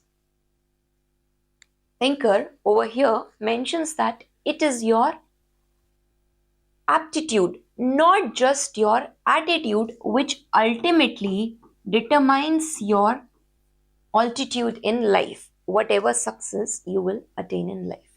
Okay, you have a positive attitude towards preparation for civil services examination, right? And via practicing, you develop the skill set of CSAT problem solving aptitude. So both of these things are going to define your success in the examination, the rank you get. Is it clear? So basically, we have just seen what is aptitude. Aptitude, again, it is a natural ability to perform a certain task. For example, if there is a mathematician, right, and he is good at problem solving skills, it is his natural aptitude. There is an artist who is very good at creating pictures. That is the natural aptitude of the artist. He can't do the problem solving skills, right? It is natural ability or the innate potential of anyone to acquire a skill. Now, to develop or to enhance this aptitude or skill set in the civil servants in the training program, okay, government has included mission Karam Yogi over here, right? To make a future build ready civil servant. Okay, now let's see over here. Example, there is a policy analyst, okay? He can quickly assess the census data to identify wherever urgent welfare interventions is required. So this is the aptitude. It's a skill set, innate, and it also comes through lot of practice. I've already given you example for your CSAT. Okay, now let's see over here. What is the difference that I taught you in the last class about attitude? I have discussed. It is a psychological construct about any place, object, or thing. I'd already said that if I say that I like mangoes, then it is my attitude, a positive attitude, or my mindset that of all the fruits, I like mangoes. Okay, I talk about corruption-free India. I talk about green environment. That is my attitude towards it. Now, aptitude is basically a natural competency. Somebody is said that he is an inherent administrator. He is an inherent mathematician. He is an inherent musician, right? So that is aptitude, which is naturally, innately present potential in a person. Okay, and definitely This aptitude, it can be trained via your practicing of CSAT paper. You are training your mindset, right? The humanities student are training, right, for this mathematics part. The math students are training for the English comprehension part. Okay. Aptitude, definitely it is testable. All those engineers who are doing the problem solving, computer coding, and all these things, right? They can be trained in aptitude. They can be trained in the skill set when you join the company, right? And this definitely determines your performance skill, how you are performing in the company. Now, understand, as a bureaucrat, if you have a very good aptitude for decision making and problem solving, definitely if there is any kind of disaster which is happening in your district, you will be the first one to immediately respond. You will have that natural aptitude for problem solving, right? But this is aptitude, your yogita, your innate potential. What is attitude? I've already mentioned, I am someone who likes greenery, I like mountains, I feel at peace. I go and I participate in Green India campaign. That is my attitude towards supporting green environment. Is it clear? Now, definitely, attitude is a psychological mental construct. It is inwardly processed, but it is externally seen only when we observe the behavioral change. For example, Swachh Bharat Abhiyan is coming. Okay. Now, the citizens have this attitude, positive development, that there should be cleanliness.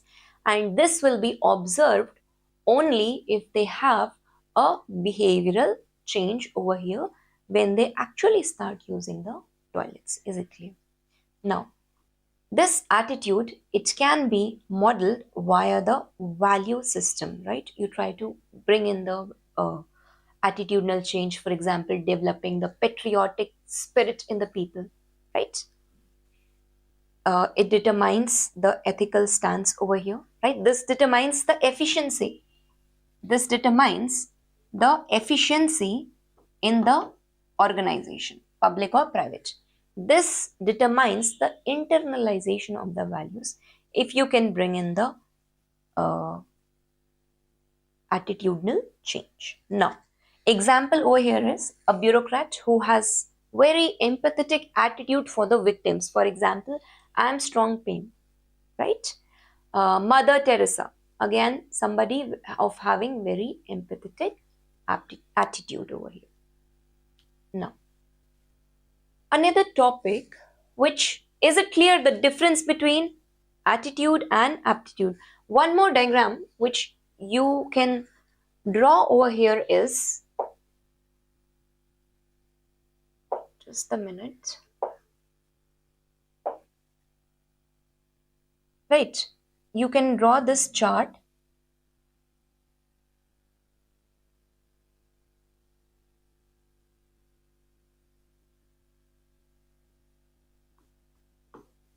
Attitude, right? This is the positive side, and aptitude. Okay, so if somebody, what is more desirable in the organization over here? See this. Okay.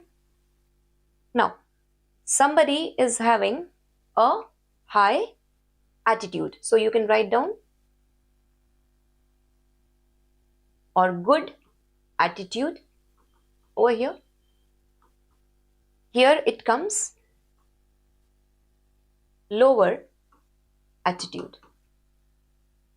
Again, lower or negative or neutral attitude, you can write down. Again, lower attitude. Here it is high attitude, right? In terms of aptitude, we see over here low aptitude, okay, high aptitude. Again, high aptitude and low aptitude. Now, Warren Buffett has very clearly mentioned that you can hire a person, you can still hire a person with low aptitude, but that person should have a very high attitude to learn, to bring the change in the organization or to contribute for the organization. So this person is still desirable. Okay, desirable person, box 1. Box 2, definitely very super highly desirable, somebody, some bureaucrat, high aptitude and high attitude. Armstrong Pym, another example. E. Sridharan, another example you can write down over here, right? Low attitude, high aptitude. Now understand this. Somebody having a very low attitude, this is not desirable. Okay. Low attitude and low aptitude, both of these are not, this is superly not desirable in the organization. Now you understand this context that out of all these four, somebody who has high attitude and high aptitude, yes, desirable, super desirable. Somebody high attitude and low aptitude can be trained. Here the training can be given to the person, right? You can develop, you can lead to the development of the skill set of the person over here. Somebody having high aptitude, very high in skills, but very lazy person, low attitude, tell him to do this work and he's doing it like a week later. So definitely this is going to lead to decrease in efficiency of the organization. But though there are chances for building up the attitude, but still very feeble, not desirable and superly not desirable. Is it clear? This diagram you can remember for your examination perspective. Okay, now let's see another topic over here, foundational values of the civil services. The first keyword which UPSC mentions is integrity. What did I tell you about integrity? That whenever you do any work, whatever you are saying, okay, and whatever you are doing, there is a consistency and there is a coherency in the decision making over here. If it is said that in your personal life you say that tomorrow 5 a.m. I will get up and I will start my studies, I'll start revising my optional, I'll start studying my optional. If you are somebody who says that and who gets up even when nobody is watching, okay, even when no one is watching you, you are taking the complete accountability on yourself, that is integrity. In the governance perspective, we have seen a very classic example of Subhash Chandra Bose. Yes, you can say a very classic example over here is of Lal Bahadur Shastri.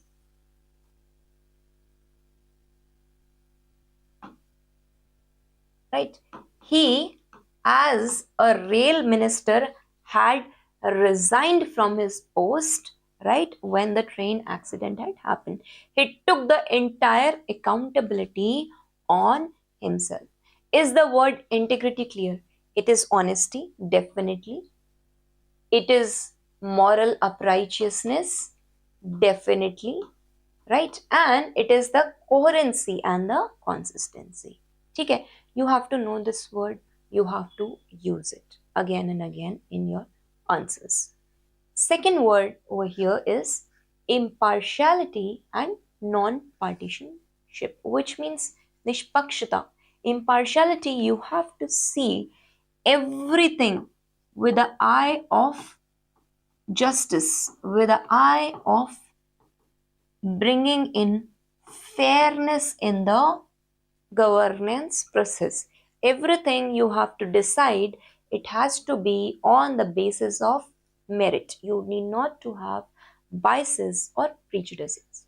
Again, I would like to mention one thing over here, that this impartial attitude of a bureaucrat will be possible if he develops a veil of ignorance, which John Rawls has mentioned about differential equality. As a bureaucrat, you need to have a very impartial attitude towards the programs and distribution of the programs and welfare schemes in your district. Is it clear?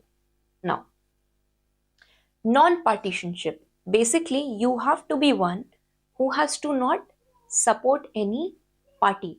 There should be party neutrality, because understand that 5 years the government keeps on changing, but the bureaucracy, it is permanent, right? It is a permanent executive. It is always present.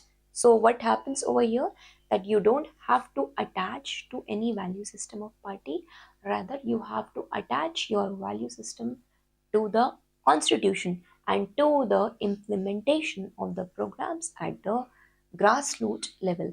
For example, this neutrality has been observed, okay. It is mentioned in Constitution that under Article 325, Election Commission is supposed to have a neutrality towards the election process in India. Okay. Now, another keyword over here is objectivity. Now, this word over here means vastunishta. Again, it means that the decision making as a bureaucrat you take, it is based on the facts. It is based on the logic, right? It is based on a rational decision making rather than any kind of rhetoric or opinion which has been created in the air or in the public at that time, right? And all these facts have to be verifiable empirical facts. You can't be just taking a decision making on what somebody says. Okay, for example, the Aadhaar implementation, okay, done by a bureaucrat in his district, it has to be without any kind of discrimination, right?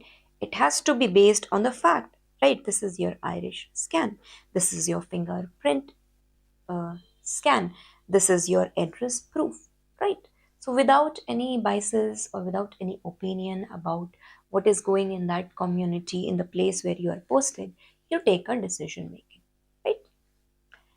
Dedication to public service. Now, this is basically again dependent on Immanuel Kant's deontological perspective, which talks about duty, which talks about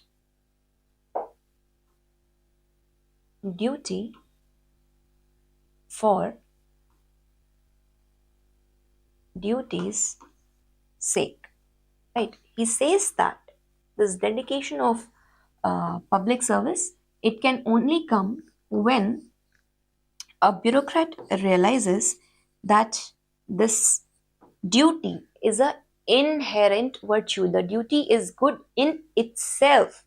That kind of dedication is required for public services without any expectations or without any kind of greed in return. Okay, service with commitment despite of the hardship, despite of the postings. This kind of duty in public services we have seen in the doctors who had been working day and night during the time of COVID pandemic. Okay, empathy over here means samanubhuti. Okay, now it basically means that if my friend, she's coming to me, okay, I'm listening to her, okay, and I don't feel, I just listen to her, okay, and I'm not able to help her or do anything. I just listen, okay, huh, that's sympathy, okay, okay, that kind of feeling, right? But when your friend is talking to you and you step into her shoes, his shoes, and you try to analyze the whole situation, okay, this scenario happened, that happened, then you say, I understand, okay, I understand, and you feel his pain. That is empathy. Sympathy is sahanubhuti. I sympathize with you. Okay, I feel sorry for you. Empathy is I feel your situation. I feel your pain. Okay? You deeply understand others' feeling over here. Okay. Classic governance example over here is of Armstrong Payne. He was the one who had built 100-kilometer road in Manipur. Okay. Bureaucrats need to have a very high empathetic attitude. Why? Why? Because bureaucrats are the one, tomorrow you are going to be the one who is going to ensure that the scheme is implemented at the grassroots level, right? So this empathetic attitude towards the weaker and the vulnerable sections of the society is very, very essential to prevail the continuance of human dignity. Is it clear? Okay. Tolerance. Tolerance means there may be two friends. One is having opinion that I prefer vegetarian food. One is having opinion I prefer non-vegetarian. Right? So either of them should not criticize each other, first of all. There should be a place where both of them can keep their own views. You understand the meaning. Sahishnuta, tolerance, space for respecting the opinion of others. Is it clear? In fact, this is seen in Indian constitution in terms of religion, where the constitution has been provided. The key word over here is secularism, and the spirit of secularism in the constitution upholds the spirit of tolerance, right, in the Indian society. For this government, it is bringing schemes such as Ek Bharat Shresth Bharat, right, under Ministry of Cultural Affairs, where various states they come together. You know, every state is having a different set of belief, right? They are coming together and they are celebrating the whole culture, and they are trying to bring in homogeneity. They're trying to bring in unity in diversity, right? You can say that various heterogeneous cultures coming together and trying to build one unified cultured India. Is it clear? That kind of tolerance is required in society, but in today's time, given the kind of political scenario which is going on, even if you are speaking something, right, uh, you are claimed as anti-national, you are claimed as you are not actually claimed. Basically, lot of hate crime is happening because the society is not tolerant. A lot of cow vigilantism is happening, again lack of tolerant attitude in the society. A lot of mob lynching is happening, a lot of dalit lynching is happening because of, again, entering into this post-truth democracy era, where we are seeing that a lot of miscommunication is spreading across the society, leading to a very non-tolerant attitude among all the sections. Is it clear? Now, another keyword which specifically uh, syllabus mentions over here is compassion. Now understand that I see your pain. Okay. I was saying this word sympathy. When my friend she comes to me, okay, and I say, oh, I see your pain. And then she comes to me and I say her that I feel your pain. Right? When I club these two, right, there is a greater Venn diagram. When I start acting on this part, when I take some kind of action, then it becomes compassion. This compassion we had very well seen with Mother Teresa, who had been working for the destitutes and the people suffering from leprosy in Kolkata. Is it clear? This kind of compassionate attitude is required in the bureaucrat. Only then can he lead to implementation of schemes for the weaker and the vulnerable sections in the society. Is it clear? Are the words clear? The meaning clear?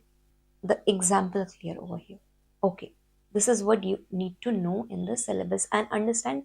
These are those words that you have to reiterate in your answers, not that it should look mechanical.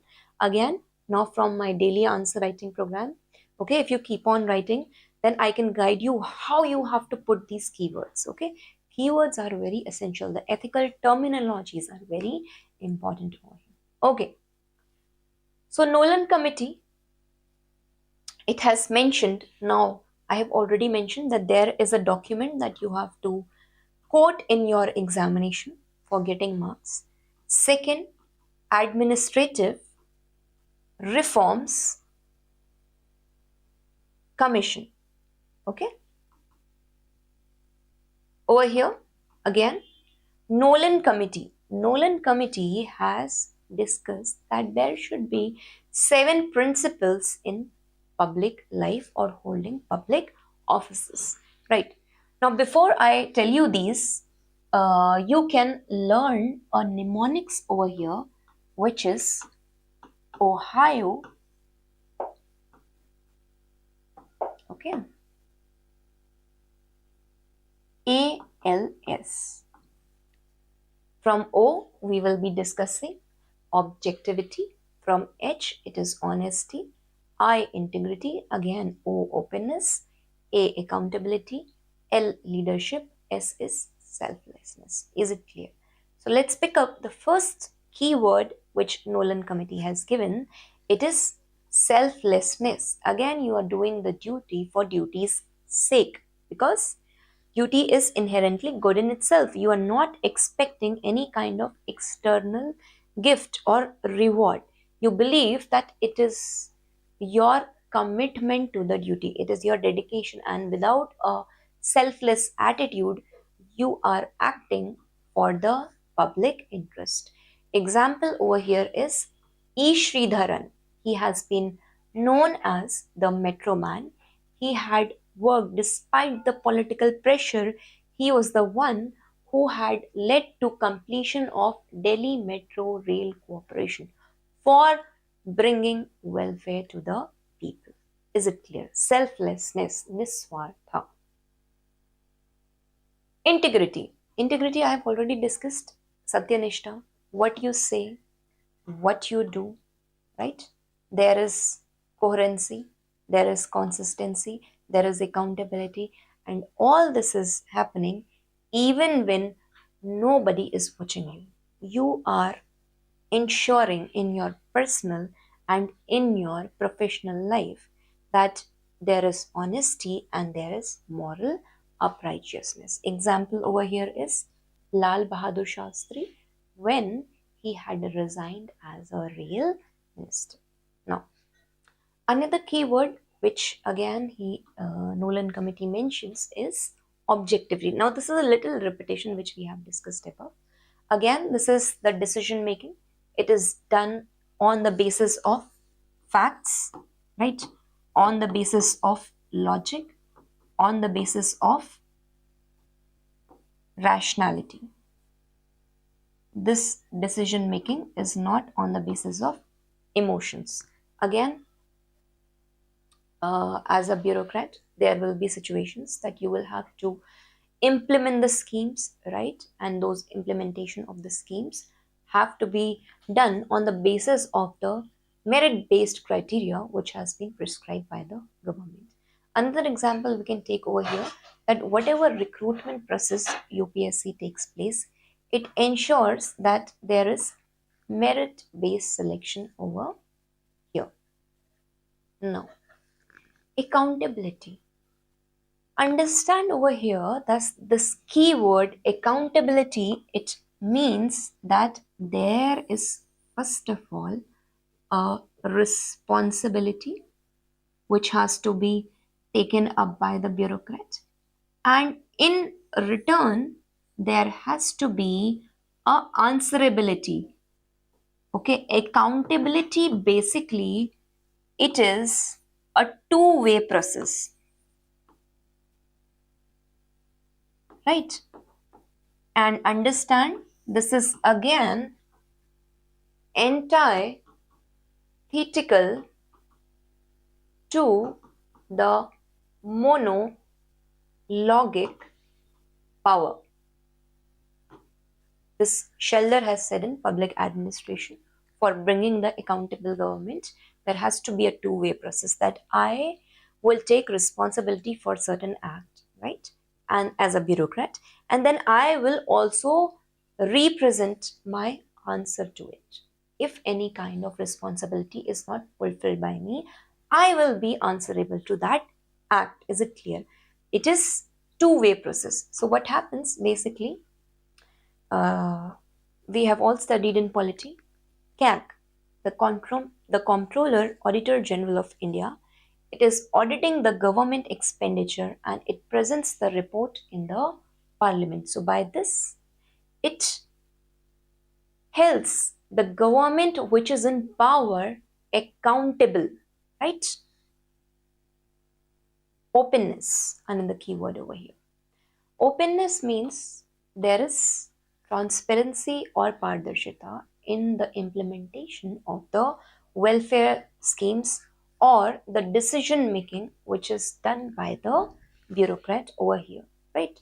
One very classic example of openness is seen in right to information Act, the implementation of the RTI Act, and this implementation we had seen in during the time of Jan Sunwai, right? And this Jan Sunwai was basically a reading of the descriptive rules of the Manrega workers in Rajasthan. So it is very essential that there is accountability. It is very essential that there is openness. It is very essential that there is spread of correct information in the democracy, right?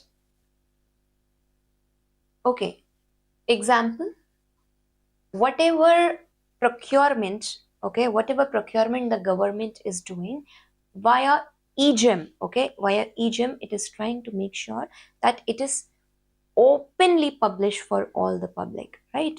And this leads to reduction in the corruption in the governance. Is it clear? Now, another keyword over here is honesty. Honesty means being truthful over here, okay? Declaring any private interest you have relating to the public duties. You have a very moral, uprighteous behavior over here, right? For example, the MPs, they must fill their annual declarations, right, before any kind of assets and liabilities to the parliament.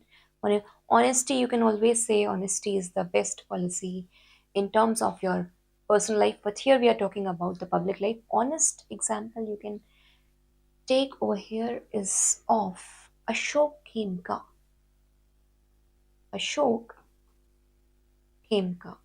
He has been one of the officers who stood up for honesty, right, against the scam of the land mafia which had been happening despite the multiple transfers. He never changed his value system.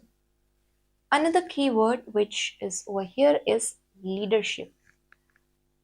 Okay, as a bureaucrat, you need to have that courage. You need to have that set leadership skill to take the morally right decision making, upholding the ethical principles. It is under Dr. APJ Abdul Kalam's leadership that the space program in India has been very successful. Is it clear? Now, apart from this, certain other words which are important for your examination perspective, 4 or 5 I have picked it up over here. Let's very quickly see them. First is devotion to duty. Duty, whenever the word duty is coming, you must be very well familiar that this is again talking about Immanuel Kant's deontology. And this is basically the categorical imperative to do the duty for duty's sake, right? See over here, this devotion to duty without anything in return or desire, it has been also related to the nishkam karma of Bhagavad Gita. For example, the doctors and the IS officers who had been working during the time of pandemic, they had a devotion to the duty. Sense of mission, right? It is long-term purpose in the government. For example, if you are becoming a bureaucrat, what is the sense of mission in your district? You will be the one who will lead to implementation of the welfare scheme over here. That ethical sense of vision. Today you are taking a decision and tomorrow it is going to impact the larger segments. Example over here, again you can talk about Dr. Varghese Kurian, right? He was the one who had led to the development or starting of Operation Flood in India. Is it clear? Now, leading to this led further to White Revolution. After this, Food Revolution, right? And this in another thing, it led to food security. Another keyword over here is probity and rectitude. Okay, probity over here, it is a professional sense of integrity.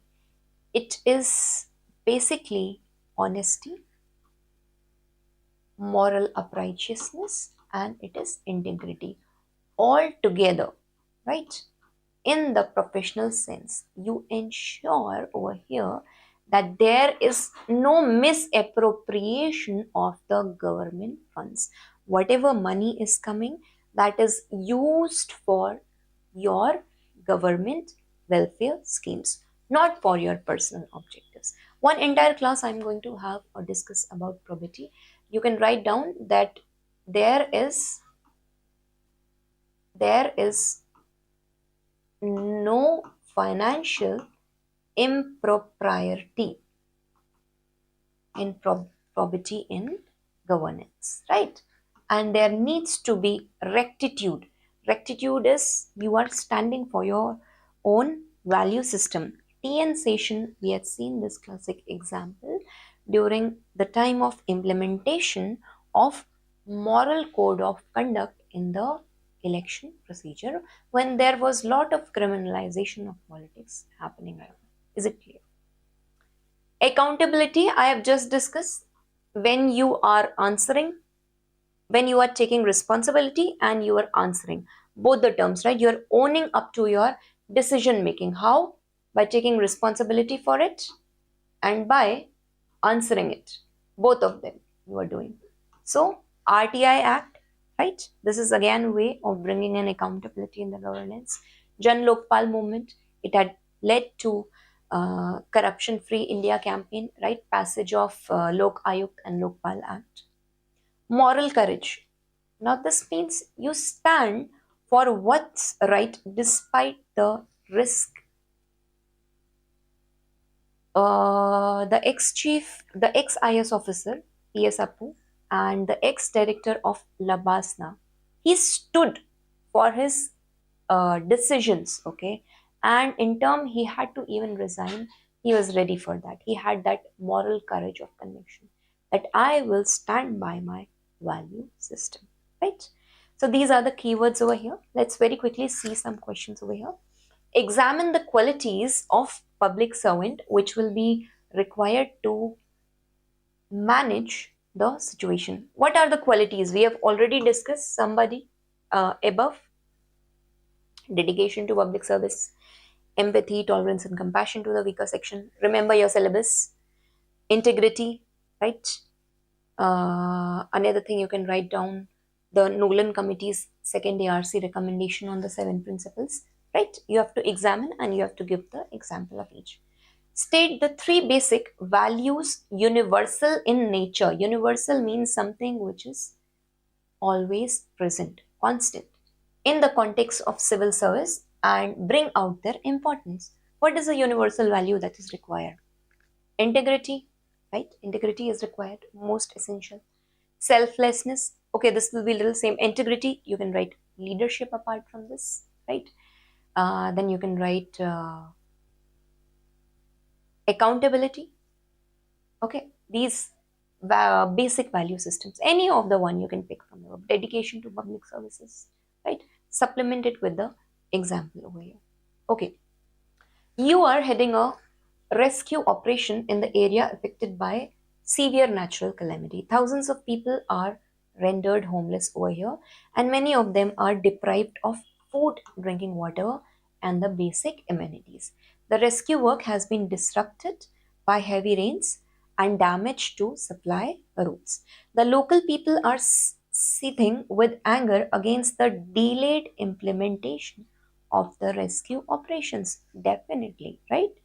When your team reaches the affected area, the people there heckle and even assault some of your team members. One of your team member is even severely injured. Faced with this crisis, some team members plead with you to call off the operations, fearing the threat to their life. In such circumstances, what will be your response? UPSC has asked this question. Will you listen to your teammates and you will just call off the whole action? So now, what is required in this question? Okay, we are going to integrate 3 things over here. First is, for a bureaucrat, you need to have a right attitude. You need to have aptitude for the problem solving skill. Attitude which must be seen in his behavior or the decision making he does in this scenario. His aptitude for problem solving in such a scenario. Apart from this, the kind of emotional, not the kind, a bureaucrat of very high emotional intelligence. This keyword, emotional intelligence, I'll be discussing in my next class, right?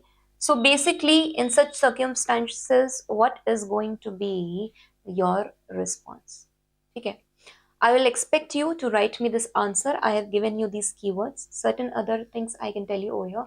First of all, you have to ensure that you work with your team members. There is a work culture which is having dedication to public service. There should be courage to work even in such times. So you have to be having those leadership skills. See, I'm picking up the keywords from work.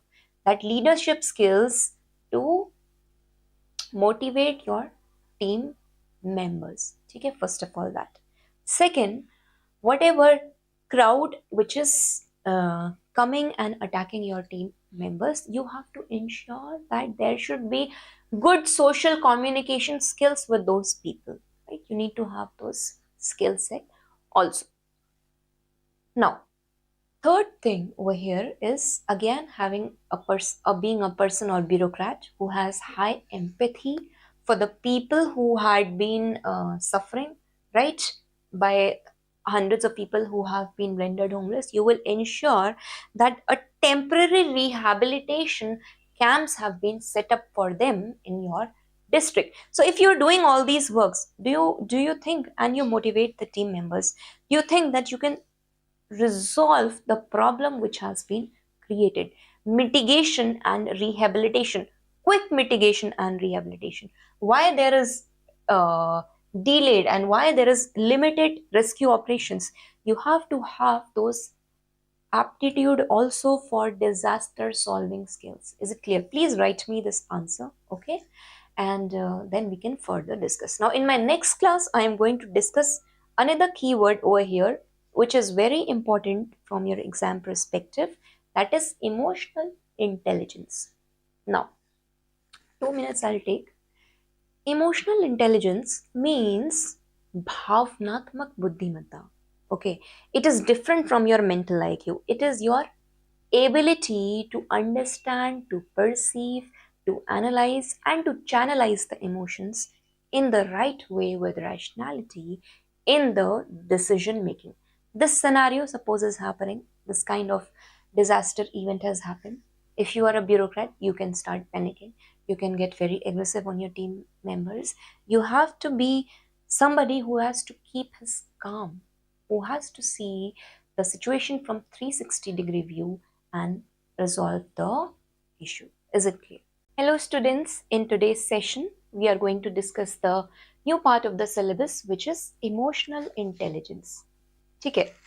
The word means over here bhavnatmak buddhi mata. That means that it is intelligence or the knowledge of emotions. Okay, Socrates has very well said that know thyself. Okay, so as a bureaucrat, you need to have this conception of emotional intelligence, which means you can perceive the emotions, not only yours, others also. Okay? You can analyze them, you can recognize them, and then you can channelize them in the decision making, in the governance. Is it clear? This is the key meaning of the word over here. So Aristotle, he has very rightly said over here in his Nicomachean Ethics that anybody can get angry. Okay, it's very easy. But to be angry with the right person, okay, right degree and right time for the right purpose in the right way is not easy. Now understand, even this whole process of mains where you are solving the questions, it is not easy. You need to have emotional intelligence, especially in your optional paper, what to choose at that moment and what to leave at that moment. Similarly, when you are a bureaucrat in your district, okay, there will be situations where the crowd will be coming towards you, and that point of time you should be someone who could actually know your emotions, how I'm going to react. Am I the aggressive one? Am I the passive one? Right? You have to understand the core reason with all rationality that why the crowd is angry. You need to have that empathetic skills to step in their shoes and analyze the situation. Not only this, after all this, you need to have those social skills where you can actually communicate with the crowd very well. Is it clear? So we have just discussed this term, that it is the ability to recognize the emotions, right? To understand these emotions, you're able to manage these emotions, and definitely you are able to influence the emotions, yours and others. You are able to have that social skills, and leading to a very constructive communication. Is it clear? Of your own and others present over there. Example, okay. Suppose there you are a district magistrate, okay, and we notice over here that some local shopkeepers, they are resisting and they are saying this new waste segregation policy. They don't want that the dustbins should be present far off places, that every time they have to go. Instead of being angry, instead of being that rule bound, having that bureaucratic attitude, no, you should do this, you should actually listen to them. What is the issue? Half of the problem is solved by listening. You have to first listen the issue and then solve, not impose. It has to be not top down approach, rather it has to be bottom up approach for the administrator, right? So basically what happens, when you listen to them, you learn that the municipality, the people, they have these people, they have kept the dustbin far off, and every time the shopkeeper has to go far off, throwing away the waste. Now you realize that this can be easily solved. let's do that in few hundred meters, let's keep this dustbin, so that it becomes, life of the shopkeeper also becomes easy. Then he will also be following those rules. When you make rules, are just not imposed, you make it easy for the people to follow, then people become duty bound, as their civic responsibility they will be following, right? And apart from this, that time you can start a public drive campaign. You can, we have studied in Attitude, you can use the methods such as persuasion and all, and you can influence the public in that area to follow the Clean India campaign, to even the shopkeepers to follow the wage segregation policy. Is it clear? So this is the aware, empathetic attitude of a bureaucrat. Is it clear? Now,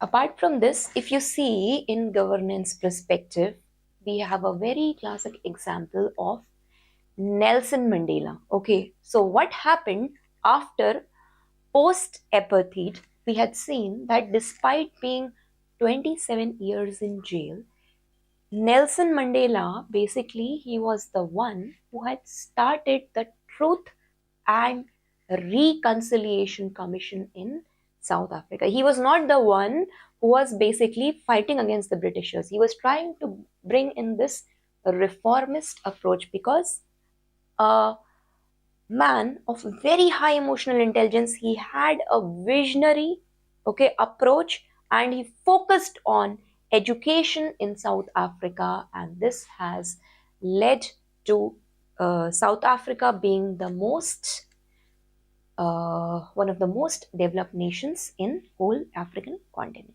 Is it clear? He was empathetic.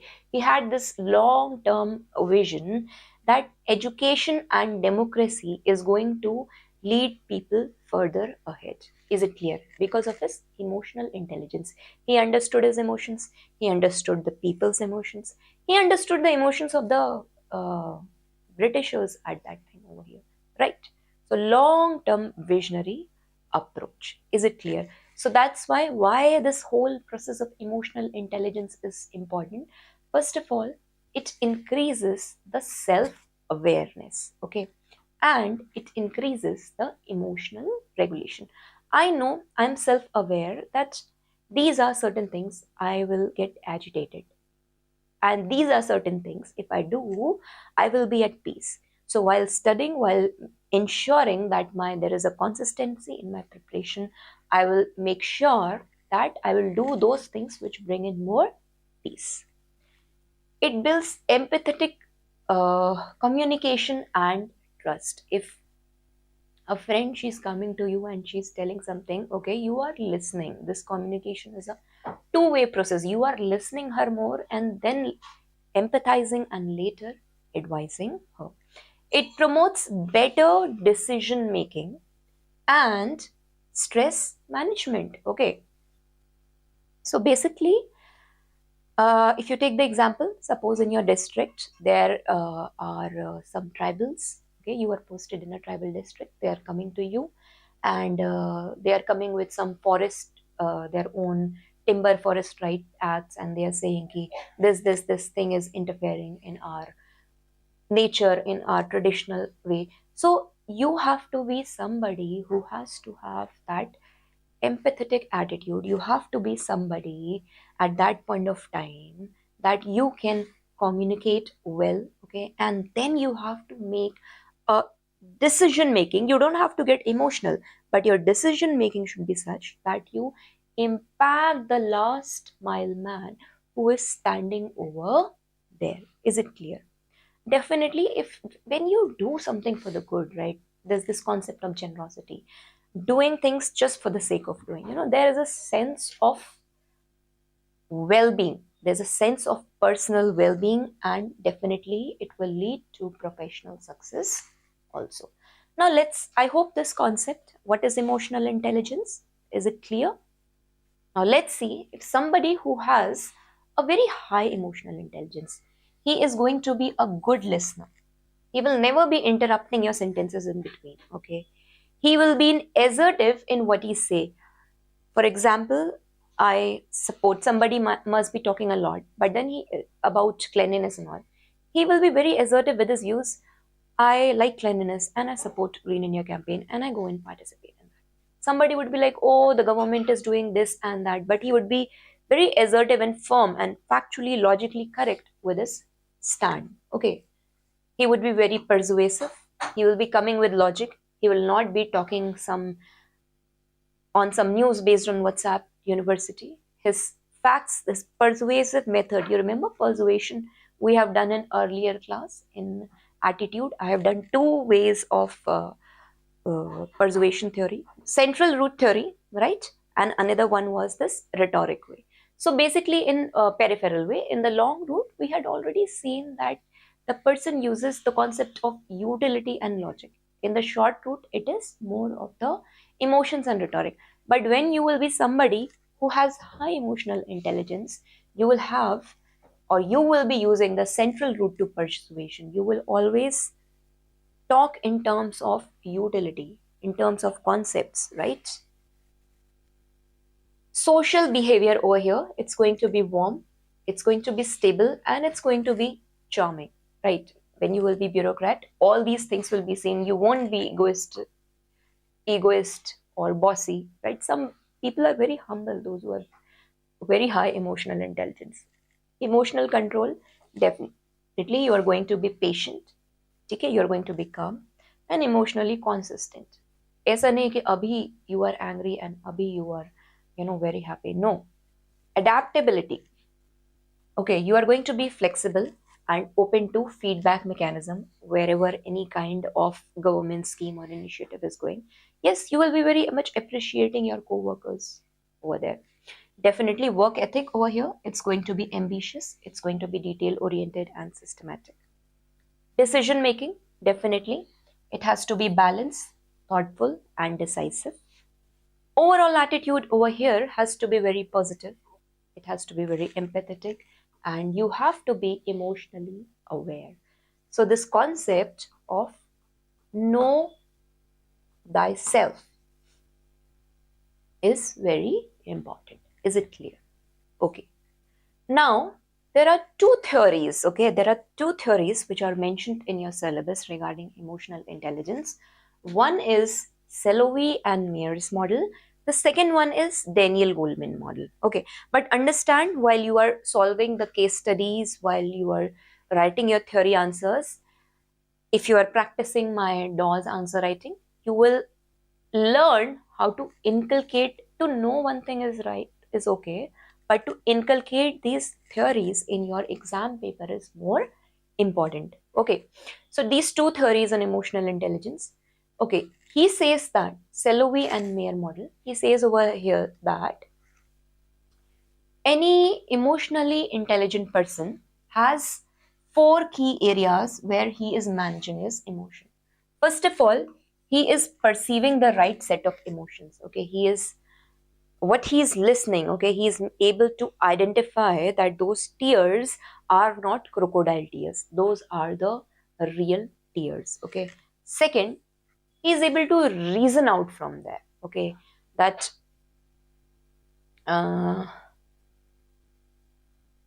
if somebody is coming to you, okay, after knowing that it is not crocodile tear, it's a real tear, you are able to reason out that yes, whatever the person is saying, definitely it is affecting a lot of people. Definitely it may be affecting him. You can reason it out well. You can understand that person very well, right? You can step into his shoes and you can analyze the situation. Acha aisa hai, aisi parasthiti se aaya hai, this is the whole situation. You will not be judgmental at that point of time, right? You have to understand the background. Fourth, then you can manage those emotions very well. Is it clear? Perceiving the emotions, reasoning the emotions, understanding the emotions, and managing the emotions over here. So first of all, how can you perceive the emotions over here? You can see the facial clues. You can see the tone of the voice of the person. You can see the body posture and language. This is how they see you in your interview, right? They see all these things, whatever he's saying. Suppose a friend says, I'm fine, with some teary eyes, but you realize that his voice is trembling, he is in a lot of pain. So you can identify that, you can perceive that, right? Second, you can prioritize thinking and facilitate effective problem solving at that point of time and decision making. Because whatever action you are taking, emotions guide it, right? They are going to motivate the decision. Example which I have picked up over here. Suppose, let me take a common example. In Daniel Goldman, I'll be discussing with governance example. Suppose you are, in a village, okay, and you see that in rural villages in India, a lot of casteism is prevailing. Right? No matter in cities, this has reduced. I will not say completely vanished away, but you observe that some of your friend, okay, he is from some marginalized section, and when you go into your village, you see that your some relative, they or some third friend's relative, they try to serve you, okay, in glass, and they try to serve the tea in plastic. In my own, I'm from Uttarakhand, in my own village I have seen this thing. Okay, when they serve the tea, they used to serve black tea to certain people and milk tea to certain people, which I found very discriminatory when I was a child, right? So if you are a bureaucrat and such situation, you are visiting a village and you see that within your colleagues such situation is happening, if you're emotionally intelligent, okay, if you are like, you don't, are seeing little things, if you're not aware of these things, if you're not that sensitized about human dignity, you will not uh, give it a lot of thought. But if you are emotionally aware bureaucrat, definitely what you are going to do, you are going to ensure that other person, you please give me the tea in plastic cup, I don't want in the glass cup. Okay, this is how you are basically going to balance both the sides of the emotions over there. Is it clear? Apart from this, the third emotion over here is, the third part over here is regarding understanding the emotions. Okay, so over here, you recognize there are some emotional shifts. Suppose, again, a layman example. When you see that your sibling is in anger, okay, and it is not, the anger is not on the issue, something currently that he has spilled the coffee on you. It is something which is like from a lot of days. You're able to identify, right? You will not retaliate on that part. You will try to understand, you will address the real cause, that why my brother or why my sister had been so angry on me. Like recently, my brother, he was writing an exam and we were expecting he would, qualify that. He didn't told me that, he flunked in that exam. But I called him all of a sudden and I was talking to him and he started like blabbering alone. Then I just tried to understand, like I just took some minutes and I thought, "Ki, what happened to him that he is so angry?" I did not retaliate back to him, right? Had I done that at that moment, it would have led to burst. But then I took some time off, few hours. Next day, when I got to know, I called him and we developed that bond. Okay, yes, this is the situation. You understand those emotions. You don't react quickly. As a bureaucrat, this is very essential, right? For disbursal of subsidies and other things. Okay, you're able to manage the emotion. After all this, you are able to regulate your, okay, and others' emotions, and you are able to promote this emotional and intellectual growth. Okay? Definitely, this part needs emotional self-control. Emotional expression has to be done in moderation, influencing the group emotions over here. Okay? Whatever happens during a heated argument, sometimes your mother calls you and you are shouting. She's shouting on you. So there's some debate. You give one answer, she gives two answers. Then you give another answer. So that moment of time, if you are a person of high emotional intelligence, you will take a deep breath. You will not argue, so that this matter does not get escalated. And maybe another day you'll call your mother and then you will talk to her. Right. So this is a method of peaceful resolution. Is it clear? So these are the 4 methods which he has given. Now, another theory over here is of Daniel Goleman. Okay. Daniel Goleman, he has mentioned the 5 components of emotional intelligence over here. He says that, first of all, okay, you should be self-aware of your emotions. You should be somebody who must be knowing yourself. Know thyself. This is important, right? I know one thing, that if I am preparing for UPSC and I have to get up 5 o'clock in the morning, at night I have to stop scrolling the screen. If I keep on scrolling the screen, or if I see some Netflix series at night, definitely I can't get up in the morning. You are self-aware of this fact. So you also know that you have this temptation. Then when you know all these things, when you are self-aware of these things, definitely you can take those measures, remove the app, remove the subscription. You can take those apps to make consistency in your preparation and have a right decision making done. Okay, this is a common example over here. Suppose you are a bureaucrat, right? You know that 10 people come and sit at your head. You are going to be very angry. That's what you have been since your childhood. You only know your core nature. First of all, understand this, right? In self-awareness part. So you know this nature, so you will ensure that there is, whatever the situation is, not 10 people come and sit. You ensure that there's a system that one by one the people are coming, or one by one the information is coming to you. There should not be information overloading. Knowing thyself, knowing your emotions well over.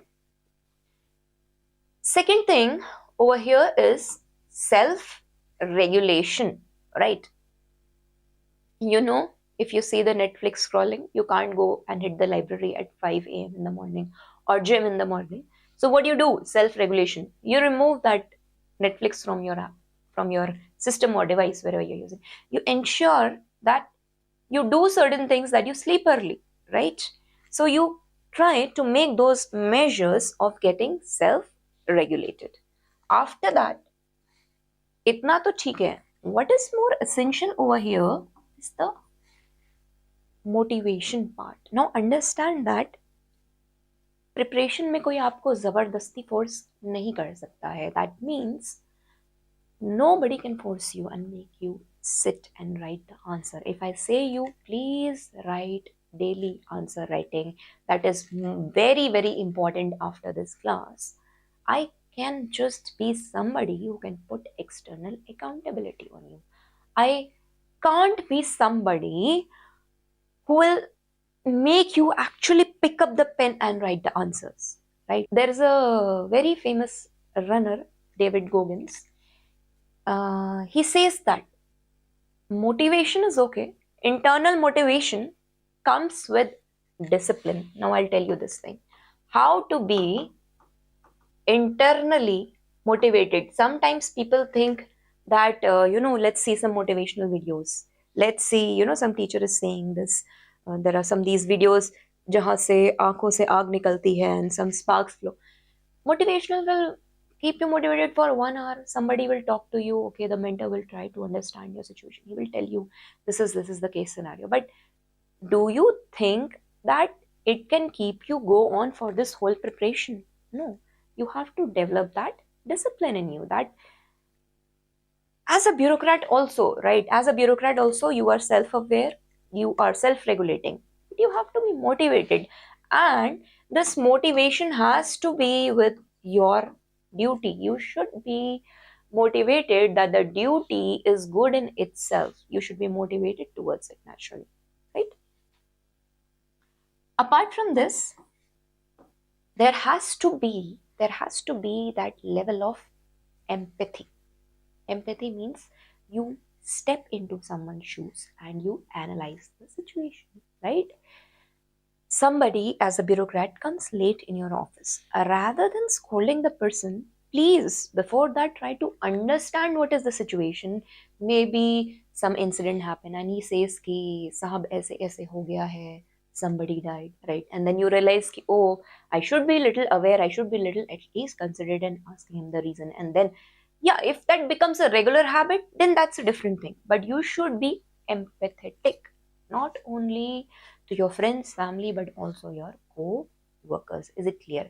Now this means empathy basically over here means samanubhuti, right?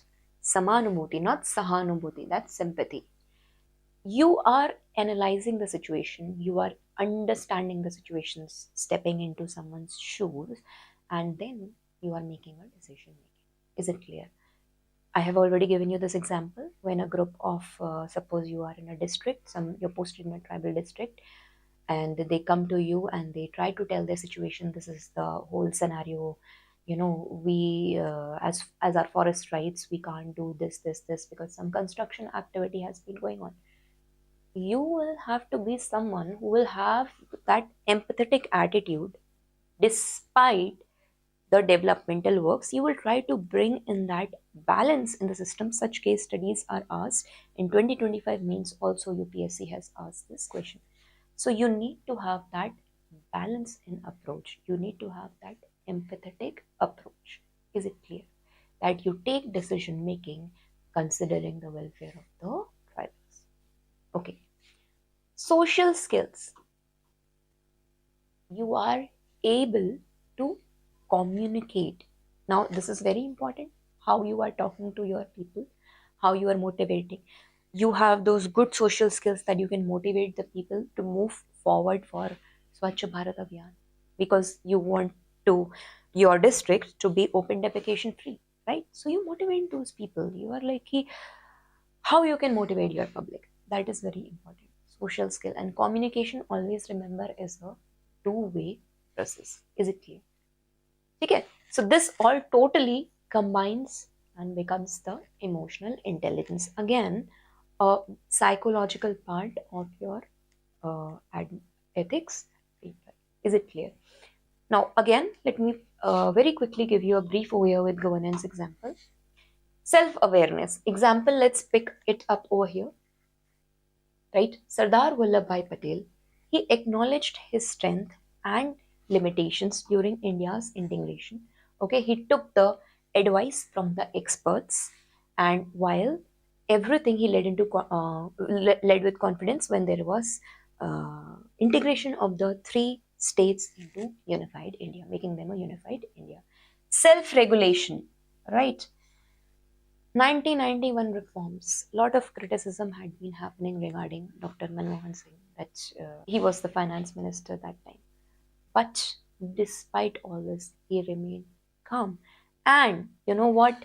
He brought India out of this economic crisis, and he was the one who was the man behind the LPG or new economic policy reforms in India. Is it clear? Apart from this, another keyword over here is motivation.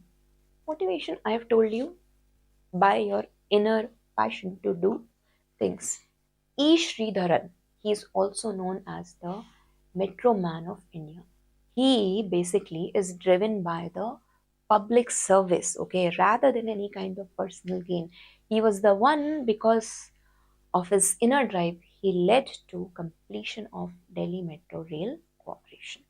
Okay, apart from this, empathy. In empathy, I have already discussed. Example over here, Kiran Bedi. When Kiran Bedi was working, okay, in Delhi, she tried to bring in the Tihar jail reforms. Now, this was a reformist approach where she had been empathetic to the needs of the people. She was giving them a chance to develop that confidence, right? Small little handworks, handicraft works, those people were doing. So by this, she was trying to inculcating that confidence in the people. She was empathizing with the criminals. Okay. Social skills. Okay. Now, by this, you manage the relations well. K.K. Shelja, she had united the health workers very well. She has been, very well with her crisis management or containment strategy. How she had both worked with the workers, local health leaders, and citizens during the time of COVID-19. Okay? Now, when I'm talking about this word empathy, I'm also discussing over here cognitive empathy. Cognitive is mentally you're supporting, you're knowing why your junior officer is stressed under the new workload. Okay, this is mental. Cognitive is mental empathy. Is it clear? You are just understanding another's perspective logically. When I'm talking about emotional empathy over here, again, you feel what other person feels physically, right? The feeling moved when hearing about someone's personal loss. You feel the pain. But what is most important over here is compassionate empathy. You understand and you act over here also. You help a citizen who is in disaster. You can put an example of Mother Teresa also, who has been working for the destitutes in Kolkata region. Is it clear? So concept is clear. What is emotional intelligence and what are the two major theories that you have to remember for your exam perspective, right? And Warren Buffett has said that whenever you have to hire somebody in your work profile, that person needs to have more emotional intelligence compared to the intelligence quotient. Okay, it comes from your cognitive ability, your mental ability, your innate ability of some problem solving. But emotional intelligence, basically, it's ability to identify, assess, and regulate one's and others' emotion. Is it clear? Now, this facilitates decision making, it regulates the behavior as a bureaucrat. Outcomes, definitely leadership, we see teamwork, we see empathy, we see collaboration over here. Definitely, in the workplace, it is crucial for interpersonal relations, service orientation, managing team and conflict. It enables emotionally stable responses to high stress situations, definitely. It helps those with social challenges to connect and collaborate better. Transformational people oriented leadership. Example of leadership style over here, Lal Bahadur Shastri. You can give this example, right? Mahatma Gandhi, right? Okay. Now, definitely EQ is a better predicator of success than IQ. This I have also discussed in your class regarding aptitude and attitude, where I have said that if you have to hire somebody, okay, why this whole interview program is happening, if you have to hire somebody, you need to ensure that the person has a very good attitude. Average aptitude person is also okay. Many a times they say, many of our friends are IITians, they have very high IQ, and still they could not qualify this exam of UPSC, because it is also about the attitude.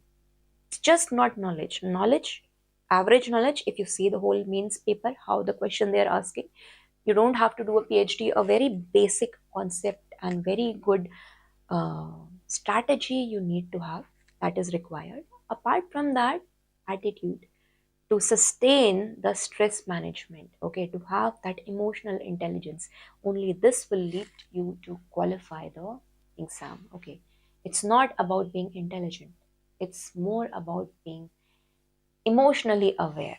In the examination hall, you may be intelligent, but if you can't do emotional decision making in your question paper, if you can't choose the right question at the right place at the right moment, you are out of the race. Okay, so that is required here. Okay, let's pick up some case studies over here. Abdul Kalam, he is also known as the people's president. Now this you have to put in your answers, writing over here, right? We had already seen that initially he was the one who had been working for the space mission. He was the one who had led to successful space mission in India, right? Uplifting the messages, inspiring the millions.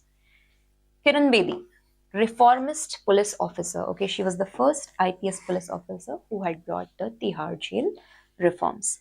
E. Sridharan, the metroman, we had noticed over here, he had balanced technical brilliance with emotional leadership. I.S. Armstrong Payne, okay, he had built 100-kilometer roads over here in Manipur. Okay, he was the one who empathized with the people who had been working over there. Is it clear? uh, T.N. Session.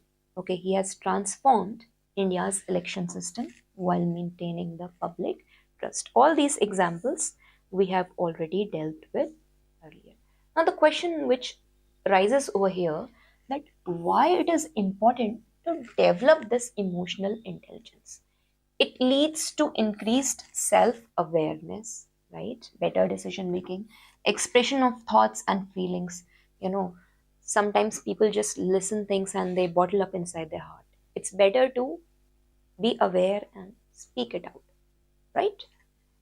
Discover the inner passion. You have to align your work with what you can uh, care deeply, right? Know your strength and weakness. You need to have done the SWOT analysis. You need to practice empathy every time in every part of life. And after this, you have to manage the emotions. Not every time you have to react. Sometimes you have to take a step back to move 10 steps ahead, right? You have to be socially responsible. You have to control the impulses, reflect regularly, and choose happiness. Is it clear? Definitely, all this leads to improved relationships, acting with integrity. The stress is reduced. There are better career prospects. There is enhanced communication. There are empathetic skills, creative thinking. Okay. Now, let's pick up the question over here, past year. What really matters for success, character, happiness, and long life achievements is definitely set of emotional skills, your EQ. Definitely all the people who have gained success in life. You take the classic example of Abraham Lincoln. What did we saw in case of Abraham Lincoln? That he had failed all throughout in life, failed in personal life, started a business, lost money over there.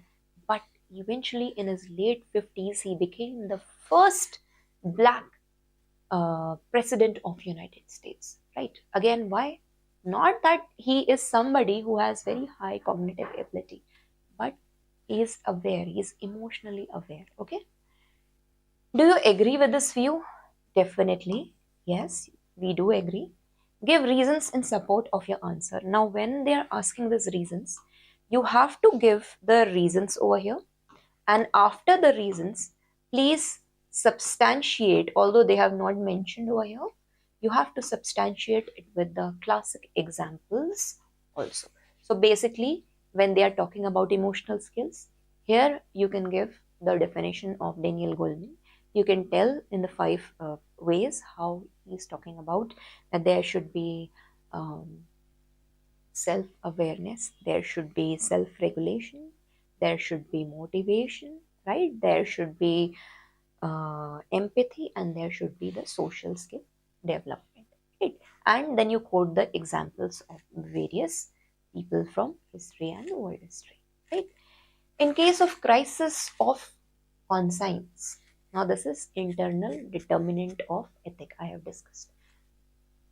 Does emotional intelligence help overcome the same without compromising the ethical or moral standard that you are likely to follow? So, first understand the keyword crisis of conscience. Should I do this? Should I do that? I'm getting late. Okay, I'm getting late for my interview, but some child is there, he's hungry and he's asking for the food. What should I do? Does emotional intelligence help to overcome the same? Yes, it does help overcome the ethical and moral standard that you are likely to follow. But understand the need of the question over here is critically examine. Whenever in your mains they ask critically examine, approximately 60%, okay, 60% of your answer has to be written on critical analysis, and the 40% you have to substantiate it with the yes. First of all, there are dilemmas, crisis of conscience. For example, dowry. If dowry is asked, you know it is wrong. right? But moral standard is society is still accepting dowry in the form आपको जो देना है अपनी बेटी को दे दीजिए. In another form, the process of dowry is still going, right? So this is the critical examination over there at that point of time. What do you do? There is so much of social pressure, right? Your in-laws, they may be talking initially that आपको जो देना है अपनी बेटी को दे, but at the back they may be like कि you know what our relatives are going to say कि इसका क्या सामान आया. This is the fact of the society, right? So is not that crisis of conscience कि I am somebody very truthful, I am talking about the concept of dignity and equal labor and equal human conception, then why this conception of dowry, right? So this is how you are going to support this critical examination point with the social issues that which are going. Is it clear? You can take the classic example of homosexuality, right? There is crisis of conscience. Then there are these moral standards. In today's time also, although Supreme Court in its section 377 in Navdeep Singh has decriminalized homosexuality, but still it's a taboo morally, right? So that's how you can answer this question. What are the main components of emotional intelligence, and can they be learned? They can be inculcated only when you are willing to do. It's an internalization of value system, right? You have to just discuss. This is not critical analysis. Emotional intelligence is the ability to make, you can write over here, we have already discussed Daniel Goleman model. Emotional intelligence, the ability to make your emotions work for you instead of against you. Do you agree with this view? Yes. As a bureaucrat, any kind of incident happens in your district, you are going to ensure that you're going to be very high emotionally intelligence and ensure that your emotional intelligence helps in welfare dispersal of the schemes and all. Suppose a old lady, she comes to you and she says you कि beta मेरे को I need some food, I am destitute and I don't have a place, I don't know what should I go. She comes and she cries in front of you. Are you going to be that bureaucrat who is going to say just go away, Mataji? No, you are going to be somebody who is going to ensure that there is you know, her iris scan is done, her fingerprints are done, and she gets a proper place at some graha old age home, right? And you ensure that her UAID and all the parts are done. We'll try to contact the team and work for this. Is it clear? Yes, I have discussed this question over here. Okay. Hello students, in today's class we are going to discuss the new topic, the contribution of moral thinkers and the philosophers. Now understand that this is also very important for your essay papers, okay? You can code these examples and these thinkers in the relevant essays. Okay, why this is important for your exam? Because as a bureaucrat, you have to take a very wiseful ethical decision making. Okay, and understand no one single ethical theory is complete, right? They will give you a relativistic standpoint, but in context of the situation, you have to take the decision making. Okay, so let's start. The first one over here, I have divided it into Indian moral thinkers. I think that is it. This much must be enough to quote in your or supplement in your answers. Okay? You can quote them also in your case studies. We will see it how. So Chanakya has been one of the most important statesmen in our Indian history, right? We had seen that how in his Arthashastra he has written about the importance, okay, he has written about the importance of economy for the state, right? He has been a pragmatist, that means a real politic. He is the one who considered the consequences. He went on a consequential approach over here. Anything he judged on the basis of pragmatism. If today I am taking this decision making, what is going to be the far-sighted consequence or the result on the empire? Okay? He always believed that there should be long-term welfare of the state. His moral principles were based on the welfare development of the state. Is it clear? Now, he has also given the doctrine of Matsya Nyaya. Over here, he mentions that the weak they devour, but the strong they devour the weak over here. Therefore, he had argued that there needs to be a very strong state, there needs to be a very strong governance. Otherwise, what is going to happen, that all this is going to lead to anarchy. Anarchy means that abrupt rule of the common public. Is it clear? Now, he has given his famous Saptang theory, or he has mentioned about the 7 limbs of the state. He says that all these 7 limbs are connected with each other. First of all, there is a Swami, or there is a ruler over here. Second over here is Amatya. Amatya is the minister. Okay, and you can also note down over here that Amatya is a bureaucrat. Right?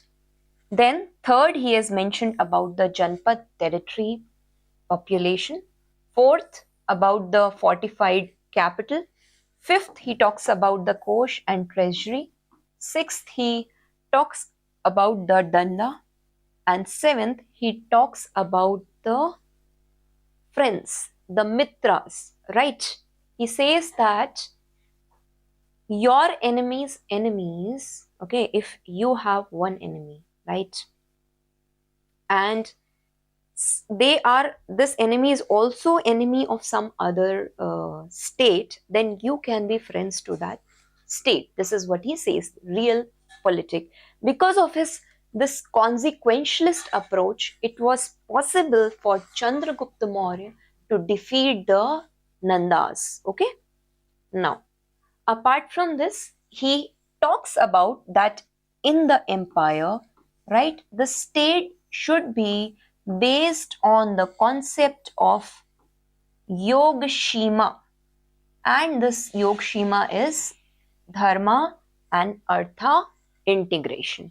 Okay. Now, in terms of governance, he mentioned that the king has Raj Dharma. In his happiness of the subjects lies the happiness of the king.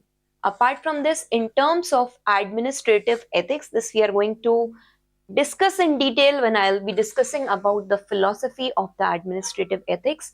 There I'm going to tell, just as a fish is in the bowl, okay, just as there is a fish in the bowl, and you will never be able to know how much water a fish is drinking. Similarly, a bureaucrat who is present, you will never know how much corruption or corrupt practices are happening over there, how much loss of treasury to the states or public funds, or the misappropriation of public funds will be there. For this, he has mentioned some methods we are going to discuss later. Okay. What is relevance of him today in terms of good governance, in terms of administrative ethics, right? Yogashima concept, administrative ethics, how to stop the corrupt practices. That's why his emphasis is on hiring those people who are ethically more sound, or providing the value system training, right? For this, Indian government has brought Mission Karm Yogi, okay, balancing the security concerns with the civil liberties over here. This we have seen in Saptang theory. Anti-corruption frameworks in public administration, strategic thinking in foreign policy, a role of state in the economic regulation. The first one we have discussed over here, right? You can quote him. Second one over here, basically in terms of Gautam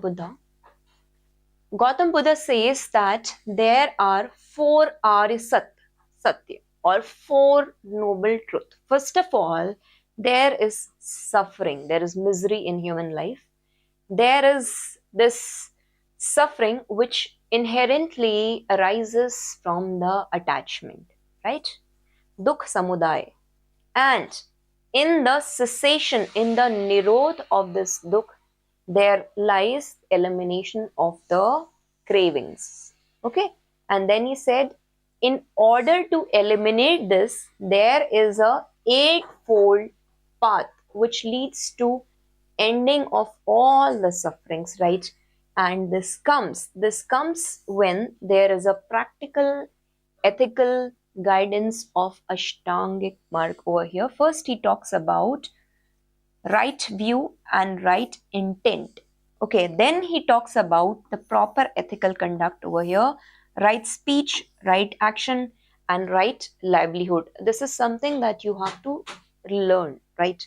If a bureaucrat has a right view, if his intent is right, definitely his speech is going to be right. The actions he takes is going to be right. He is going to earn the right livelihood from there. Okay. Apart from this, he talks about mental discipline or samadhi. There is going to be a right effort, there is going to be right mindfulness, and all this is going to lead to a right concentration. Again, inherent value development in the bureaucrat. Okay, that's why, like Aristotle's golden mean, okay, Buddha talks about a middle way, which is also known as Madhyam Marg. ठीक है? He is talking that do not go to the extremes of the decision making as a bureaucrat. You have to see anything as a balanced, or you have to take a decision which is balanced. Now, second thing he talks over here is ahimsa and non-violence, right? That is, you do not harm or you do not kill. Then he talks about karuna or compassion. Compassion is when you act upon your empathy, right? When you step into someone's shoes, you analyze the situation, right? I've discussed earlier. And then you take action upon it. You just don't listen or just don't sympathize or empathize. Example over here is Mother Teresa. Okay? For all this basic ethical guidelines, he has laid down 5 methods over here. First of all, abstain from taking life. That means do not kill. Follow the path of ahimsa. Abstain from taking what is not given. Do not steal. Abstain from sexual misconduct, right? Abstain from false speech. Abstain from intoxicants that cloud the mind. Okay, contemporary relevance. Let's see over here. Mindfulness based approaches. Somebody who is in the administration and he is mindful of the decision making over here. Is it clear? All this leads to mental health and upliftment in education. Apart from this, you can use his approach in environmental ethics, where you have to balance development and sustainability. Apart from this, he talks about conflict resolution and the peace studies. He talks about emotional intelligence in leadership. Okay. He talks about ethical consumption and right livelihood in business. He talks about prison reform and rehabilitation over punishment, right? Reformation, this we have seen in Kiran Bedi's Tihar jail reforms. Now, Mahavira. This time they asked the question, I think, in your mains, UPSC Mains 2025, they have asked this, right? So the core ethical principle of Jainism is based on the policy of ahimsa or non-violence over here, which again means do not kill. They have talked about that there should not be any physical, verbal, or mental non-violence. Okay. Now, Jain, they talk about the theory of Anekantvad. Anekantvad means that there are multiple realities to the truth. Okay, suppose if there is a elephant, right? Okay, just understand that if there is a elephant, okay, this is an elephant, and there are 6 blind man. Okay, and whenever these blind men, they touch the elephant, right? Somebody touches his trunk and he says elephant is like this. Somebody touches his tail and he says elephant is like this.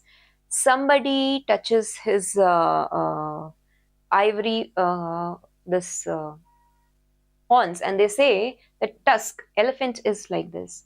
Somebody touches his ear flaps and they say elephant is like this. So elephant is like everything, right? The truth, the whole in totality is the elephant. So that's what Jainism says, that it is on this basis that truth and ethical implications are found. Okay? There are multiple sided of the realities. Is it clear? Now this teaches us tolerance. This teaches us diverse viewpoint. This is a rejection of dogmatism, which means that only my views are right, your views are not right. Okay? There is dialogue and reconciliation over confrontation. Now, okay, now this is another theory over here, Syadvad, okay, which he talks that any kind of judgment, it is conditional and again it is relative. So this conditionally relative thing, definitely again it leads to tolerance in the society. I may not agree with what you say, right? But I will respect the right for you of, I will respect that right which gives you that freedom to say. Is it clear? Except Indian Constitution has provided for hate speech. There are some restrictive, there are some restrictions which are provided in Article 19, right? Okay. So this is what they have asked in your UPSC Mains 2025, right? Here in this 5 Great Wars or Mahavrat, it talks about ahimsa or the non-violence. It talks about satya or the truthfulness. It talks about aste, which is non-stealing. It talks about brahmacharya, which is celibacy. It talks about aparigraha, which is non-possessiveness. Is it clear? That you don't have this attachment to the material possessions. Is it clear? Okay. So what are the implications over here of this Jain metaphysics? It says that it has the ethical implications lies in the environmental ethics over here, because it talks that all the jeev, they possess consciousness, right? Yes, it emphasizes over here again on the karma theory. Okay, this provides a grounding for ethics over here. The moral actions, they are connected with the one's spiritual condition over here.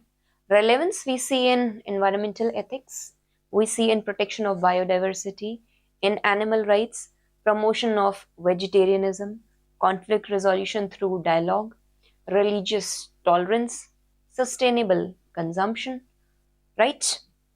Responsible behavioral practices, so corporate ethics. Yes. What about the climate change dialogue? It talks that all the lives are interconnected, right? So there should be a sustainable development where you not only provide for your current needs but also for the needs of the future generation. Is it clear? Now, another one over here is Swami Vivekanand. Swami Vivekanand, he has basically talked about the karma marg, right? There is Gyan marg, there is Bhakti marg, and there is another last one, karma marg over here.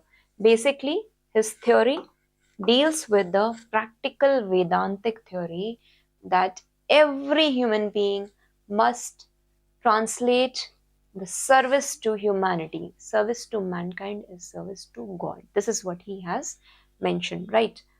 Work before worship. Work before worship, right?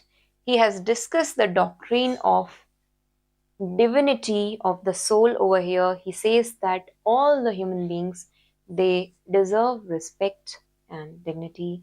There is class and caste distinctions over here, right? So ultimately all these things are meaningless.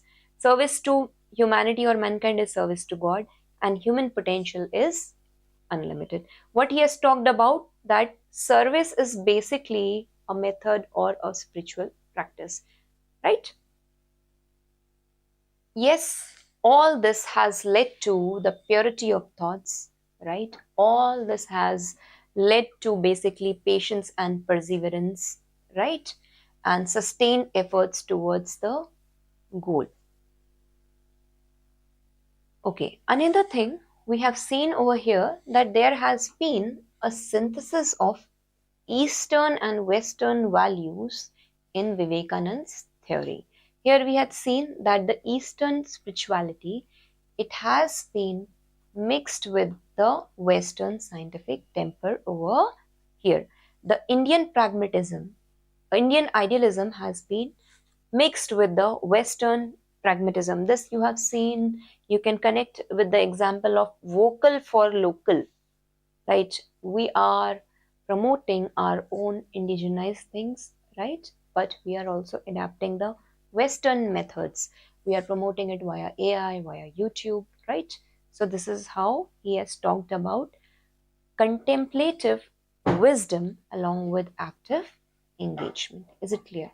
Apart from this, he is also talking about that there is a universal spiritual core which is common to all the faiths. Okay. Critique of caste system. Yes, this you can read in the notes. He has worked for women empowerment and upliftment.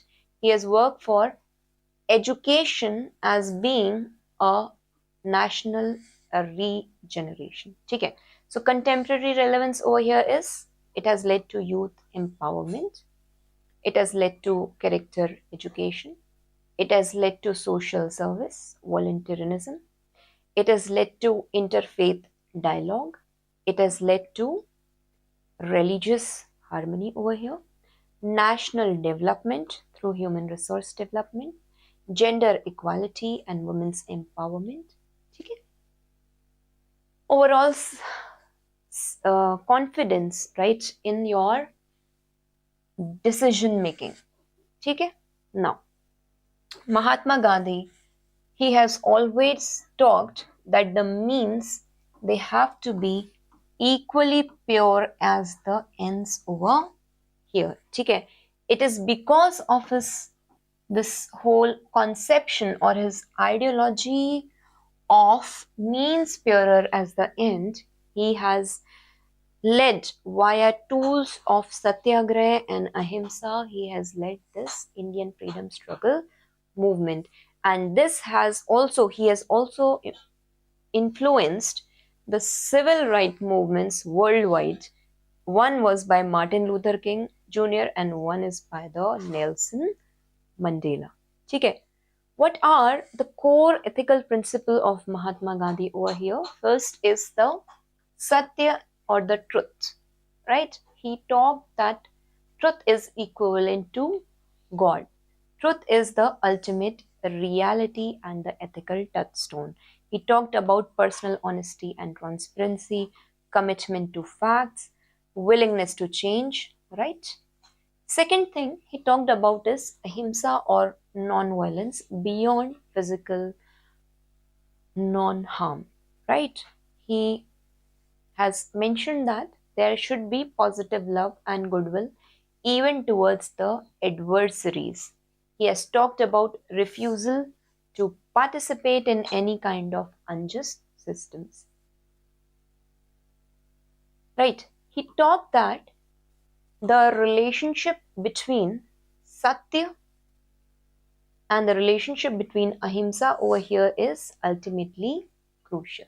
The third thing over here is satyagraha. Okay, in satyagraha he talks about that there is a truth force in all his national movements. We have seen this, right?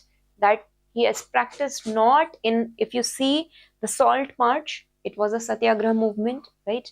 If you pick up the non-cooperation movement, again satyagraha movement, you see what happened in Kheda, right? You see what happened in other two places, Ahmedabad mill strike, in Champaran. Is it clear?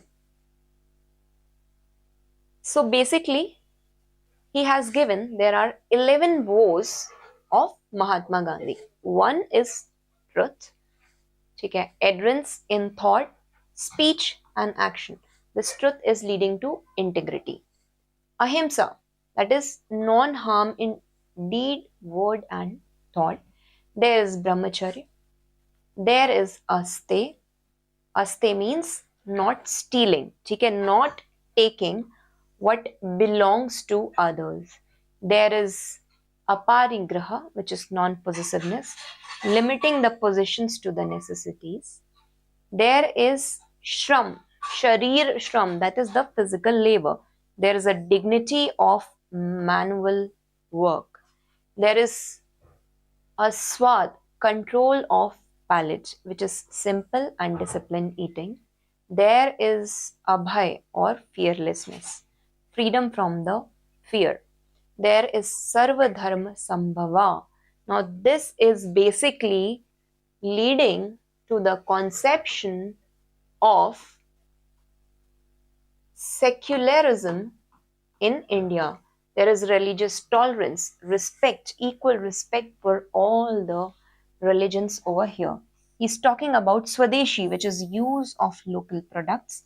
He talks about Sparsh Bhavna, removal of untouchability or social inequality which is prevailing in the society, that should be removed, and bringing in social equality. Okay? In terms of corporate ethics, we are going to see over here, he gives this conception of trusteeship model of Mahatma Gandhi. Here he talks that the wealthies, they are basically the trustees, right? They are not the owner of their wealth, because he talked that the surplus wealth, it had been for the benefit of all. Check. Apart from this, in its again economics, his economic ethics, he talked about Swadeshi. Swadeshi means self-reliance. Self-reliance, that is economic self-reliance, indigenous production, right? Employment generation, environmental sustainability. There is going to be community solidarity. Okay? He has talked about Sarvodaya or the welfare of all. Now this is that the development, it must benefit everyone. Okay? Apart from this, especially the poorest over here. Here he talks of Antyodaya, which is upliftment of the last person. This is what I had been always talking as a bureaucrat. Your decision making should be such that even the person who is standing in the last line, he should be benefited by it. The disbursal of the welfare schemes, when you will be a district collector, it should be such that it is making a larger impact. Okay. Now, in the political ethics, he mentions that the Swaraj or self-rule, it has two dimensions. One, he talked about political independence from the colonial rule. Second, he has talked about self-discipline and moral autonomy. And true Swaraj is requiring both this internal and external dimensions. Is it clear? Yes. The means, they have to be pure as the ends, right? That is why when Chora Chori incident happened in 1921, he was the one who had basically taken back the non-cooperation movement when the common public, they went inside and they had killed the 5 men in the police station. 5 police officials inside in the, they burned them alive over there in the Gorakhpur area, okay, Uttar Pradesh. So basically he was the one who is focusing on a duty-based ethics of Immanuel Kant, right? He challenges this consequentialist approach. Okay, we have already discussed it in our first class. What is the relevance? We see non-violent conflict resolution. We see in the peace studies. We see environmental sustainability and simple living. We see over here in corporate social responsibility. We see in grassroots democracy and decentralization. We see alternative development models here. We see social movement and civil disobedience in communal harmony, religious tolerance, anti-corruption movements. We see in consumer ethics and conscious consumption. Is it clear? Now, Sri Aurobindo has given his theory of integral yoga. Okay, in his integral yoga, just a minute, that's too much of light. Okay, this is okay. Okay, he has tried to mention that there is a synthesis by which you have to work not only for the salvation of yourself but of all the people around you. Okay, basically he was initially a radical freedom fighter, right? But later part of life he had focused on complete integral yoga and he had established a ashram in Puducherry. Okay, his works included The Life Divine, Synthesis of Yoga, and Savitri. What are the core philosophical frameworks over here? Right? He had rejected both world negating spirituality. This is, I think, not very important, and spirit denying materialism. No. Let's see what is important for your exam perspective. He was the one who has focused on education and action. One thing you can write down, he has talked about universal salvation of all sentient beings, not only yourself. Okay, he has talked about this evolutionary spirituality where a human reaches a higher status, and after reaching that, he basically tries to raise all the people to that level. Okay, for this, he has given the triple transformation method. Again, this is a part of philosophy, not for our this part. Okay, so this we can see over here. Apart from this, in his ethical theories, he says that he has been a critique of the conventional morality. He says that rules necessary for social functioning, but they must be limited. He mentions that a higher moral aspirations, okay, that transcend these social conventions. He talks about that action flowing from the spiritual realization is beyond the rules. Okay. He warned against this both moral rigidity and moral relativism. Again, talking about a balanced life over here. Okay. Again, he was the one who has emphasized on spiritual nationalism. He says that India's destiny is to lead humanity's spiritual evolution, but this requires material and social development along with the spiritual growth. He had talked about human unity over here. Okay, the goal of human evolution is eventual unity over here. It is not about uniformity, but it is about preserving the diversity. Okay. So basically, he was during the time of Indian freedom struggle movement, right? And he has transcended the narrow nationalism and he had tried to preserve the cultural diversity over here. So if the question comes over here, you can emphasize that his theories have focused on humanism, okay, international cooperation, right, based on universal salvation for all, right, contemporary relevance over here in terms of education and development. We have seen that how his evolutionary perspectives talks about consciousness and ethics, balancing individual spiritual growth with society responsibility, how he talks of synthesis of East and West. He talks that this ethical, environmental ethics is grounded in the spiritual worldview, right? Okay, this is important, and write down this word over here in Ambedkar, which is constitutional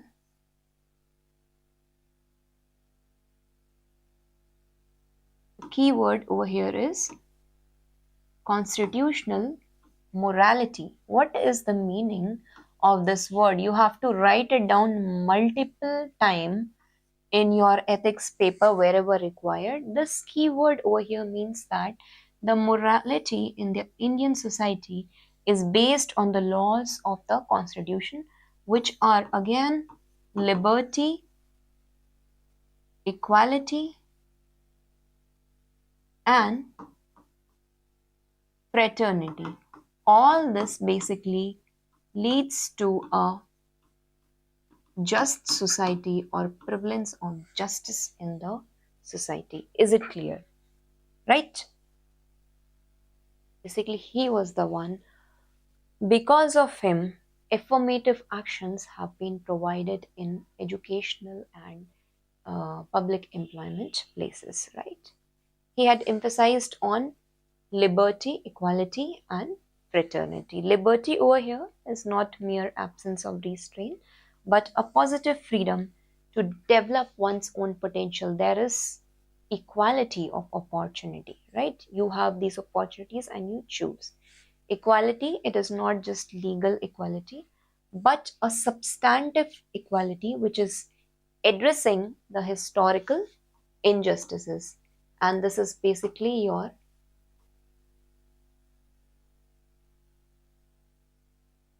affirmative actions. Fraternity, again, it is a sense of brotherhood. This is essential for democracy. Without it, liberty and equality, they remain formal. He has emphasized that these three, they must go together. Yes, social justice is foundation for all, right? You can draw this diagram. Equality,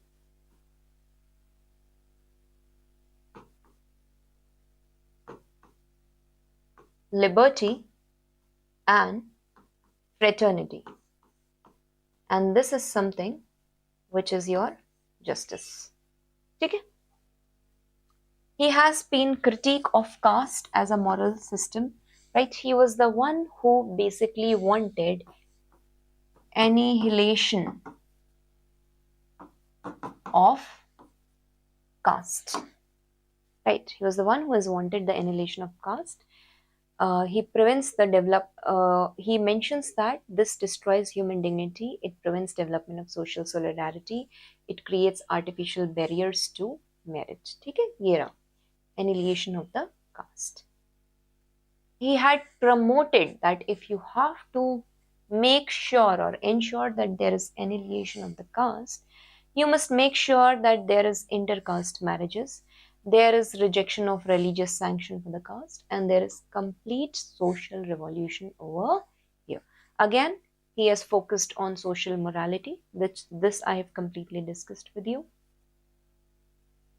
A role of the state. In terms of state, he says that the state has to be the active agent for the social reform, right? It is state's duty to protect the vulnerable. We have rights, Forest Rights Act, PVTG, rights. Okay, we provide sexual harassment at the workplace. We provide POSCO Act, right? All these are present for the vulnerable section. We provide to Divyangs in Sugam Bharat. There are certain reservations and there are certain physical accessibility areas which are being made, right? He talks about providing affirmative actions. He talks about that reform of the society should be through education and legislation. Is it clear? Now, yes, he has been a critique of Hinduism because of its caste hierarchy, which has been very much embedded in it, and for this he had embraced Buddhism because he believed that it is more rationalistic in its approach. It has an egalitarian treatment for all. It is compassionate and compatible with the modern democratic values. Okay? Contemporary relevance, fundamental rights, constitutional interpretation, yes. Affirmative action debates, this is very important. I think on YouTube, in our class, there is a social justice of John Rawls. Please go and watch that over there. This is based also on the differential equality of John Rawls. Democratic governance, he talked about secularism, state-religion relations. He talked about human dignity, anti-discrimination, education as instrument of change, Dalit rights, and social upliftment over here. Okay. In the Western moral thinkers, the first one over here is Socrates, and Socrates says that unexamined life is not worth living. He talks that there is or there should be a critical dialectical method. Okay, there should be a critical dialectical method. That's why he even drank the poison. He talks about that the human categories of mind, they should use logic and rationality rather than having psychophancy or rhetoric, what is going on in the society. Okay? He talks of continuous self-examination, critical questioning of the assumption. As a bureaucrat, you need that. Pursuit of knowledge about virtue, intellectual honesty about one's ignorance. Okay? He held that right knowledge is a virtue. To know good is to do good, right? He says that evil actions, they result from ignorance and not malice. No one does wrong willingly, and moral education is crucial for the development of the child from starting. Okay. Socratic method over here, basically it starts with cross-examination, right? Beginning with interlocutor's confident claim. First step is this. Second, asking for the definition and the reason why. There is a question. Why? Exposing the contradictions and inadequacies. This you are going to use in the ethical dilemmas or case study scenario. Leading towards recognition of ignorance. Joint search for better understanding. This is known as a dialectic method where you are debating the pros and cons. These are his ethical foundations for discovering the truth. Is it clear? Okay. What he talks about that courage, we'll see in Plato also, temperance, justice and wisdom. These are the various virtues which are required for logical human soul. Okay. Okay. Relevance over here. There should be critical thinking in education, innovativeness in your decision making in your area. There should be questioning of the authority and conventional wisdom. There should be ethics of dialogue and respectful disagreement. There should be moral courage and integrity. There should be civil disobedience debate, which we had seen during the time of Gandhi and Martin Luther King. Okay, there should be importance of self-leadership in self-knowledge in leadership. Is it clear? Now, Plato was basically the teacher. Socrates was the teacher, and Plato is his student. And further, Aristotle is the student of Plato. Okay, it goes like this. So, Plato, basically, he talks about his theory of form. Again, this is part of philosophy. Not very important over here. Just you have to understand. He is the one who will be talking about idealism in ethics, right? The idea of good is the highest form. That is the achievable form. The good is inherently good in itself. This is what he talks about. Okay. He says that he gives a theory of cave theory. In a cave, suppose a person is put in shackles and he is sitting and, behind his back, a fire is lighting inside the cave, and on the cave wall he can see the shadow of the fire, he can see the shadow of the sun, right? Humans don't have to be narrow minded like that. They have to get out of that cave and they have to go and see the outside world. Anything will have multiple possibilities. So you can't say this is absolutely right or this is absolutely wrong. Is it clear?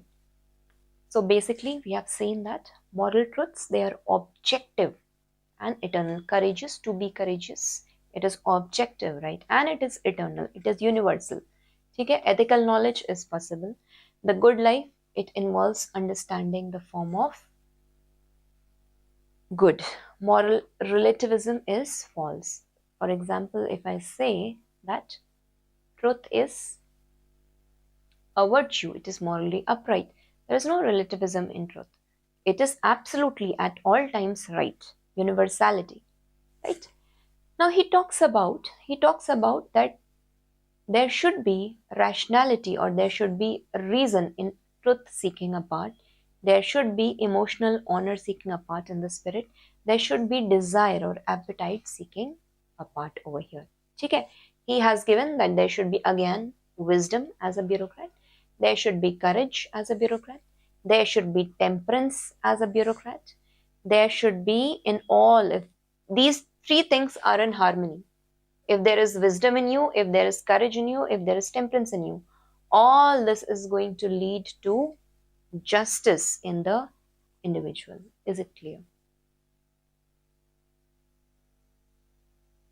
Right, this is the allegory of cave example where I had been telling you. Now, one important thing, okay, just extra information I want to give you, that Plato has been critical of the democracy. Why? Because his emphasis, he believed that democracy is a mass rule, because almost 95% of the population was illiterate at that point of time, right? In Rome, only 5% were educated. So what are you asking to? You're asking from these uneducated people to vote. How is that going to lead to a potential leader? He is giving his theory of philosopher king.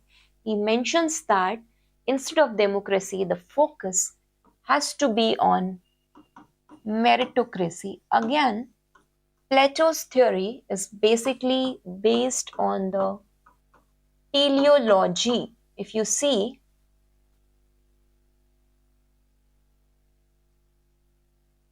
teleology, which is again the end goal perspective of any. Is it clear? Objective moral standards versus moral relativism, character education and virtue development, leadership and expertise in governance, psychological integration and mental health, education policy and curriculum design. Where he debates that about this whole democracy thing. Is it clear? Now let's see what Aristotle has said. The ethical works of Aristotle, this is important for your exam. It lies in his teleological function. I've already discussed in the dimensions of ethics that teleology means that there is an end purpose. Okay, if I have to distribute a flute to a set or class of people, I am going to ensure that the best flute player over here gets the opportunity to play the flute, right? I will not make efforts, or I will not look that maybe the potential may be in somebody to play the flute, but maybe it's not possible for him to play the flute because he never got that opportunity, because he never got the money to buy the instrument, or maybe because there was no teacher present over there, right? So Aristotle is basically talking that there is eudaimonia. He says that there is eudaimonia, which is again flourishing happiness in human life. The end goal has to be happy. The end goal has to be that a best music should be produced by the flute player so that there is happiness produced, right? So for this, he will always see the end goal perspective. Is it clear? Apart from this, Aristotle, he has given his doctrine of mean. He says that over here that there should be a balance, okay? There should be no foolhardiness. There should be no cowardice. Instead, there should be courage. There should be a golden mean where you avoid the excess, where you avoid the deficiency. Instead, you have right amount at the right time towards the right person. Okay, he talks about courage as a mean between recklessness, excess, and cowardice, which is deficiency. Generosity as a mean between prodigality, that is excess, and stingingness, that is deficiency. Okay? Now, he talks about certain intellectual virtues over here, right? I think again that is not, you just see this. He talks about, instead of intellectual virtues, for an exam, what is important, he talks that the habits are generated through the moral virtues over here, right? These are courage, temperance, justice, generosity, magnanimity, right? Truthfulness, patience, wittiness, friendliness, modesty, righteousness. Okay? Apart from this, his contemporary relevance is seen in that there is no education if you can't transform the heart of people. Merely the education of mind is not sufficient. This is what he says.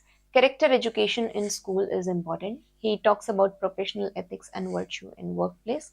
He talks about leadership programs, debate between virtue ethics and rule-based ethics, right? Community-based approaches to ethics. Okay? Immanuel Kant. Already I have discussed about Kant. What does Kant says? Kant says that any virtue, right? Suppose if I'm talking about good, or if I'm talking about being honest, he says that the good is inherently good in itself, right? It is not something you're doing externally. This is a inherent virtue, right? He says that to be honest, again, honesty is itself a virtue in itself, and it is your duty. Kant देखते ही exam में सबसे पहले यह word click होना चाहिए Emmanuel Kant में, that you are doing your duty for duty's sake. The duty is for the duty's sake.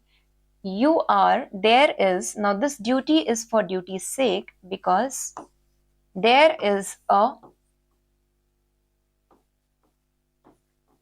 categorical imperative. And what is this categorical imperative? Something which is beyond the if and buts. Unlike the hypothetical imperative, this categorical imperative, first of all, he talks that it is based on the concept of universality, or it is a universal concept over here. You're acting from the duty perspective. You're acting in accordance with the duty. Right? If you are not acting in accordance, then it is acting wrongfully. He has given a categorical imperative over here, and he says that the supreme principle of morality over here is unconditional command, which is binding all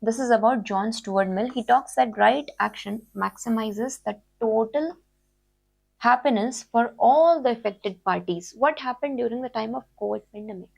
Government had mentioned that usage of the vaccine is now mandatory if you are coming in public spaces, right, to prevent or to contain the spread of that virus, right? But some people, some were mentioning that it is against a right to life, it is against a right to dignity, right?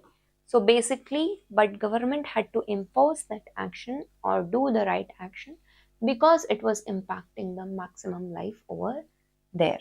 Okay? Now, again, John Stuart Mill. ठीक है, ठीक है. This is an utilitarian perspective that I have discussed in my first class. Okay, this is what I was talking about. In his book on liberty, he has discussed about the harms principle. He says that there are self-harming actions, there are other harming actions, right? So in terms of this, he protects personal liberty from the state and social interference. He allows experiments in living. He limits the paternalism of state. He distinguishes this with self-regarding and other regarding actions. In terms of self-regarding actions, you have this complete liberty. But when you are talking about the other regarding action, right, then you have to be little careful because you can't go and abuse someone, you can't go and lynch someone. This is what have been happening over here. He has totally rejected these other regarding actions, and in today's time we are seeing this in context of mob lynching, we are seeing this in context of cow lynching, we are seeing this in context of cow vigilantism, we are seeing this in terms of casteism, right? He has said that these are not allowed. Okay, okay, I think that is enough. Let's take the another thinker over here, John Rawls. Okay, John Rawls. Now John Rawls, basically he has given a theory of social justice. I have earlier also discussed that he says that there should be, okay, he says that there should be prevalence of equality in the society. But this equality should be based on the concept of differential equality. Can you ask a pregnant lady, a child, okay, a old man, a disabled man, a marathon runner, can you judge that person running on the same platform? Never. The starting line will be different for everyone, right? Now this is equality, but a differential form of equality. Now this in India we have seen in terms of affirmative action or the reservation system, which basically provides for upliftment of the marginalized sections of the society because of the social and historical justices which had been done with them. Okay, so for this he says that as a bureaucrat you need to have that veil, you need to put up that veil of ignorance, okay, and in this veil of ignorance you keep your predispositions behind and then you take the decision making over here. Is it clear? Okay, the first principle over here is absolutely, the one over here is the liberty principle, okay, and the second one over here is your differential equality or the difference principle over here, which leads to fair equality of opportunities. Is it clear? Now, let's see Where is its contemporary relevance? We have already discussed affirmative actions, debate about income inequality, healthcare policy, global justice, international relation, constitutional design, balancing liberty and equality, deliberative democracy. Okay. Acha, one last thing which I would like to discuss over here, we have already discussed in Aristotle's contemporary hires, we'll see. In Aristotle, we had already seen development of teleology, and this teleology has been based on the end purpose over here. What will be the end goal or the end purpose over here? So now today we are going to see on basis of Aristotle majorly Amartya Sen's capabilities approach, right?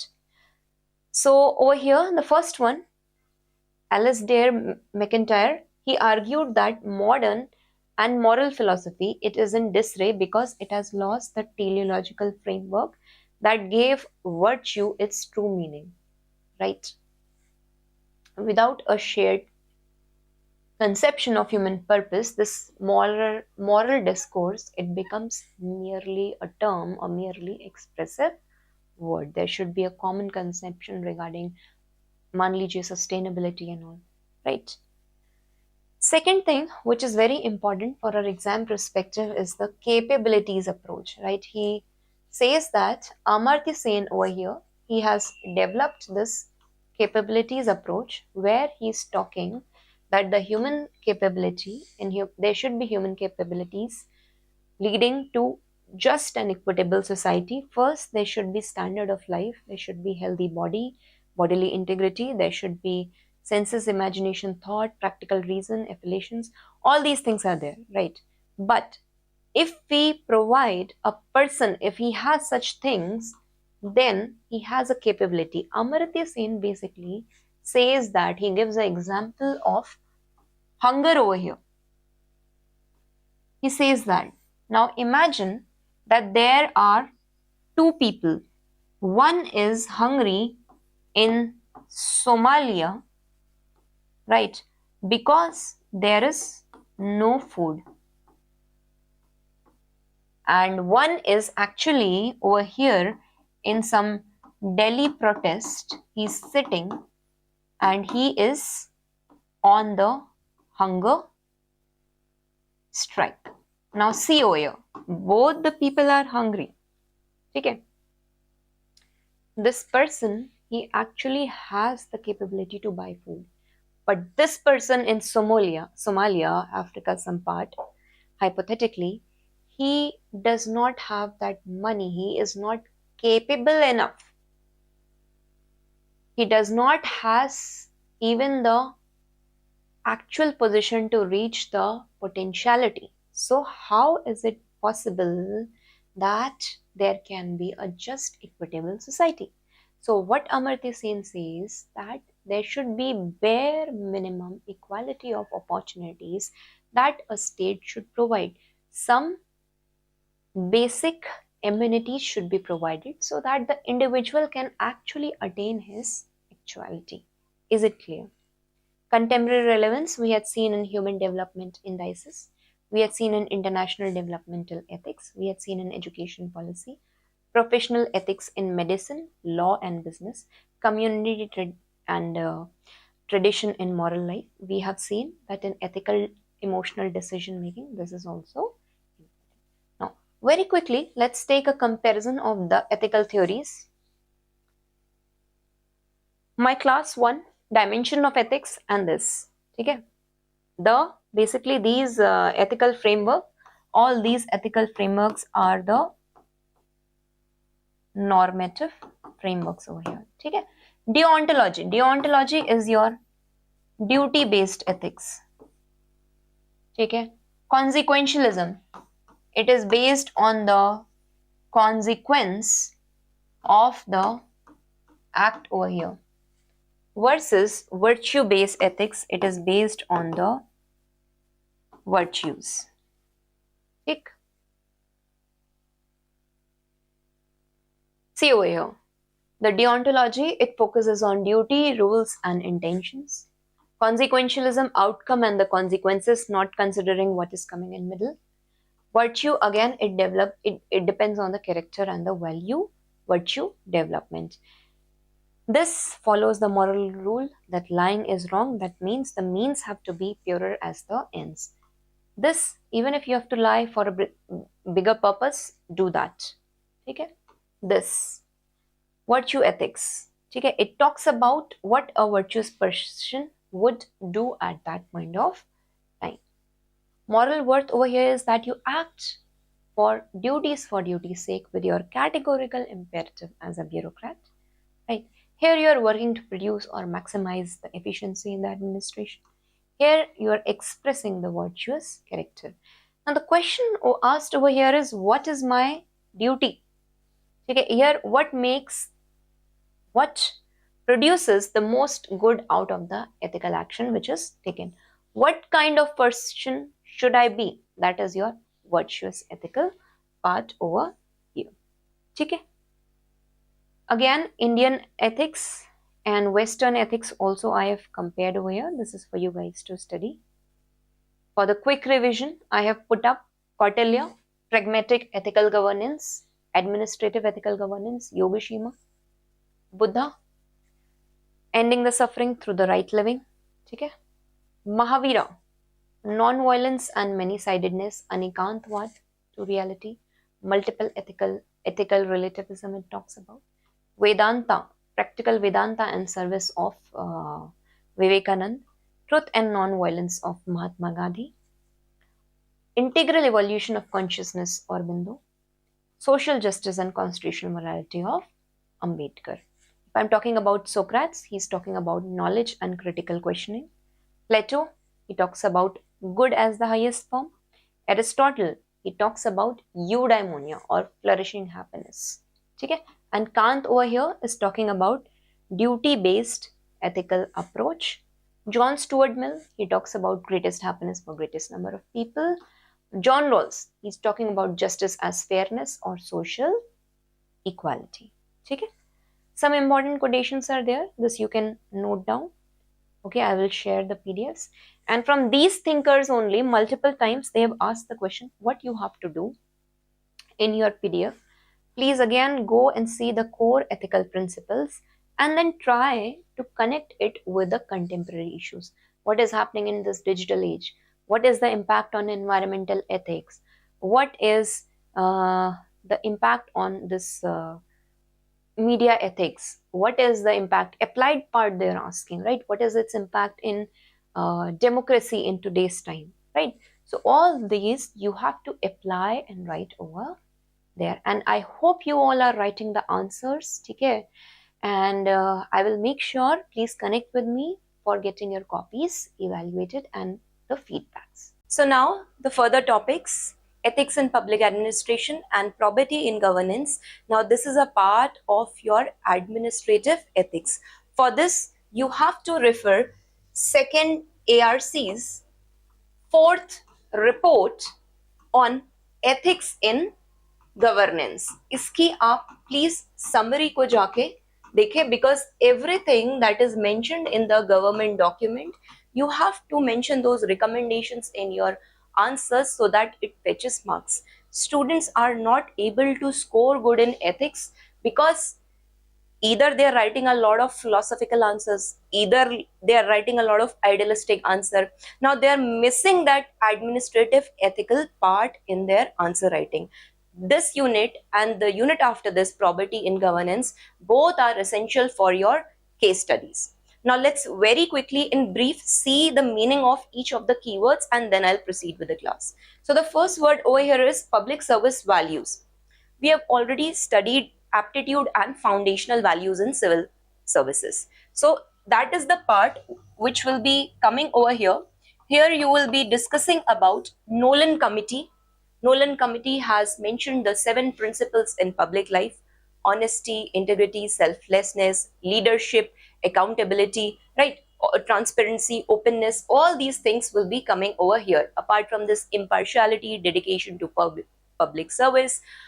You have to know the meaning of each keyword over here. Go and see my lecture 5 where I have discussed about each of these and supplement it with a set standard example. Minimum, this is what you have to do.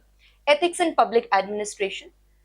Now, the roots of it already lies in Kautilya's Yogashima, where he has mentioned in the welfare of his subjects lies the welfare of the king. But we are going to see in today's context what is the current status of this and what are the various problems of ethics in public administration. Corruption, red tapeism, okay, favoritism, all these are problems. Why the civil servants are not able to take ethical decision making, we will be discussing all this. Ethical concerns and dilemmas in government and private institution. Now here, what is a dilemma? Dilemma एक द्वंद होता है between two different ideologies. Should I look more for my personal life or should I look more for my professional life? So such is the thing we will be discussing over here. Apart from these, there are various ethical concerns कि कहीं पे some kind of project development is happening, and then what happens? That people are hampering the environment. The decision makers, not the people, the decision makers are taking such decisions which are not in favor of sustainable development but are in favor of growth. So that we will be discussing over here. Laws, rules and regulation and conscience as the ethical guidance. Abhi, you can divide the laws, rules and regulations. Understand that these are the externally imposed mechanisms on the citizens by the government. You can say by coercive or by other means, government is trying to persuade the citizens to do certain things. These are external factors. What is conscience? Conscience is completely internal guidance to take any decision making. Okay? Accountability and ethical governance. What will lead to accountability and ethical governance? We are going to see that accountability is together, it's a two-way process. It's not a monologic dialogue, right? I am responsible to some work, then I am answerable also to that work. It's a two-way process over here. And when there is accountability, not only the outer accountability or external check mechanisms, internal check mechanisms, self-accountability, it will lead to ethical governance. Strengthening of ethical and moral values in governance. किस तरह से और ज़्यादा moral value system develop होना चाहिए, how there should be internalization of the moral value system in governance. Ethical issues in international relation and funding. In 2024 paper, they have asked the question about Russia-Ukraine war, right? The funding, what is happening despite this war, the G7 countries, Italy and all, they have been transferring the arms to Russia. Now, these are the ethical issues, what is happening in international relation, how there is a difference between the concept of regionalism versus nationalism, regionalism versus internationalism, idealism versus realism. This we are going to see further. Corporate governance. Now, corporate governance is basically, this will lead to ethical good governance when there is self following of corporate social responsibility. We are going to discuss over here the Companies Act 2013 also. Okay, let's begin the class over here. Public service values over here. First topic. What are the core public service values? What are these foundational values? Please go and see my lecture 5 in this. I have already discussed here. These are the core basic values on which the ethical decision making can be taken. First of all, integrity. Integrity का मतलब होता है सत्यनिष्ठा. ठीक है, मैं जो कर रही हूँ, my actions, they are in coherence with my thoughts even when nobody is watching me. जैसे IAS officer, he cancels a road construction contract after CAG audit exposes the inflated bill, despite there is a political pressure, and he is himself doing this. Apart from this, if you see in governance, Lal Bahadur Shastri, it's a very famous case that he has mentioned about integrity in governance. When he not mentioned, he has depicted one of the characteristic of integrity in governance when he resigned as a rail minister over here. Impartiality. Okay. There is political neutrality in this, not program neutrality. When a district election officer, he enforces the moral code of conduct, and equally it is on the both ruling and the opposition party. Okay, I am not supporting any party over here. Objectivity. The decisions, they are based on the rationale of facts and evidences rather than being vague.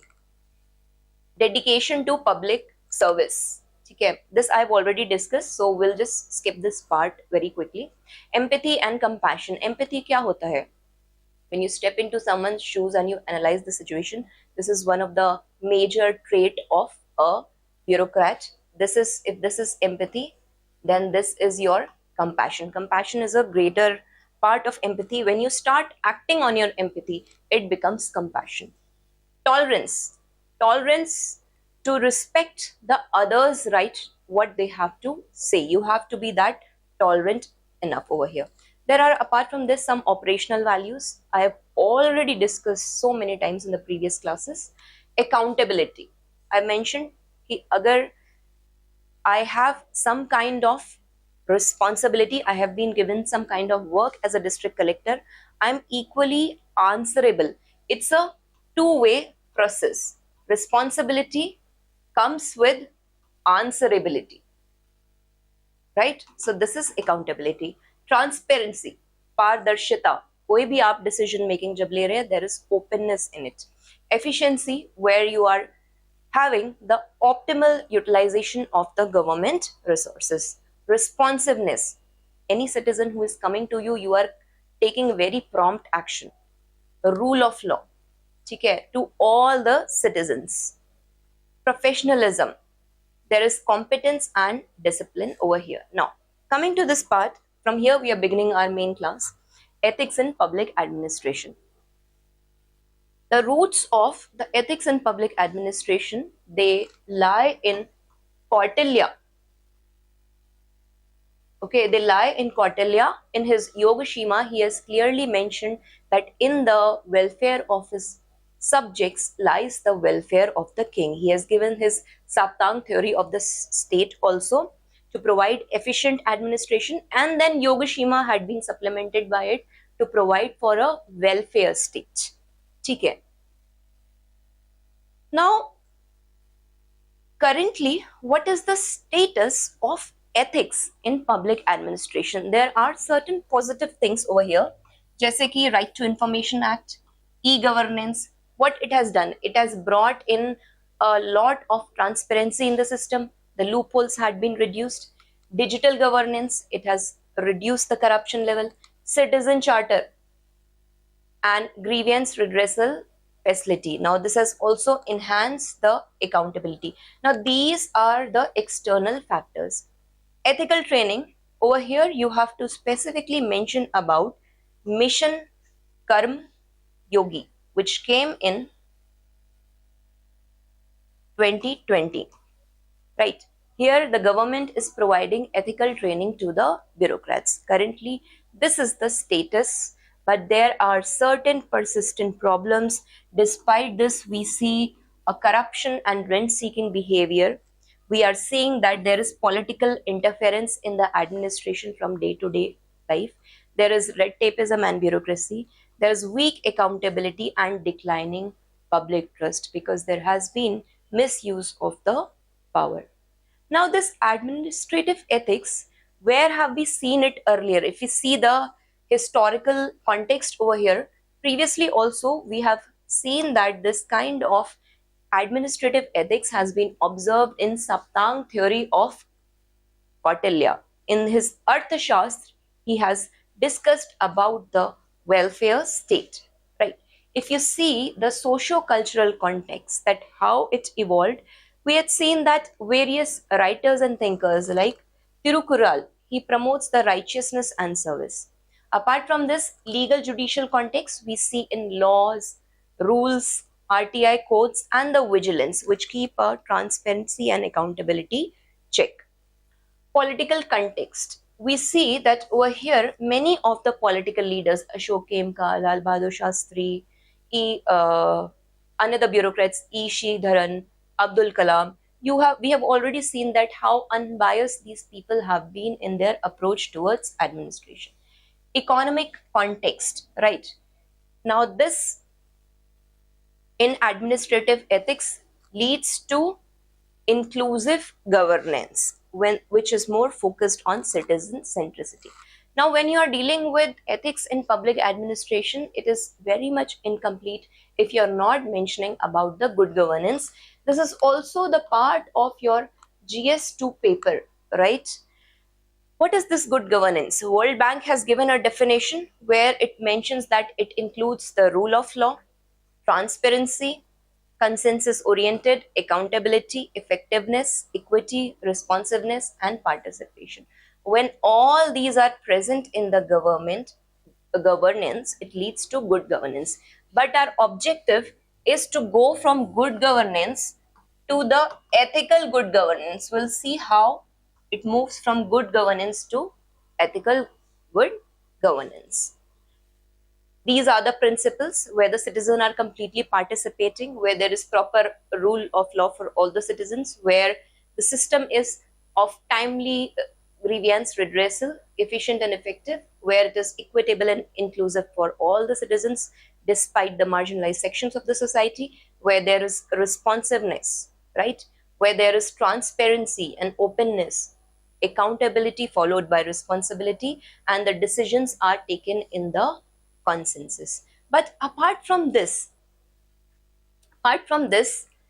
what is more required is that there should be presence of internal ethics. A bureaucrat should be very well aware of the decision making he's taking, and that should come from his conscience. It should be unbiased decision making.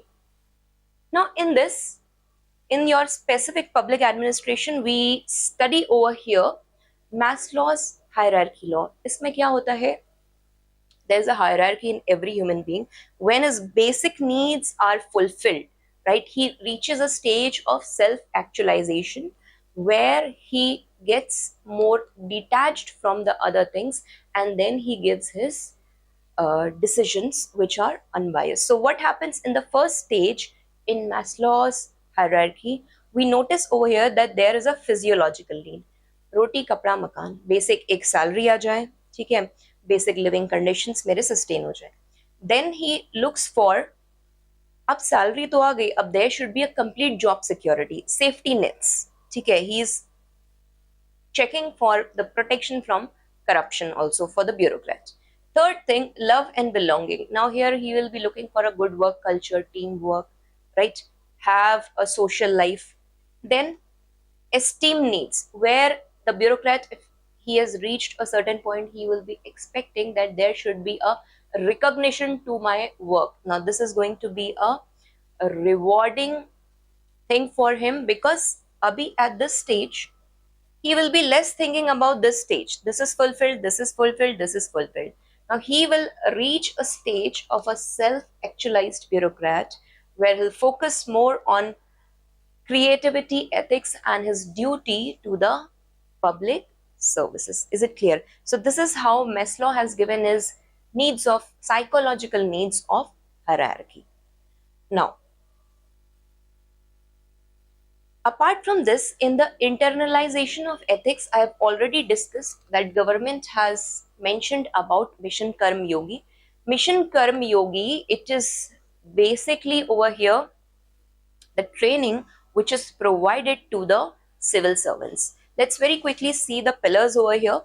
First thing, there is a policy framework which has a focus on continuous learning and driving the competencies.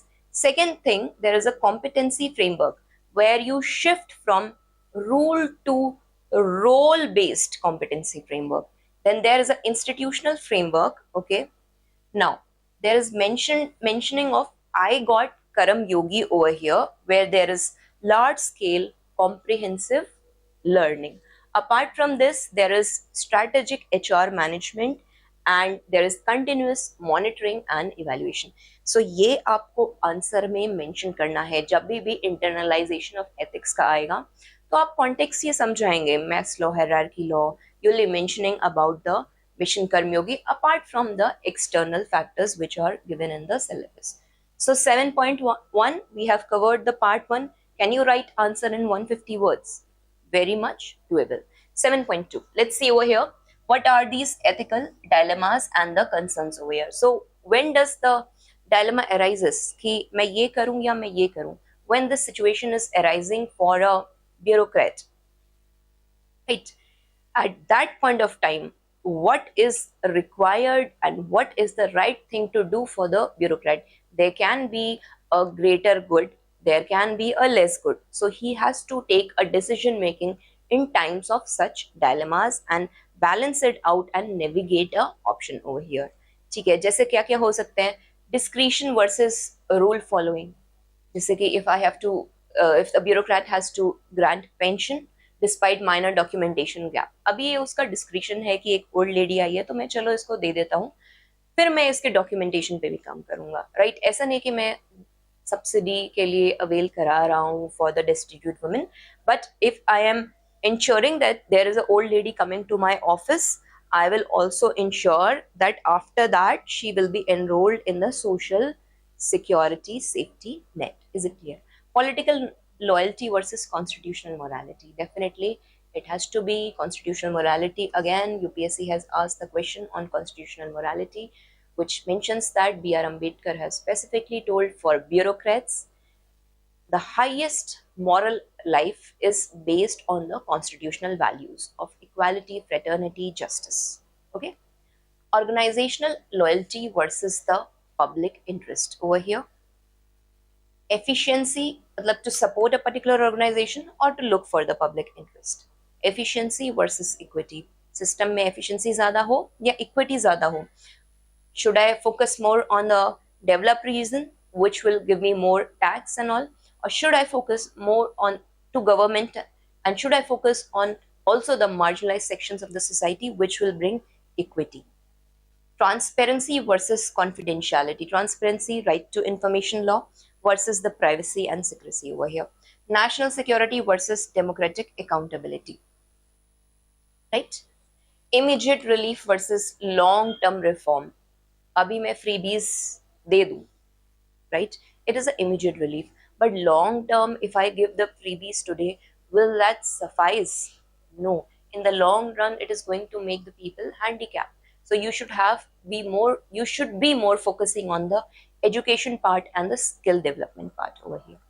Now, certain dilemmas are also in private life over here. Same, they are similar on the similar level कि हम profit देखें या social responsibility देखें.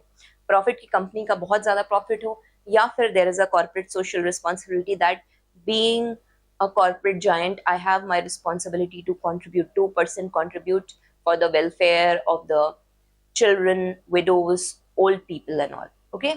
Environmental protection versus profitability. मेरा कोई project आ रहा है, but वहाँ पे अगर मैंने ऐसा कुछ project या मान लीजिए example कोई plant लगा दिया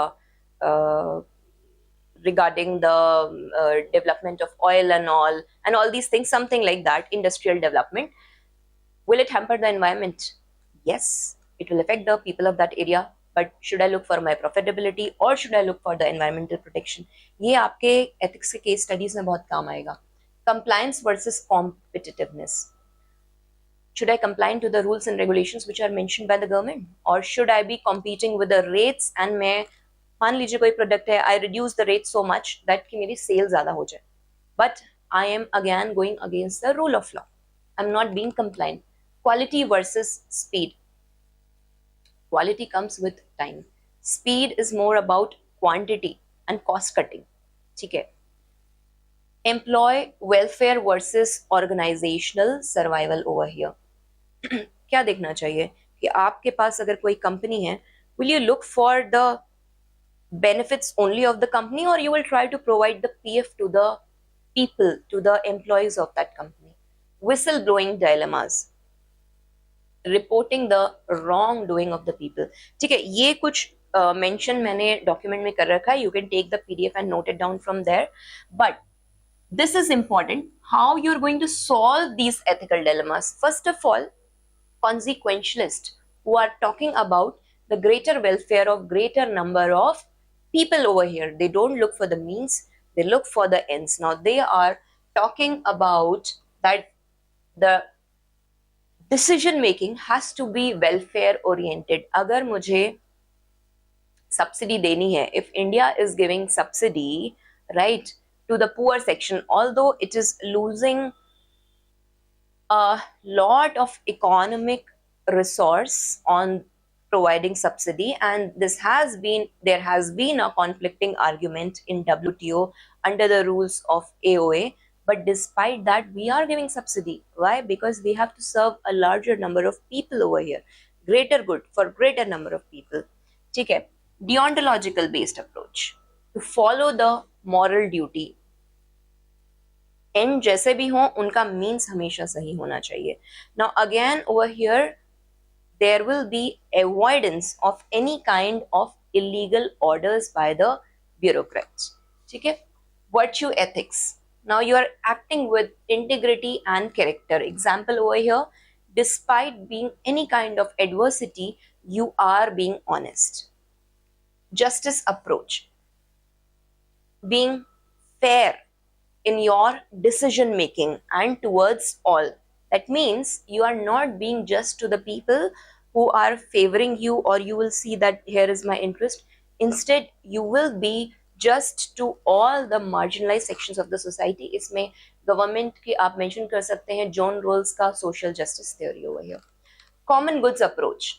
Here you have to talk about the collective welfare of the people, जैसे आप public health system को strengthen करेंगे. Now these are the approaches which you will be using in your case study when you will be doing the case study, और आपसे रास्ता पूछा जाएगा कि क्या करना है. So these will be those approaches which will break down the ethical dilemmas. We'll see it in a case study section over here.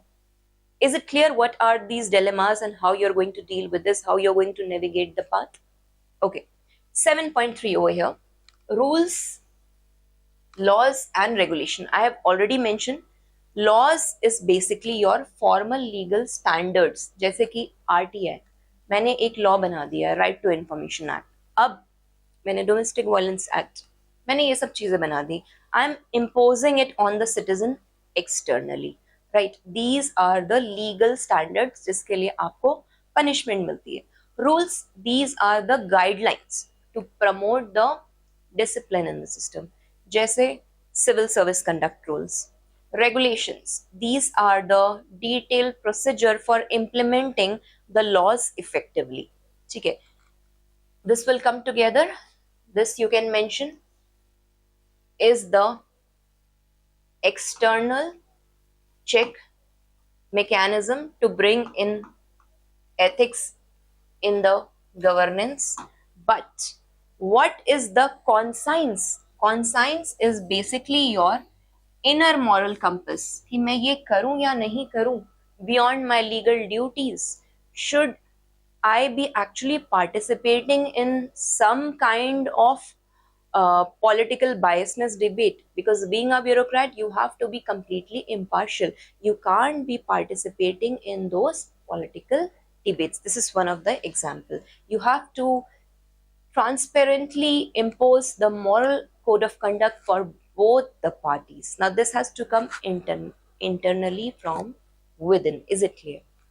Now, accountability and ethical good governance. I have already mentioned that accountability, it is not a monologic dialogue. Basically, it is a dialogic process. It goes like this. Okay, I have been given certain kind of responsibility to do some work. Now, when I'm doing some work, I have a answerability कि काम क्यों नहीं हुआ. It's not just कि मुझे responsibility मिल गई and I am not answerable. I am answerable to the public work that has been given to me. बहुत बच्चे इस चीज को confuse करते हैं. इसके बाद this is also followed by enforceability. Are you able to delegate that work? Are you able to enforce that work? So accountability is one of the very basic foundational values for the civil servant. अब accountability mechanisms किस तरह से लग सकते हैं? अगर हम vertical accountability देखते हैं तो इलेक्शंस गवर्नमेंट के ऊपर, RTI, again the citizen can question and ask, RTI लगा के, even in your UPSC and state services you can put a RTI and ask about the mark sheets, about the question answers and all. Now it is upon them, there are certain rules and all, but yes, you have been given this right to Information Act. Media is the fourth pillar of democracy, where it asks the government, or it questions or criticizes the government about its policies and all. Citizen charter, we are going to study this in lecture 8 also in a very detail. Citizen charter, if you see any kind of government website, there will be mentioning of the timely dispersal of various public services by the government. Citizen charter are mentioned clearly over there. Civil societies, they also keep a accountability check on the government. ये तो हो गई एक top down approach, ठीक है. Within them there is a horizontal accountability, जैसे parliament, how parliament is having this accountability. There is question hour, there is 0 hour, you're asking the questions about the work they have done. There is judiciary, judicial activism, every time judiciary is questioning, right? CAG, he's looking for the financial accountability. Lokayukt, again, the ombudsman over here, Lokpal and Lokayukt, okay? Election Commission, all these are present basically to keep a check and balance and a rule of law which leads to ethical good governance. अब ये क्या है? ये एक तरह का external mechanism है, right? ये एक तरह का external mechanism है which is outside the state. Now within the administration, if we see, there is presence of superior officers, right?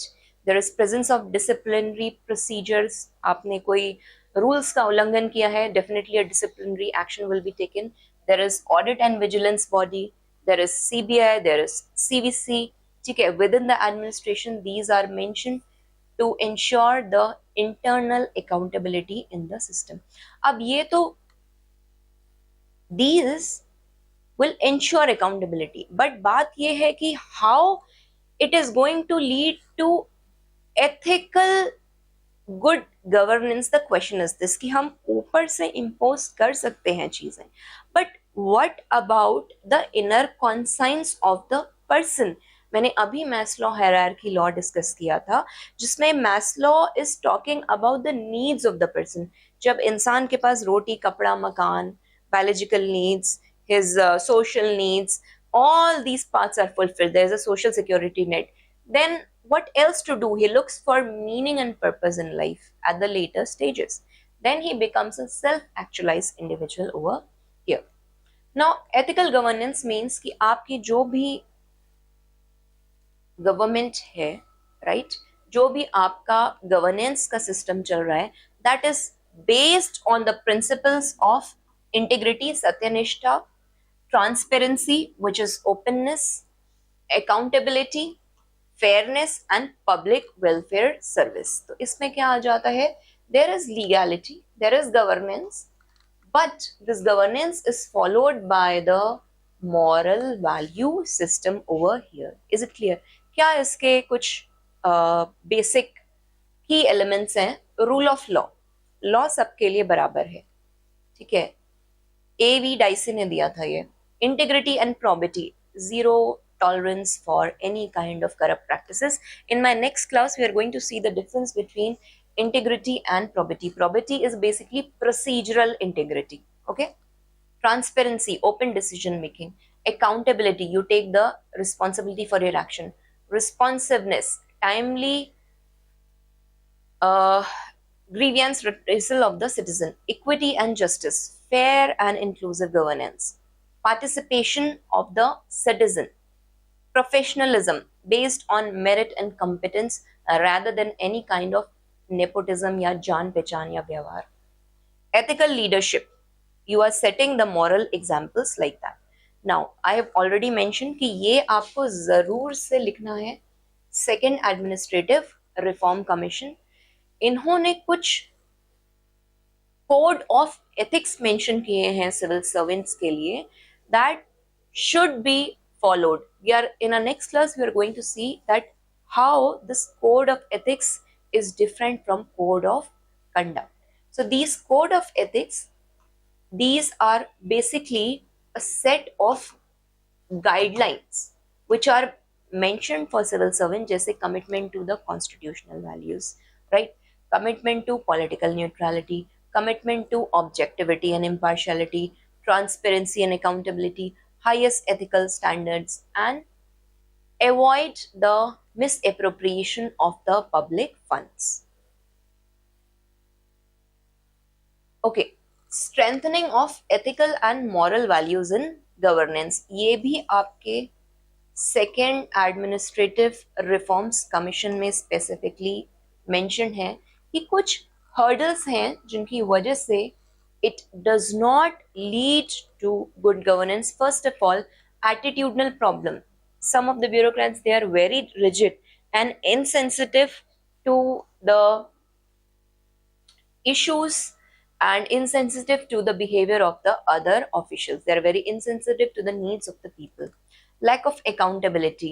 आपने पावर और अथॉरिटी तो ले ली, पर आपने उसकी कोई रिस्पॉन्सिबिलिटी नहीं उठाई है. रेड टेपिज्म, बहुत ज्यादा प्रोसीजर्स हो रहे हैं, प्रोसेस में तो डिले हो रहा है. A person is going to a place and he is just dealing with the files and time. Low citizen awareness. People don't know the rules and regulation कि मेरे भी ये अधिकार हैं, ठीक है. Poor rule compliance. You are not adhering to the rules and regulations. Corruption. आप office की कोई भी चीज को अपने पर्सनल चीज के लिए यूज कर रहे हैं. Leadership myopia. You are neglecting the visionary leadership और larger vision of this. Ethical illiteracy. There is lack of moral reasoning over here. तो जरूरी क्या है? I have already discussed mission Karmayogi, which is the need for the ethical training. आप समझिए exam में ethics के paper में सबसे बड़ा जो चैलेंज होता है बच्चों के लिए कि टाइम से पेपर ही पूरा नहीं हो रहा है. Even if you are reading all this and you are understanding what I am trying to say, you can definitely write the answers in 150 to 200 words over there. And इस portion को आपको case studies में बहुत ज्यादा use करना है, ठीक है. Coming to another section over here, ethical issues in the international relation and funding. क्या है एथिकल इश्यूज? रियलिज्म. रशिया ने क्रीमिया को छीन लिया था, right? It took away Crimea. Russia attacked Ukraine and it took some areas of there also. This is realistic. I'm focusing upon my own nation, my needs of the own nation. I'm focusing on the nationalistic interest. Idealism. What is idealism? Idealism is Vasudhaiv Kutumbakam, where we are believing in a stable world order. Sovereignty. This is my territory, this is my state, and nobody is allowed to interfere into the internal affairs of my state. Humanitarian intervention, right? Agar there was not a humanitarian intervention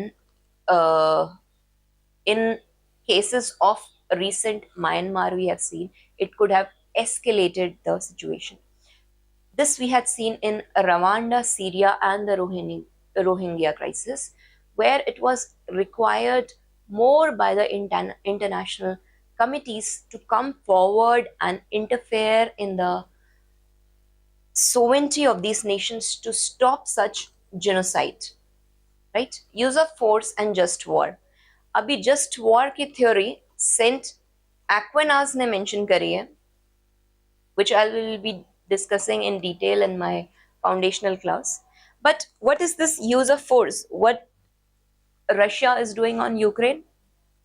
And what is a just war? The concept of just war that is justified by Saint Aquinas. Nuclear ethics. Now there is a debate about this also. If some nation is nuclear powered nation, there's a debate on the deterrence and the humanitarian risk of it. So India follows no first use policy over here and minimum credible deterrence. Trade and climate justice. Should be focusing only on economic growth and trade, There should be climate justice also. This the debate is this. Human rights, universal rights for all, the basic human dignity concept, migration and refugees. Abhi kitna hua tha when there was this migration of the people happening in Europe also, and Germany, it blocked its borders, right? And environmental ethics. इसमें से these are applied part of ethics where UPSC has been asking application based question over here. ठीक है, environmental based ethics. Here you can mention about Leopold Eldo. He has given his concept of land ethics, that you treat land not merely as a non-living entity but as a living entity in itself. Okay, where you are talking about sustainable development, where you are looking for not only the needs of this present generation but also the coming future generation. Okay, ethics in international funding. Now this we have seen over here that there are certain conditions, there are certain concerns over here: conditionalities affecting the sovereignty, corruption and elite capture, aid dependency and geopolitical influence, lack of transparency and local participation over here. Who is supplying the weapons to Israel? Who is funding? Have you ever thought about it? What about the West Asia crisis? What is happening in West Asia? That is a major concern. Why the international bodies are not coming together and taking a proper step to stop it? Is it clear? Now the last part over here is corporate governance. Basically what happens over here is that the companies, they are having under the Companies Act 2013, they have a corporate social responsibility where 2% of the funds are given voluntarily. Okay, these are given voluntarily for the welfare and development of the people. What are the core principles over here? That there is timely disclosure of information, there is managerial responsibility and oversight, there is protection of the shareholders' right, and ethical conduct and proper legal compliance over here. Question is there, what are the stakeholders involved in corporate governance? You can see over here that the management, employees and the society, everyone is included, and this is based on, corporate governance is based on trusteeship model. It should be based on trusteeship model of Mahatma Gandhi. अच्छा, अगर मैं यहाँ पे बोलूं in this corporate governance, Ratan Tata, late Shri Ratan Tata,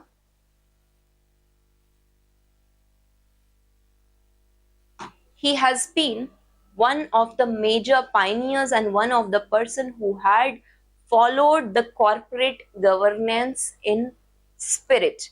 Being he has been the real he's not a businessman like the Reliance Group. He is more a entrepreneur, where in his company he is not just looking for his needs, but he is looking for the welfare of the workers in his company, right? There are certain ethical issues in corporate governance also. For example, board independence, board effectiveness, conflict of interest happening between the various parties.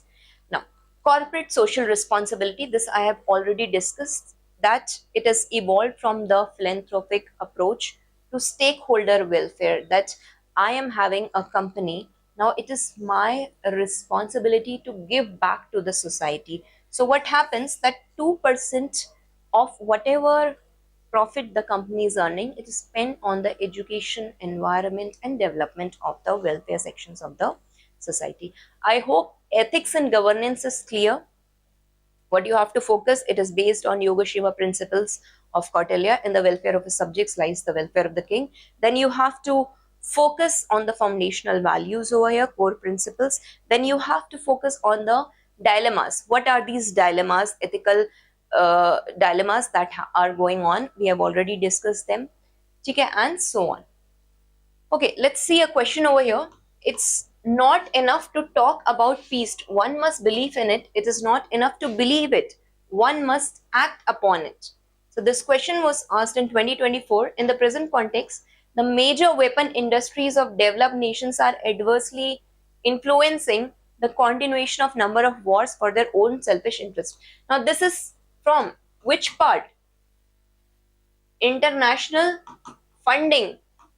Can you recognize the subheading over here? Ethics and international funding. What comes to your mind over here? Just now we have discussed about ethics and international relation, international funding over here. Now, continuation of this all around the world. What are the ethical consideration of powerful nations in today's ethical arena? Why they are asking this? They are asking this question because there has been this Russia-Ukraine war. There has been crisis in West Asia, but we are knowing, the international communities are knowing that this is happening. Despite this, the arms and the weapons are being supplied. Why?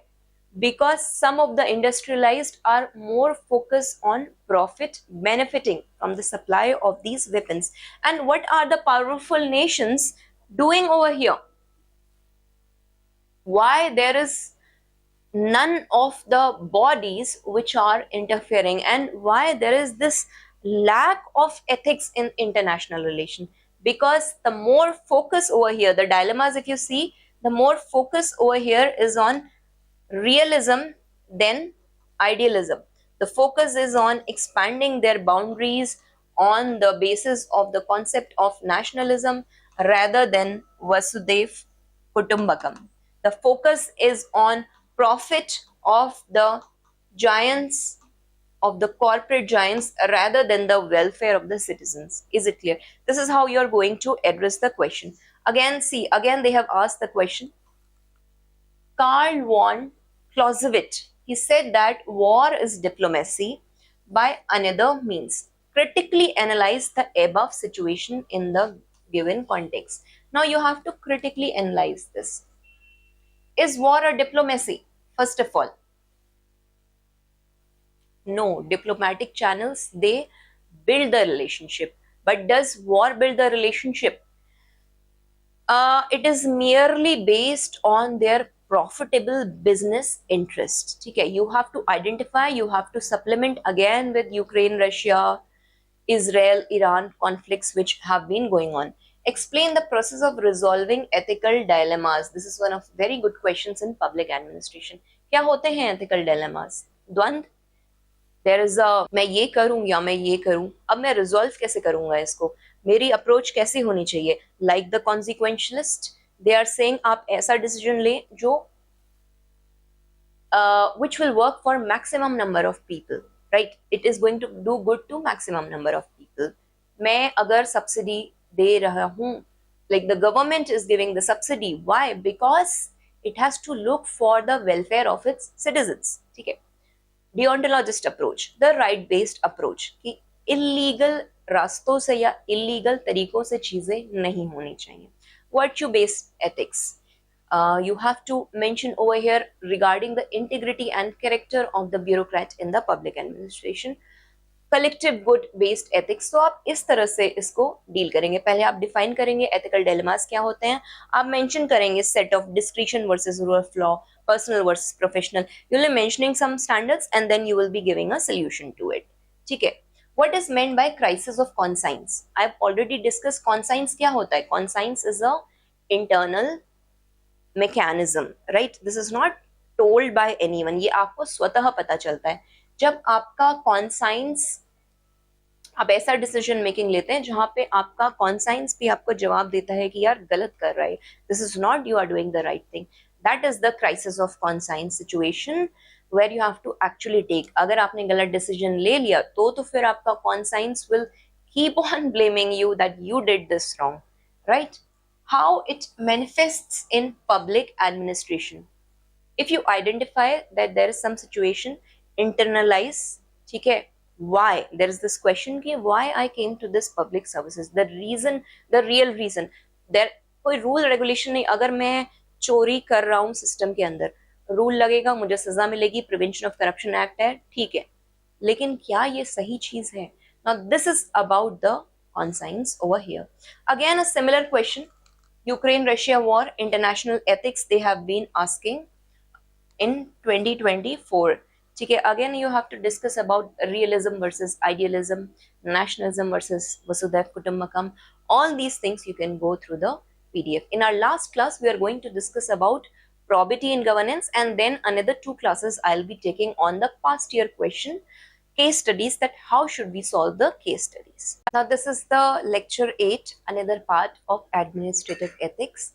ये आपके GS2 के governance portion से बहुत ज़्यादा overlap करता है, but the difference is on the application of these words like right to information, citizen charter, Sevotam model, right? Again I will say that second administrative reforms commission की जो 4th report है ethics in governance, that you have to mention over here the things that are mentioned in that government document. You have to supplement it. ठीक है, let's begin the class. Probity in governance. So probity is what? It is procedural integrity in public life. Integrity was what? Satyanishtha. My actions are in coherence with my thoughts even when nobody is watching. Now this kind of ethical value system is seen in a public life, right? The public officials, they have to act in public interest. They have to ensure that there is complete absence of graft or any kind of corrupt practices. When I am saying this word probity, you can draw a diagram that this is honesty, this is integrity, and the larger part over here is probity. That means if you are a district collector and you get the government vehicle, so that government vehicle has to be used only for the public work. For your private works, you will use your personal vehicle. Now this is ensuring that there is no misappropriation of government funds. Is it clear? So you can clearly mention over here that probity is procedural integrity. Now there is a quote in 2nd ARC which they mention that rivers don't drink their water themselves, okay? Trees do not consume their own fruits, and clouds do not eat the grains they raise. Similarly, the wealth of the citizens or the individuals should be used solely for the benefit of the nation. Is it clear? 2nd ARC has mentioned 2 very classic examples over here. Let me discuss one of this. What happened during the time of Tony Blair government, a minister had to resign from the post. Why? Because he had speed fastened the visa process of his nanny. A nanny is for his personal use. That is not for the public purpose, right? He did it for his personal own family interest. So this showed the lack of probity in governance. Similarly, we had seen in India the classic Mudgal case over here. Apart from this, during 2018, it was Justice Kurian. He was the one person who was chairing the case of the Italian mariners. Okay, there was this case that time. So when he went to the Vatican City, when he was invited over there, he ensured that there is probity in governance. He did not participate. He did not, despite being a Christian and despite being his personal religious ethics, he did not participate any kind of other religious practices of Catholic Christians over there. Why he avoided it? To ensure that this is probity in governance. I have come here for the official visit. I have not come here for my personal visit. Sir Vishveshwarya, he had two lamps when he used to do the work. One lamp was for he was doing the documentation of public work. He was doing the documentation of the government. That time he used that lamp. Second time he lit another lamp when he was doing his own personal work. Is it clear? मतलब आप government की कोई भी चीज का misuse उन कामों में नहीं करेंगे, जो उन कामों में नहीं, किसी भी ऐसे कामों में नहीं करेंगे which lead to corruption. And even if you are using the government power for some kind of influential personal work, then there is lack of probity. Conceptual clarity clear हो गया कि what is probity? Okay. Now, principles क्या क्या हैं? We have already seen accountability. I have discussed in last class. Transparency, पारदर्शिता. Impartiality, there is fairness, but there is no favoritism. There is confidentiality, right? You don't pass on the sensitive information. There is in the management of various stakeholders, you avoid that there is conflict of interest and you keep your duty supreme to everything. Is it clear? How do you ensure the probity in governance? अभी ये सब आपके ना external mechanisms हो गए. These external mechanisms are a top-down approach. Let's discuss these. You are strengthening the RTA. A citizen is coming and he is telling that I am not getting my subsidy. He asks from the government that how should I avail this subsidy?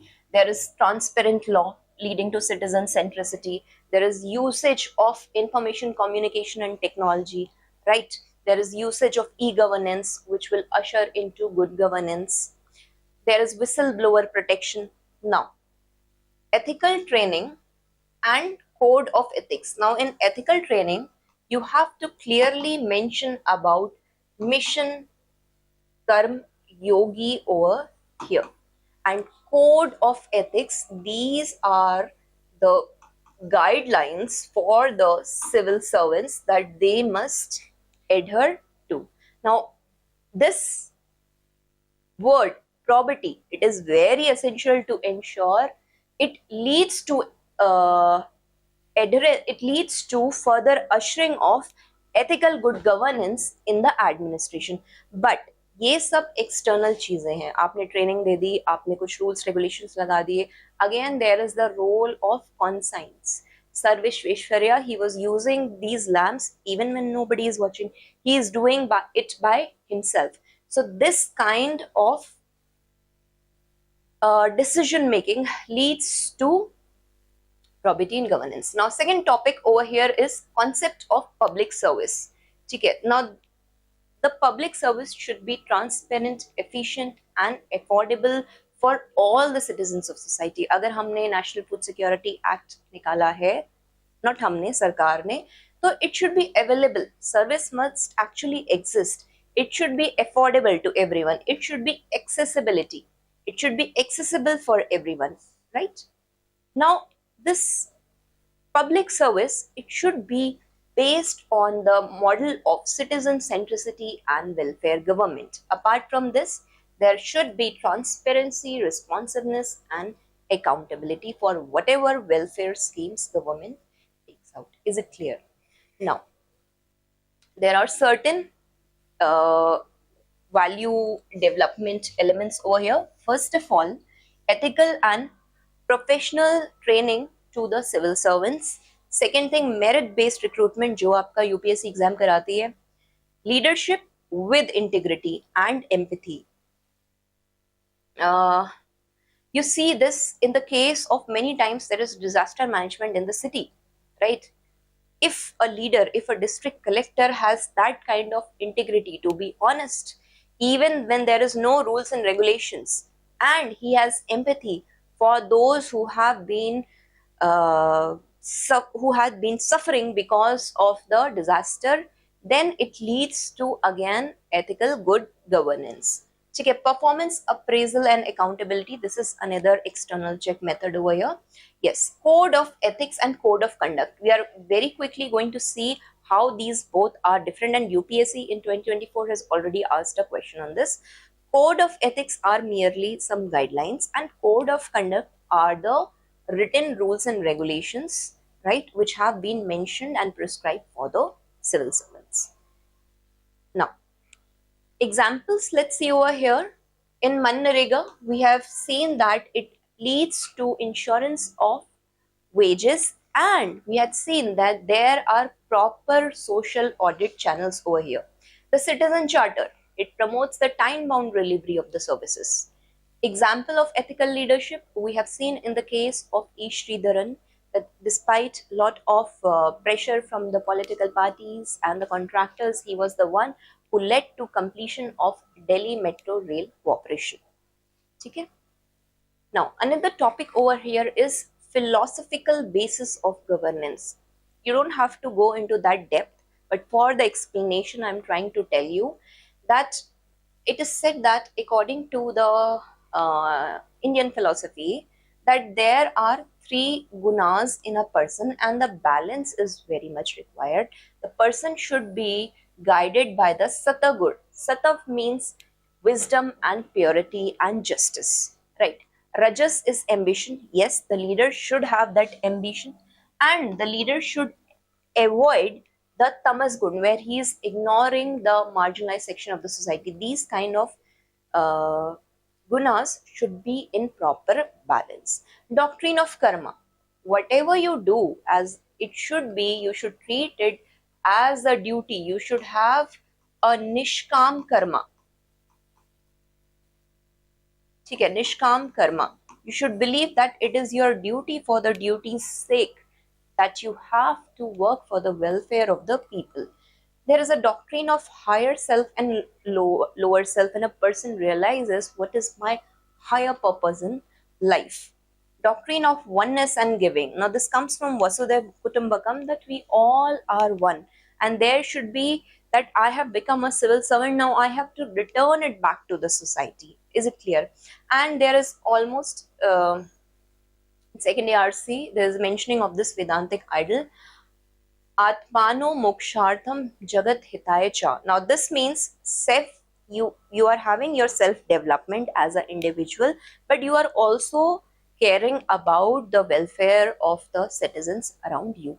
Although this is not that you will be very much required in answer writing, but you should know somewhere doctrine of karma, higher self, lower self, you can mention over there. And then yes, a bureaucrat should be guided with the concepts of sarvodaya, welfare for all, and antodaya, reaching the welfare to the last mile connectivity. Is it clear? Now, if you see the contemporary relevance of this in the policies like Sustainable Development Goal, where there is provision of climate justice. In life, again, this is related to your climate change and bringing climate justice. In Ayushman Bharat, where there is taking care of the health welfare needs of the citizen, and constitutional morality. These all contemporary examples are reflecting the ethical foundations in the modern time of governance. Is it clear? Another topic over here is information sharing and transparency in government. Given that it is the time of fake news, right? Post-truth era democracy we have entered. So what is happening? That the information that has to reach to the citizens has to be correct. It has to be not biased. So what happens if there is correct information, because information is a currency, then what is going to happen? It will lead to transparency in government, and this happens because of Right to Information Act. अगर citizen को कहीं पे भी किसी चीज का कोई doubt है, he can put a RTI to the government and government has to answer, provided it is not under some subsections of the RTI. Like it is not hampering the national integrity and security of the nation. There are certain sections in section 8, you have to see through. That's a part of GS2 paper in governance. Okay. All this, if there is a proper framework of information sharing, it will lead to enhance in accountability, participatory democracy, building trust and integrity in the governance. Now, see, in information sharing, this I was discussing, Right to Information Act, which is based on the concept of POI. I is your information, O is your openness, and T is your transparency. Okay. So what happens? The citizen, they can seek the information within 30 days and the government is bound to reply to them. Okay. It covers all the executive, legislature, judiciary and government funded bodies. Now this also promotes proactive disclosure and digitalization of records, and yes, it overrides secrecy under the Official Secret Act. Official Secret Act कब आया था? During the time of Lord Curzon. It is a British Victorian imperialist law, right? PIOs, public information officers, they are allocated. They try to ensure, or they try to readdress the grievances of the citizen in a time-bound manner. Now, there are certain challenges. What happens sometimes there is misuse and there are excessive RTI applications with the government, delay in the appeal, the enforcement mechanism is not very good, there is lack of awareness among the people, and there is a poor record management. These are the few things which lead to not usage of RTI in a very efficient manner. But RTI की शुरुआत हुई कब से थी? It was basically मजदूर किसान शक्ति संगठन in Rajasthan Jan Sunwai rolls, where they had asked for the RTI, right? They had asked for the wage which were given to the workers over there, ki who are the beneficiaries and what government is giving to whom. So they asked the clarity. This is also the mechanism of social audit, where people are asking the government question, right? RTI has also helped to expose the Adarsh housing society scam. Another topic over here is code of ethics and code of conduct. I've already mentioned, 2024 में बहुत clear cut पूछा था what is the difference between both of them. Code of ethics आपके guidelines होते हैं. These are just inspirational documents like the foundational values in civil services. Integrity, honesty, impartiality, accountability and transparency. It is upholding the constitutional values and rule of law. This leads to fairness, empathy and professionalism. Okay. It guides the conduct where the laws are silent, and because of this what happens, it builds the public trust in the people. Now Nolan committee, I've already discussed in detail. You can go and see in my lecture 5 in your second ARC.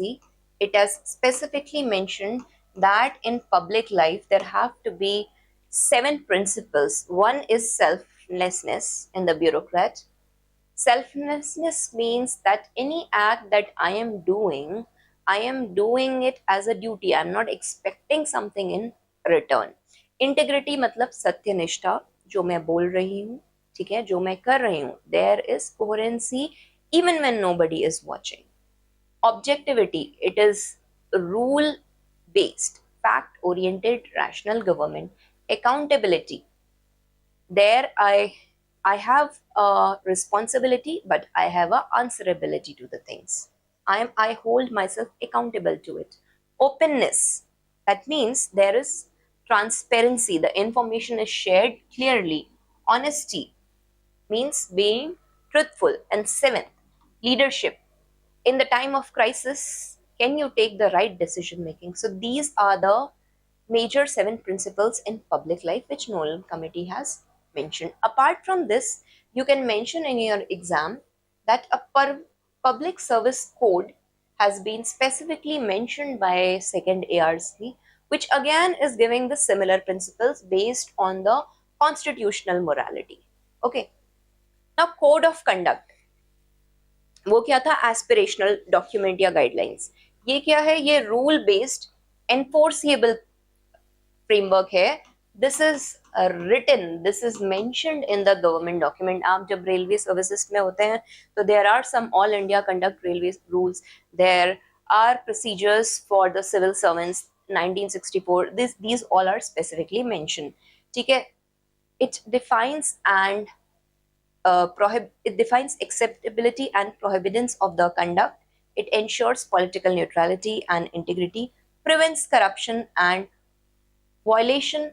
जब भी इसका होता है तो it attracts disciplinary action. Why? Because these are, again I'm mentioning, the written rules. जैसे All India Civil Service Conduct Rules 1968, Central Civil Service Conduct Rules 1964.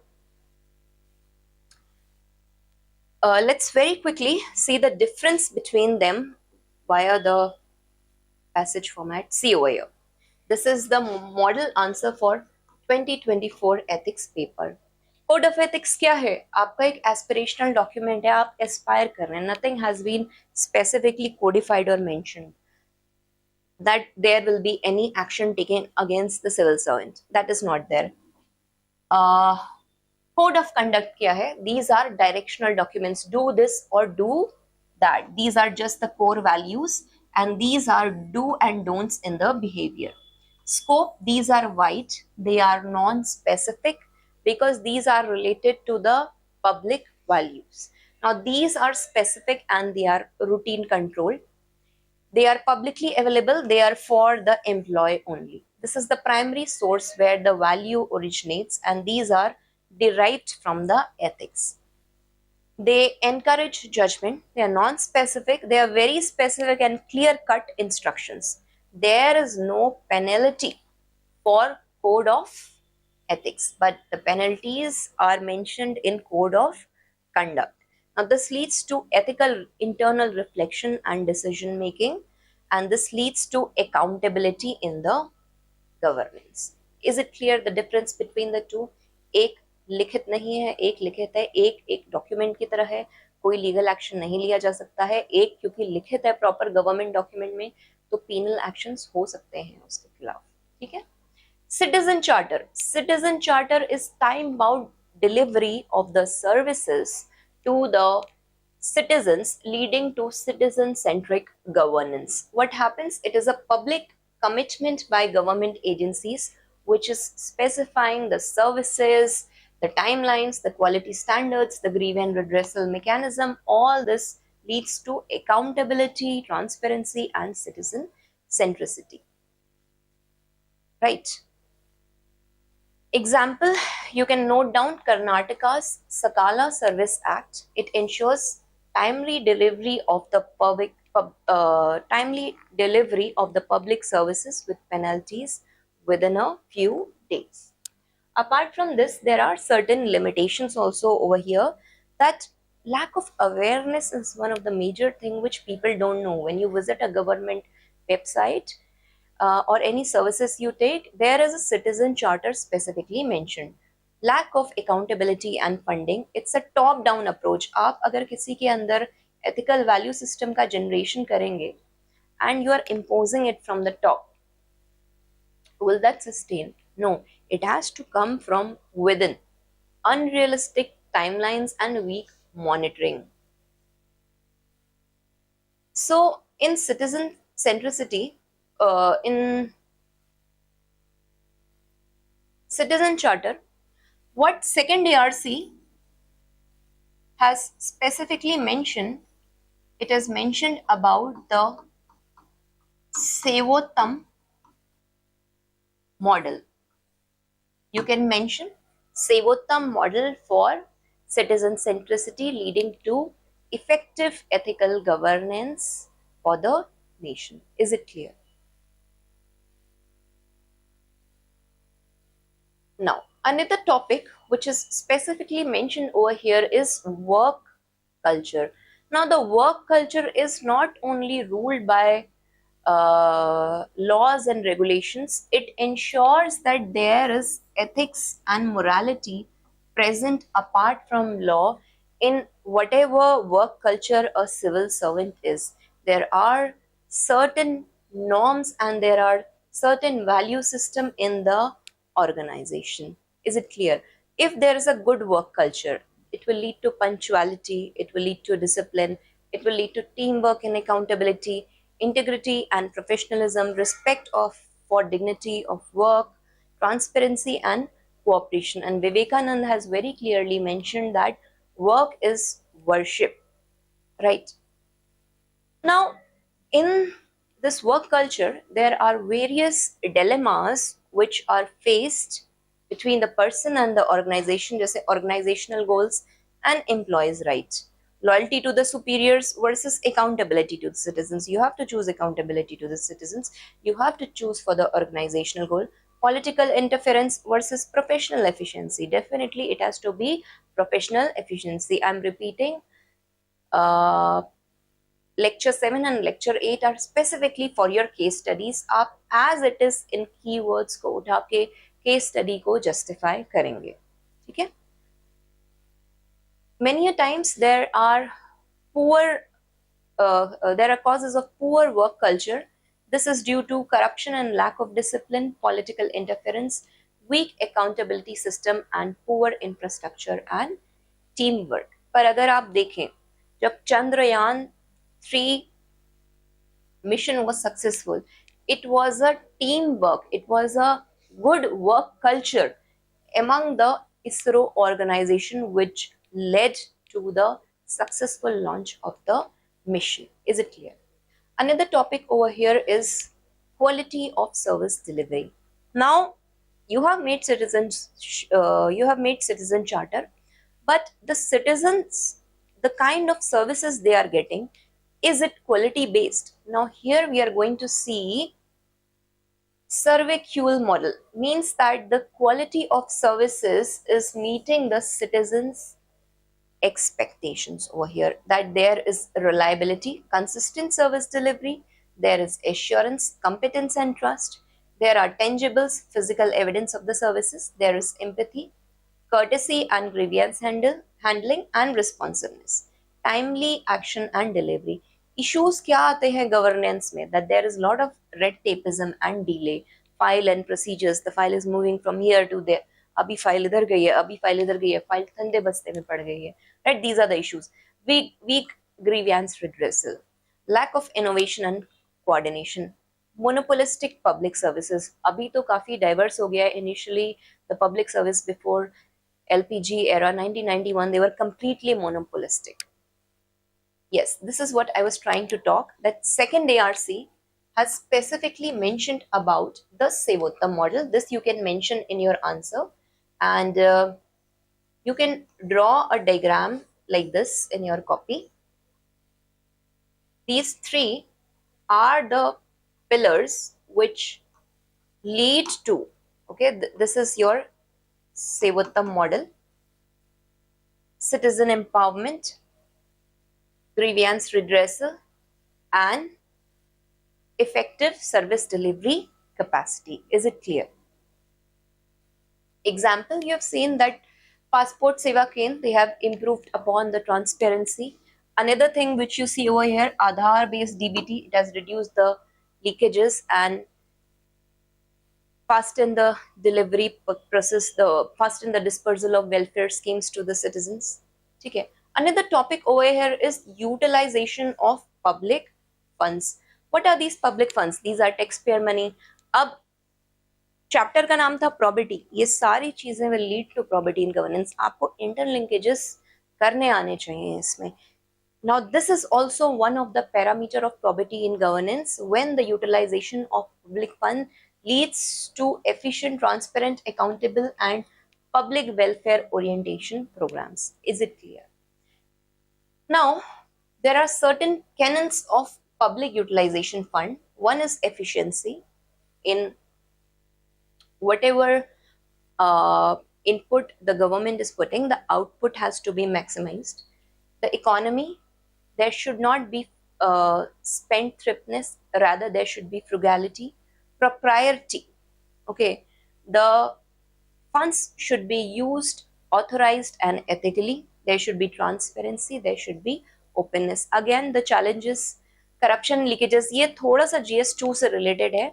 So we will not go into these technical parts over here. Just I am discussing in brief. Corruption and leakages, red tapeism, weak accountability, poor financial management, and one of the reason also over here is understaffing and administrative inefficiency. But what are the best practices we have seen over here? These are social audit under Mahatma Gandhi Manrega scheme. We have seen the digital system which have improved the efficiency and good public utilization of fund, outcome budgeting, public-private partnership over here. All these public funds, they are people's money. So they should be used for the welfare of the public. Another last topic which UPSC has mentioned in your syllabus is corruption, its causes, concepts, consequences. Now you have to understand that you are studying this part in GS2. There are external mechanism check which we will be studying, but there is some kind of internalization of the value system. हमने जो भी पूरा paper पढ़ा है उसका मान यही है कि when there is a government official entering into the field work or into the services, when the aspirant is turning into a government official, he ensures that the corrupt practices are reduced to very minimal and there is rise of public trust for the welfare, right? So basically what does this mean? Let's see the definition. It is abuse of entrusted power for any kind of private gain. Kautilya has very rightly said कि जिस तरह से एक मटके में एक मछली कितना पानी पीती है, we can never know. Similarly, we can never know about the treasuries of the government when the government official is present over there. So it is upon the internalization of the value system of the government servant that the chance of corruption can be reduced to very minimal, which will lead to ethical good governance. World Bank has specifically mentioned a definition: misuse of public office for the private profit. Transparency International, it has mentioned abuse of entrusted power for the private gain. Corruptions can be, जैसे petty corruption हो गया, आपने छोटा मोटा कोई bribe ले लिया the government official, that is wrong. Another thing, grand corruption, large scale scam, जैसे आदर्श सोसाइटी स्कैम हुआ था, कॉमनवेल्थ स्कैम हुआ था. Political corruption, vote buying, vote bank politics. Systemic corruption. Now systemic corruption, basically this is embedded in the institution. India is highly affected by systemic corruption क्योंकि system ही ऐसे चल रहा है. ठीक है, we have moved from, after 1991 we have moved from coercive corruption to collusive corruption. Now we have entered into that era. Causes क्या है? Red tapeism. File पास नहीं हो रही है, आपने कुछ सेवा पानी के लिए वहां पे फॉरवर्ड किया and that moves on in the hierarchy. This is actually happening in real time scenarios. So this is one of the causes. Excessive discretion, किसी एक ब्यूरोक्रेट के हाथ में बहुत पावर आ गई है. Weak institutions है. There is low accountability. There is a nexus between the politics and the business class. Cultural acceptance है कि हाँ चलता है, दे 200 रुपए.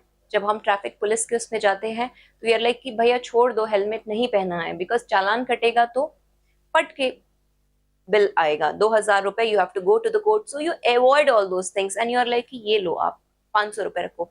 This is wrong in the personal life. Similarly, this is happening at a greater institutional level. क्यों ये paper है? ये पेपर इसलिए है, पहले आप रूट कॉज को आइडेंटिफाई तो करें. सिस्टम को क्लीन करने के लिए सबसे पहले ये जरूरी है कि सिस्टम में आने वाले लोगों को पता तो होना चाहिए एथिक्स होता क्या है, राइट? इसमें से अगर कुछ का भी कॉन्शियसनेस जग गया, it will lead to ethical good governance. Consequences, economic losses, misuse of government funds and resources, weakening of the institution and democracy, erosion of public trust, criminalization of politics. अब इसको combat कैसे करें? First of all, हमने जो भी syllabus में पढ़ा है ऊपर lecture 7 and lecture 8 के starting में, Right to Information Act, citizens are getting empowered, e-governance, bringing transparency, Lokpal, Central Vigilance Commission, and other vigilance mechanism. इसके अलावा social audits and whistleblower protection and ethical leadership. Here comes the major role of the bureaucrats over here. There have been certain best practices which have led to decrease in corruption's level. You can mention in your answer writing Singapore's anti-corruption model, Hong Kong's independent commission against corruption, and there is United Nations Convention against corruption. These are few global practices, but मैं फिर बोलूँगी ये सब एक तरह की external accountability mechanisms हैं. What is required जब इंसान एक self actualized position पे पहुंच जाए और उसको ये realize हो that why I am into the services, why I am doing all this, that is the real time which will lead to ethical good governance. Let's very quickly see the question over here. It is often said that poverty leads to corruption. However, there is no dearth of instances where affluent and powerful people, they indulge in corrupt practices in big way. We have seen in Commonwealth Games what are the basic causes of corruption among the people, and support your answer with the example. अब क्या करेंगे, बहुत सारे बच्चे इस पे corruption की definition लिखेंगे और corruption के कुछ causes लिख देंगे. Social cause गरीबी है, because now it is linking to poverty to corruption. The major topic that you have to highlight over here is social cause over here, right? So after, हाँ, बहुत बच्चे definition लिखेंगे, उसके बाद उसके मल्टीपल कॉजेस बता देंगे और उसके बाद एग्जाम्पल लिख देंगे और आंसर को वहीं छोड़ देंगे. This is not a university exam, this is a exam where you are going to become bureaucrats. तो आपको इस क्वेश्चन में पूछा नहीं है, लेकिन आपको वे फॉरवर्ड में ये स्पेसिफिकली मेंशन करना है what are the measures to reduce और minimise the corruption. Is it clear? This is where I tell the students to keep writing the answers. Today we find that in spite of various mechanisms, जैसे code of conduct, vigilance, commission, RTI and all, active media, strengthening of legal mechanism, corrupt practices are not under the control. Is it true? The statement is asking. Yes, definitely. Evaluate the effectiveness of these measures with justification. So, इसमें आपको दोनों पहलू लिखने हैं. पहले आपको ये mention करना है किस तरह से आरटीआई एक ट्रांसपेरेंट गवर्नमेंट लेके आया. आप जन सुनवाई के एग्जांपल्स लिखिए, राइट. आप कैग की ऑडिट रिपोर्ट के बारे में लिखिए. आप पहले इसको सब्सटैंशिएट करिए, but this is, you have to mention that these are merely external accountability check. What is required is internalisation of values. उसके लिए भी कुछ एक्सटर्नल मैकेनिज्म्स हैं, जैसे ethical training, mission Karmayogi. You have to mention that, and there has to be a proper training centre for the bureaucrats who are already into the services, where they realize that what is their higher purpose. Okay. हाँ, ये है ना question, effectiveness of these measures. उसके बाद आपको effective strategies mention करनी है. आप इस जो मेनेंस क्रिएट हुआ है इसकी वजह से उसको कैसे हैंडल करेंगे. I think that some recent developments such as introduction of RTI, media, judiciary are proving helpful in bringing about greater transparency and accountability. Yes. फिर देखिए, repeat किया है क्वेश्चन को. 2014 and 2015. I think this was the question of 2015 only. In a very different way, they have asked the similar question. Again, they are asking that suggest that how this dichotomy can be reduced. You have to suggest the way. Now they are checking your innovativeness. They are checking कि आपको ethics का syllabus दिया है, आपने पढ़ लिया है, क्या आप समझ पा रहे हैं, या आप सिर्फ ये बोल रहे हैं कि हम external accountability measures, क्या आप उसको internal value system से supplement कर सकते हैं? This is what they're asking. Discuss the public service code as mentioned in the second ARC. ये मैंने ऊपर mention किया था that in your code of ethics, the second ARC has specifically discussed about a public service code where there are certain public values that have to be adhered by the civil servant. Citizen charter, again, it is a instrument for organizational accountability, but it has its own limitations. अभी मैंने discuss किया था lack of awareness, weak enforcement, right, weak mechanism. Apart from this, the various loopholes, red tapeism. So you have to identify all this and then you have to mention the measures कि citizen charter को भी कैसे strengthen किया जाए. This question I was asking, I was telling you, code of ethics and code of conduct. You have to distinguish between them. Giving example, code of ethics क्या होता है? Integrity, accountability, something which is a aspirational guideline documents. Code of conduct क्या होता है? These are your written document format, जैसे All India Civil Service Conduct Rules, which are specifically mentioned and which can be penalized against the civil servant. Right to information is not all about citizen empowerment alone.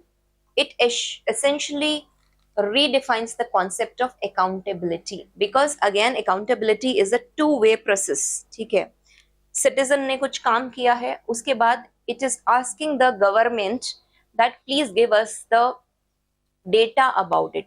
Again, information sharing has to happen in a very transparent manner. This you have to discuss over. I think that is it. In next last session, I will be discussing the case studies and how to approach the case studies.